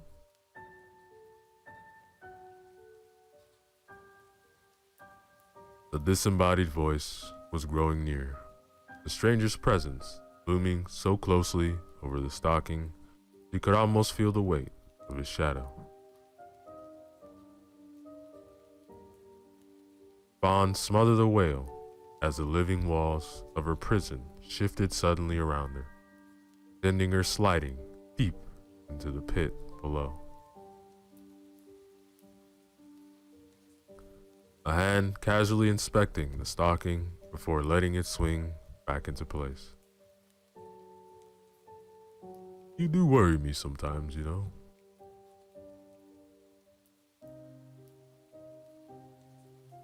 Fawn flinched as the master scoffed it, a current of anger bristling beneath his chipped tone.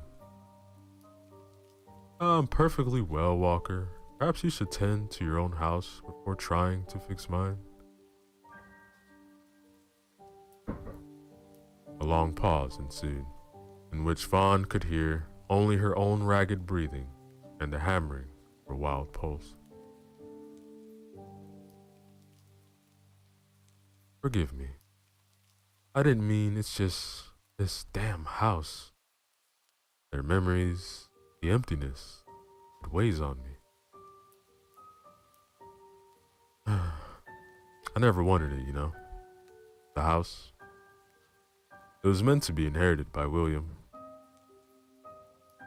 Every year I come back, I say it will be the last. This time I mean it. I'm gonna sell the damn acreage. The hell with it all. Vaughn's stomach plunged. Sell it? You couldn't sell it. This was her home. I've said it before, Thomas, Ranger rejoined. I'll do it. That's really what you want. I'll draw up the deed as soon as you're back in London. But I'll not accept your word, state. This state? Do you know what I did yesterday, Walker? I yelled at a troop of carolers. Carolers, for God's sake. I think they were canvassing for the poor. Must have scared the living spirits out of them.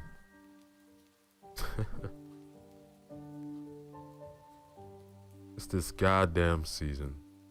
But it's all good tidings to you and all your kin indeed. I can't look anywhere without some blasted reminder of their deaths. Vaughn's heart jolted, mind racing to parse out eavesdropped conversation. Deaths? What deaths? Whose? I missed him too, Thomas. We all do. But you know, you mustn't let it stop you from going on with your own life. You will think I'm quite mad, Walker. But sometimes I'm sure that their spirits are still here, in this house. It's the only reason I can't bear to part with it.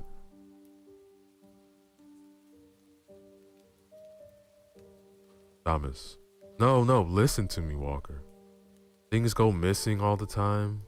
Small items are moved. And when I work, I often hear the skittering of feet. Catch the faint stirring of movement at the corner of my eye.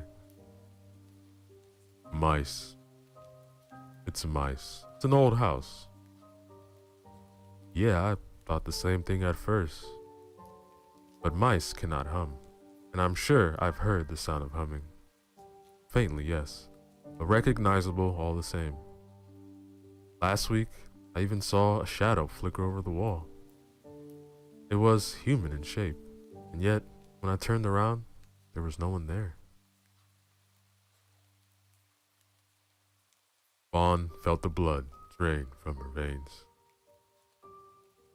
All these years, she thought she had been so stealthy, so discreet, and yet she'd only ever been one glance away from discovery.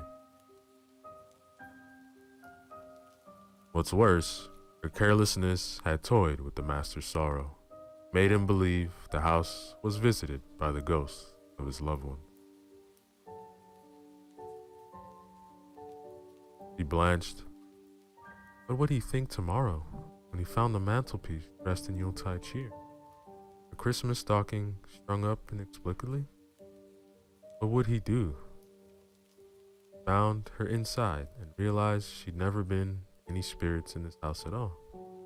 Only a thief, an intruder. It's been a long night, Thomas. You'll be more clear-headed in the morning. We can talk again and then... Look, I may be intoxicated, Walker, but I'm not mad. I'm not. There was another pause, then the sound of the master's voice, halting and dismissive embarrassment. Yes, of course. Forgive me.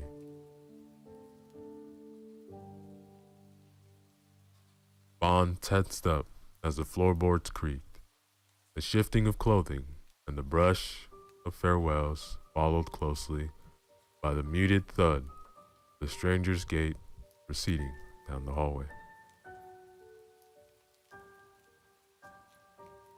With a groan of wood, the door slammed shut, sealing the house in a tremble silence.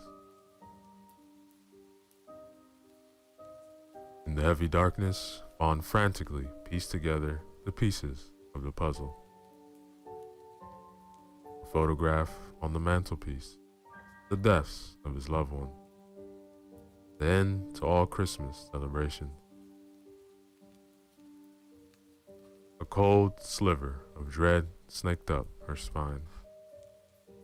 God, what have I done? Now, ladies and gentlemen, is the end of our chapter. Yo, what is up, everybody? So let's go back again. Another chapter from the story titled The Stalking, written by Rory Borsell. Remember to use the links in the description below. Show love to them. Like, comment, and subscribe. Chapter 2. The somber booming of the grandfather clock echoed through the ghostly halls, signaling the hour of deep sleep. In the cold blue light of winter, a small shape slipped like silk between the hidden recesses of the manor house, her shadow casting long and ghostly shapes upon the ancient walls. For the last few hours, Fawn had been hard at work, burying handcrafted decorations up creaking ladders and wooden ramps to the small alcove behind the mantelpiece. Through a clever system of weighted rocks and rope pulleys, he had even managed to hoist the Christmas stocking to the landing without a hitch. Every bauble and ribbon were ready, every last detail accounted for. Save, that is, for the master. Damn it, where are you? It's not uncommon for him to disappear some evenings. The heavy thudding of the dark chestnut door, the only indication of his comings and goings. But tonight, his absence was a thorn twisting maddeningly in her side.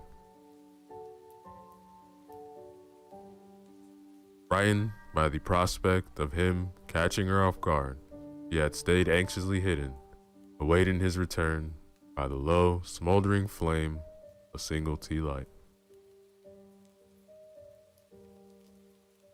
Now, as the fickle hands of the great clock stretched past midnight, he had no choice but to risk his sudden reappearance or abandon the plan altogether.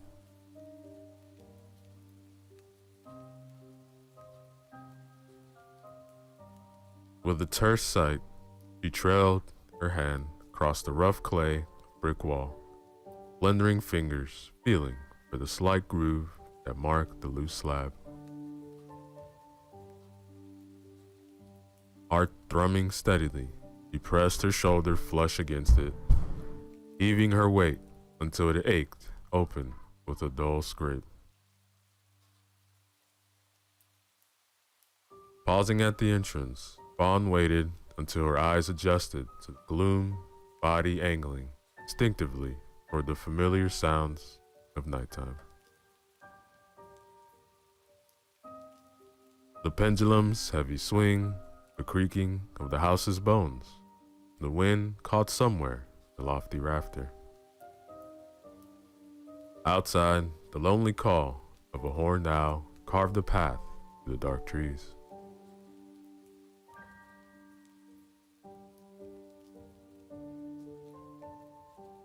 When she was certain all else was still, she set about her task. Soft leather of her stitched boots muffling the pattering of tiny steps. In and out she weaved, silently transforming the mantelpiece with half-spent candles and hand-tied bows. A year's worth of careful gathering unfolding like some half-mad miracle in the dark.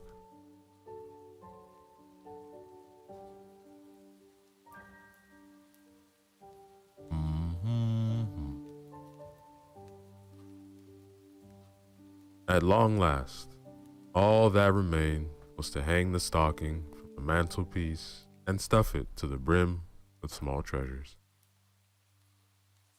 It wouldn't be an easy feat. Fawn needed to secure the cuff to the hook on the mantelpiece, then toss the rest of the fabric over the side, But she was more than used to navigating sheer drops. In fact, as she dragged the heavy fabric toward the edge of the mantelpiece, she hummed carols under her breath, barely able to contain her giddiness. And to think the master, surprised when he awoke tomorrow morning, found the spirit of Christmas was alive and well. With a sudden jerk, Fawn's foot shot out from beneath her body slamming painfully to the ground, not an inch away from the looming edge. Eyes traveling slowly downward, she could just make out the silky fabric, stocking pulling beneath her heel. For a moment, she didn't move a muscle, her body still in a state of cold shock. Then she scrambled backwards, all fours, every limb quaking. Single second, a simple misstep, but one that could have cost life. Foolish, so foolish, she chastised herself, sniffling back the tears that had sprung unexpectedly. Your parents taught you better, Fawn Bragon.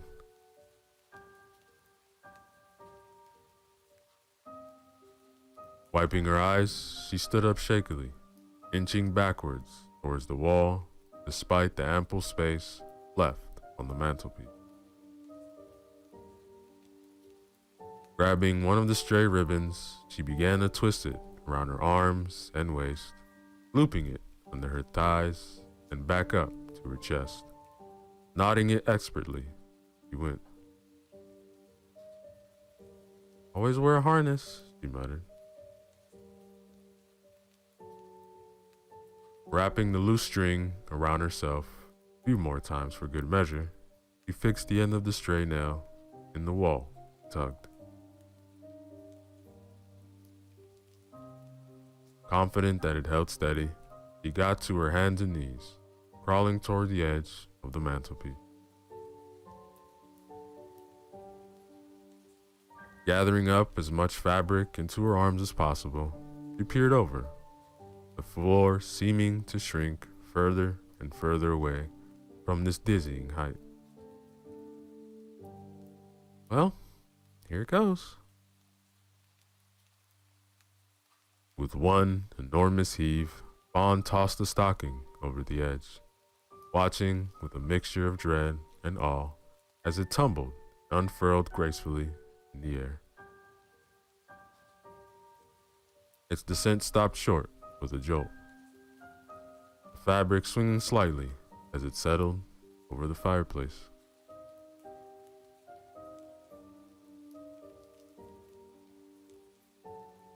She closed her eyes in silent relief, her heart flooded with renewed vigor.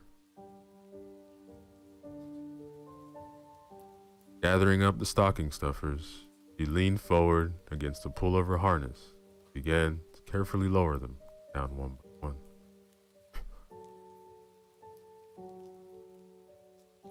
Fawn gave a tiny cheer as each disappeared. The chestnuts she had gathered throughout the summer months strewn about the soft grasses by the wooden stream.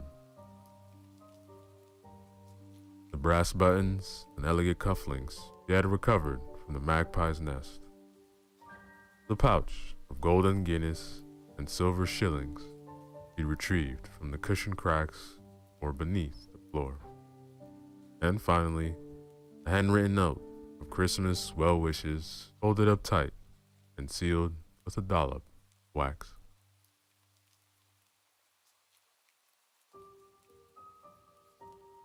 As the last treasure disappeared into the dark silk mouth below, Fawn let out a long, triumphant sigh. Pausing for a moment to catch her breath, her eyes strayed over the shadowed mantelpiece till they came to rest upon the photograph of Master's family.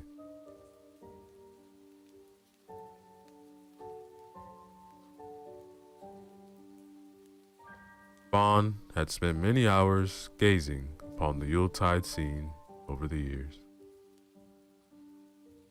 From here, the faces were eye level with their own. Their small features familiar enough to curb the pang of loneliness she felt for her own kind. She never knew which of the boys was the master, but she liked to imagine it was the younger of the two. His expression curious and bright, his mouth caught in a half smile as if he couldn't contain the secret of his joy.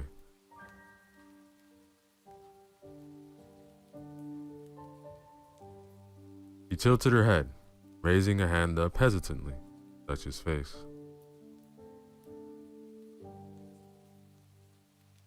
The front door slammed open as her fingers brushed the glass. The sound barreling through the house like a shockwave. Staggering back from the frame in bewildered terror, Fawn's head whipped about the room. Before she turned and bolted towards the hole in the wall, just as she was about to slip into the darkness, her body whipped backward, savage jerk. The harness. Fawn ripped viciously at the ribbon, her fingers flailing clumsy over the knots as her hands quivered uncontrollably. Steady, Thomas. You're trying to knock the whole house down.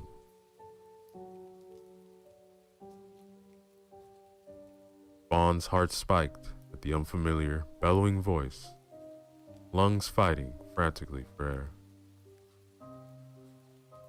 It seemed the harder she tried to remove the ribbon, the more entangled she became, the band twisting and tightening around her tiny limbs. I can't get it off.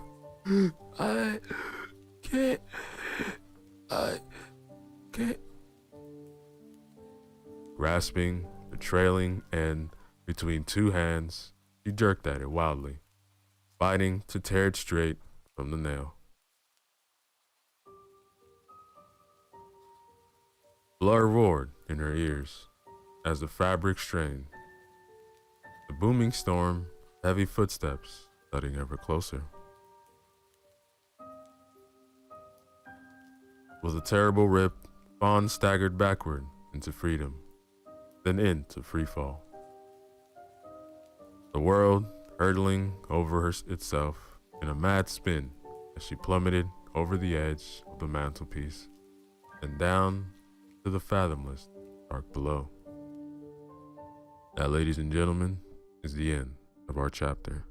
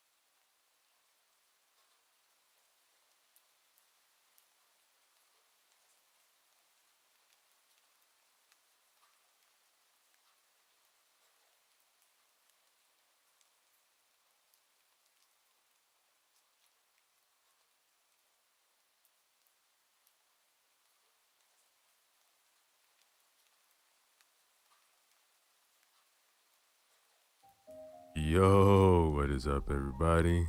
Your boy Sir Esco back again with another short horror story for you guys. This one is titled The Grave Crawlers, written by Old School Horror. Remember to use the links in the description below. Show love to them, like, comment, and subscribe. I reached the gates of Whispering Pine Cemetery, but had to stop because my lungs were burning. The hot air outside made my life considerably harder as it dried my mouth and throat mercilessly. My pursuers were not far away, so I had a choice to make. Time was of the essence. I could either continue running or jump the fence to the realm of the dead. Looking to my right, I saw far away the torches of the mob, which was hell-bent on capturing and punishing me. The thievery I had committed was out of the utmost necessity. I still hate myself to this day as I'm writing these pages for that unlawful act. But my punishment had been greater than that which any mob could have inflicted upon me. For what I've experienced that night exceeds the most hellish punishments or nightmares any mind could comprehend.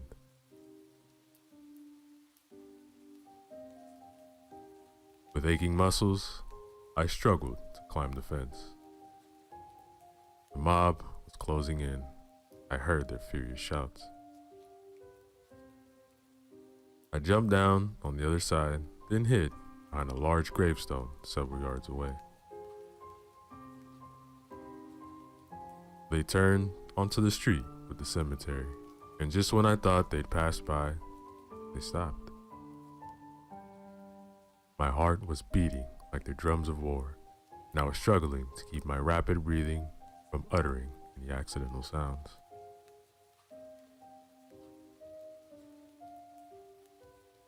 They were arguing outside the fence. Their voices were full of venom, rage.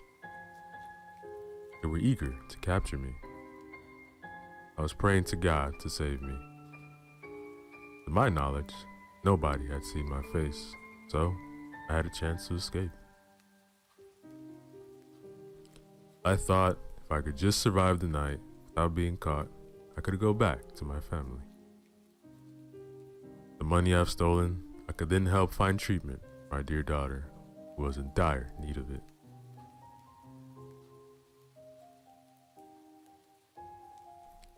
The arguing reached an end, and the mob decided to split up in order to increase their chances of finding me. I sighed in relief, thanked God for his mercy. Had they chosen to enter the cemetery, I would have had no chance. Now looking back, I know it was not mercy from God, rather a punishment for my grave sin.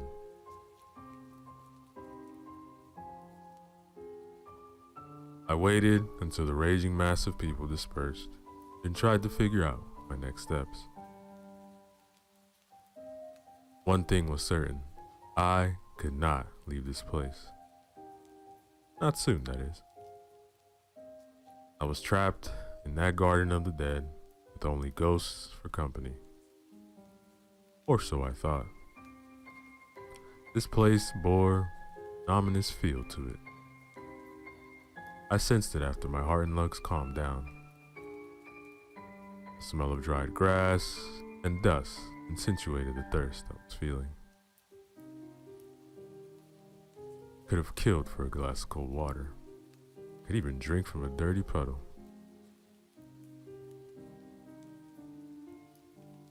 The smell of coming rain began drifting on the wind.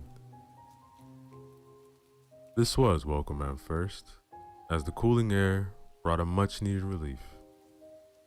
The prospect of rain was alarming. I looked to the sky through the pine branches and saw the moon fade behind the amassing clouds, then turned my gaze to the dark shape which was looming in the distance like an everlasting curse.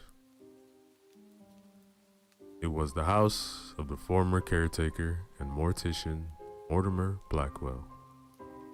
He had died before my birth, but his infamy has spread all across New England.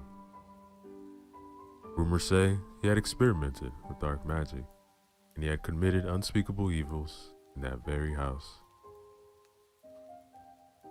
Nobody had the courage to go inside that edifice of conjuring and death.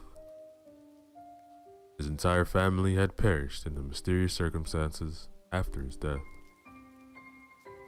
So did subsequent buyers of the house. And after nobody was willing to buy it anymore, it stood derelict. Whatever was hiding inside was watching over the cemetery.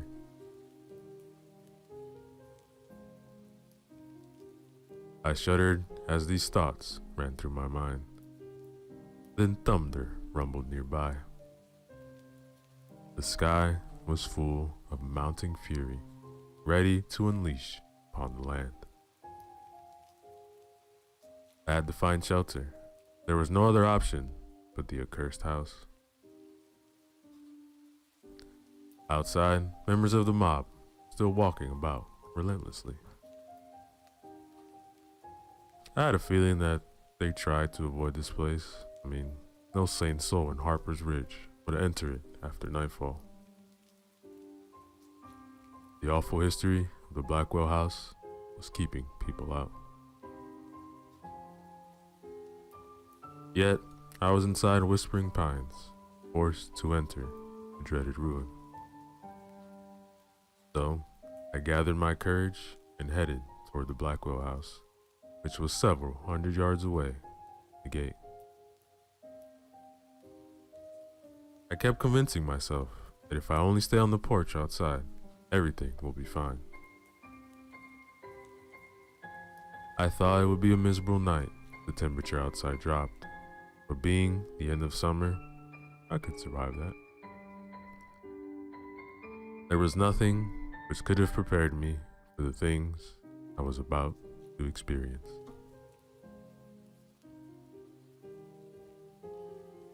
After a cautious walk among tombstones and pines, I reached the rotting corpse of the Blackwell house. The steps leading to the porch were made of stone, just like the stone of the graves in the cemetery.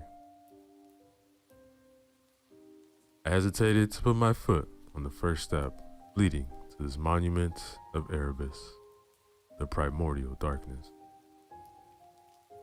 But as drops of rain began falling, I took the step with trembling feet.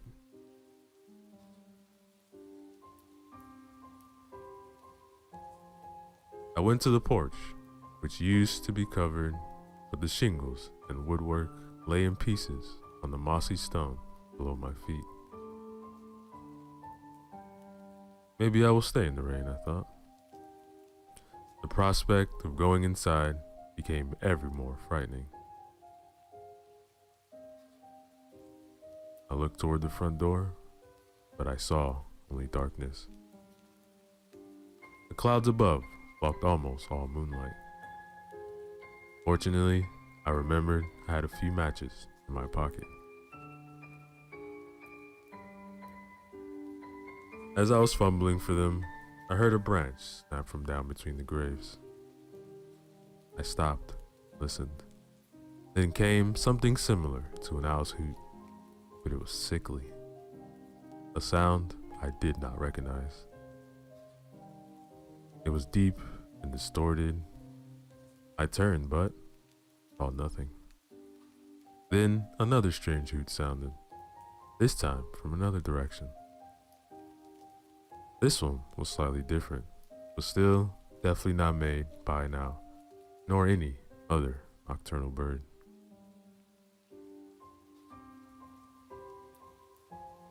A long pause followed. I did not move for several seconds, but then resumed my search for the matches. Finally, I found them. I took the small matchbox in my hand and opened it. I felt I have only a few pieces left in the box. Providence was surely not on my side.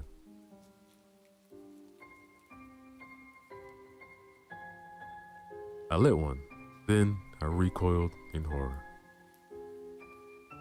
A few yards away, between the graves, I saw a figure move. A gasp escaped my mouth as I tried not to scream with fright. It was only a fleeting moment, but I undoubtedly saw a humanoid shape crawling on all fours, then disappearing in the shrubbery.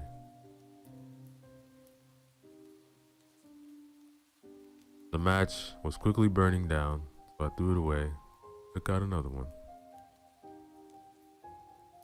I lit it and tried to look around. The light was meager. The fire was almost touching my finger when I pointed the match to the grave where I saw a figure hide. A pair of bright yellow eyes disappeared behind the stone as the light fell upon it.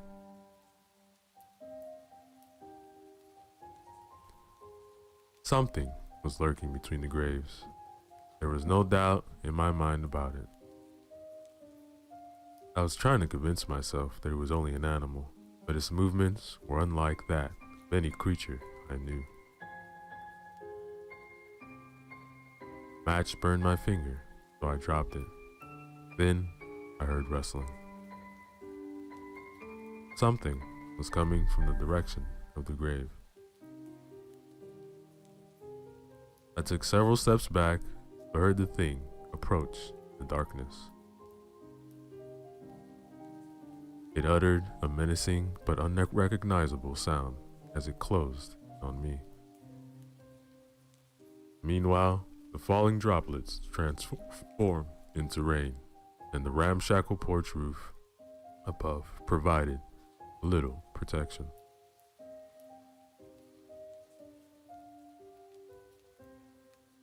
I dreaded the thought of entering the accursed house, but I dreaded more the creature a few steps in front of me. With a pounding heart, I turned and ran toward the blackness where the front door of the house was supposed to be. That thing bolted after me, but I reached the door just in time. My hand instinctively found the latch, and I opened it, stepped in, and closed it before the creature could catch me. I heard it pace around the door, sniffing, probing. Go away, damn you, I thought while I was gripping the latch with both hands. And finally, it retreated. I sighed, but I was in a worse situation than before. If a thing like that was outside, who can tell what was inside?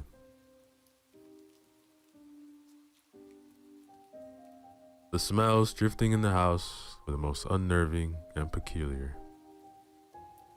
I felt as if I stepped inside a crypt, not the ruins of a house.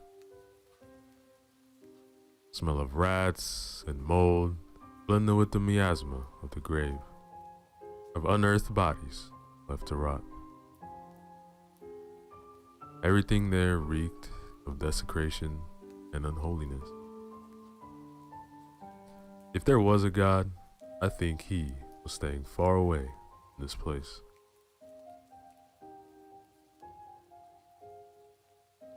I held the door for some time, anticipating the creature's return, but it did not come back. I was suspecting its intent was to come in through a different entrance to surprise me. After it left, only silence remained. Faint skittering came my ears. First it startled me, but then I recognized the sound, that of rats moving around. I lit another match and looked around. Lots of debris lay about the house. A few feet away, I noticed a heap of old wood planks. I picked up a thin piece and held it inside the flame.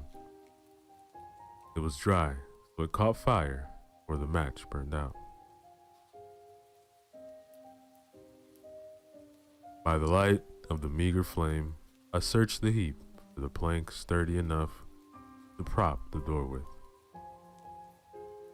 To my relief, I found one. After propping the door, I turned with the intent of exploring my surroundings. It was not the prospect of discovery which was fueling me, but the assurance of security. I wanted to see if there was any immediate danger near me, or anything useful.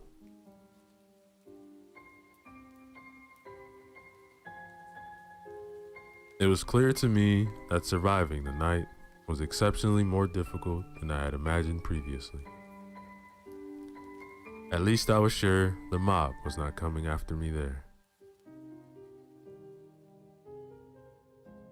As I walked into the living room, I heard and felt the floorboards creak painfully under my weight. A thick layer of cobwebs and dust covered everything. Rat droppings everywhere. I noticed a large table in the living room, and my heart began pounding after seeing what was on it. An oil lamp enveloped in thick cobwebs lay upon top of it for who knows how long. I paced to the table, took the lamp, and in my hand, I felt right away there was still some oil in it. It was the most welcome find, just like a thirsty man finding water in the desert. Some unfortunate soul who had entered this God-forsaken place must have left it on the table a long time ago.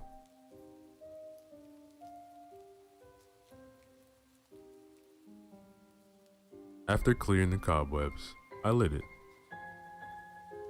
At first, the light it gave out was faint, but the flame got bigger after several seconds and illuminated the place much better. Weak flame, but thin piece of wood. Now, as the inside of the house was illuminated better, I saw my surroundings more clearly. The floor had several holes in it, and I noticed a large rat climb out of one of the holes. The light visibly confused it, and after staring at me with its beady eyes, it walked away nonchalantly to a dark corner while passing close before me.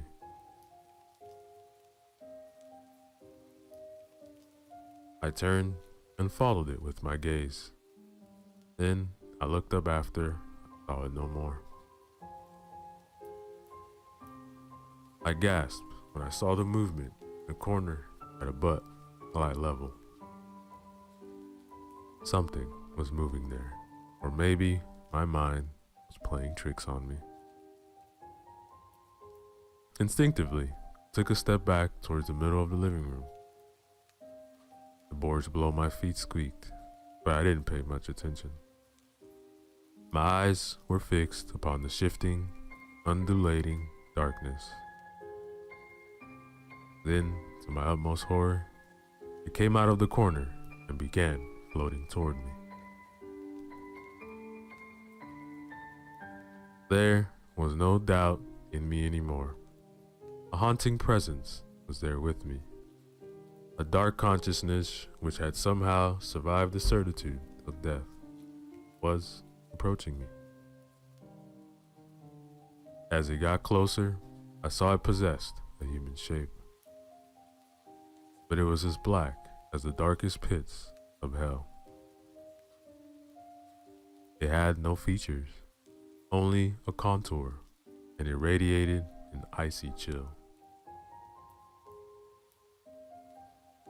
I still don't understand how something could radiate coldness, but that thing certainly did. It was emanating from it, and I felt it drain all the remaining warmth from my body.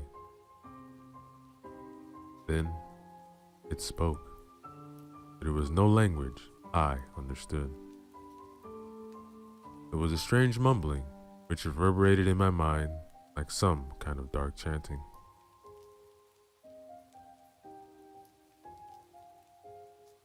I took several steps back while my skin was crawling from the icy touch of fear. Then, on my last step, I heard a crack, and I was falling backward into the abyss. I screamed, of course, as the fall came as a surprise. I instinctively clutched the oil lamp close to my body to avoid breaking it. The last thing I wanted to do was set myself alight.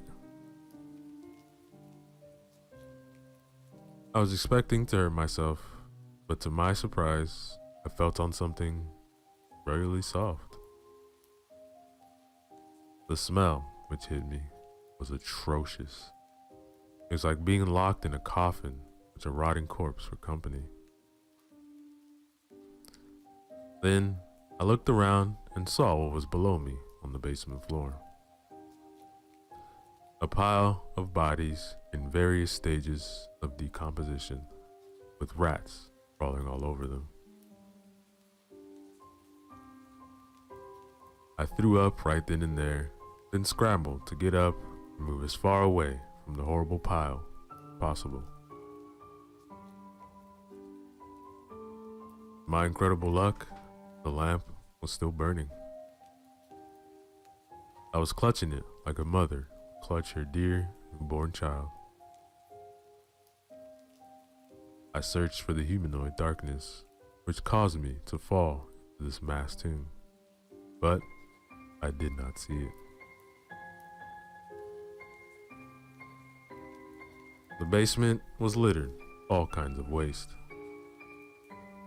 Close to the pile of bodies, I noticed the broken wood planks, which had once been coffins. Then I heard rustling from near one of the walls. I looked towards the source in the sound and saw a large hole in the brick wall. Then I saw another few yards away. Rustling became louder. It was as if something were crawling through one of these holes. Then I remembered the strange creature which attacked me outside. I was expecting it to come through one of these holes to resume its attack, so I looked for a way to escape. I saw the remnants of a staircase, which was once leading to the floor above, but its lower part was lying in a pile below it.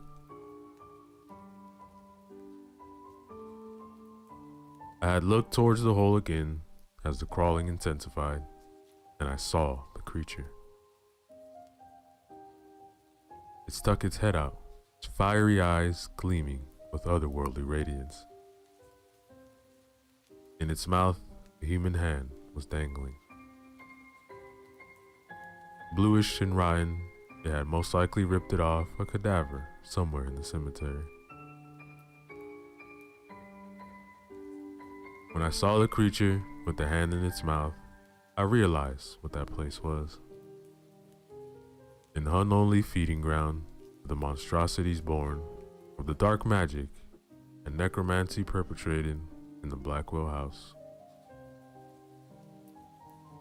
I had no time to ponder more on the subject, however, because in the second hole, another creature appeared. This one had no body part in its mouth. It uttered a screech, which I felt inside my bones. Its mouth opened wide, revealing countless sharp teeth made of rending flesh. Its skin was dark gray, slimy, and covered by soil. The creature had thin, long hands and a large palm adapted to dig tunnels through hard soil and rip coffins apart.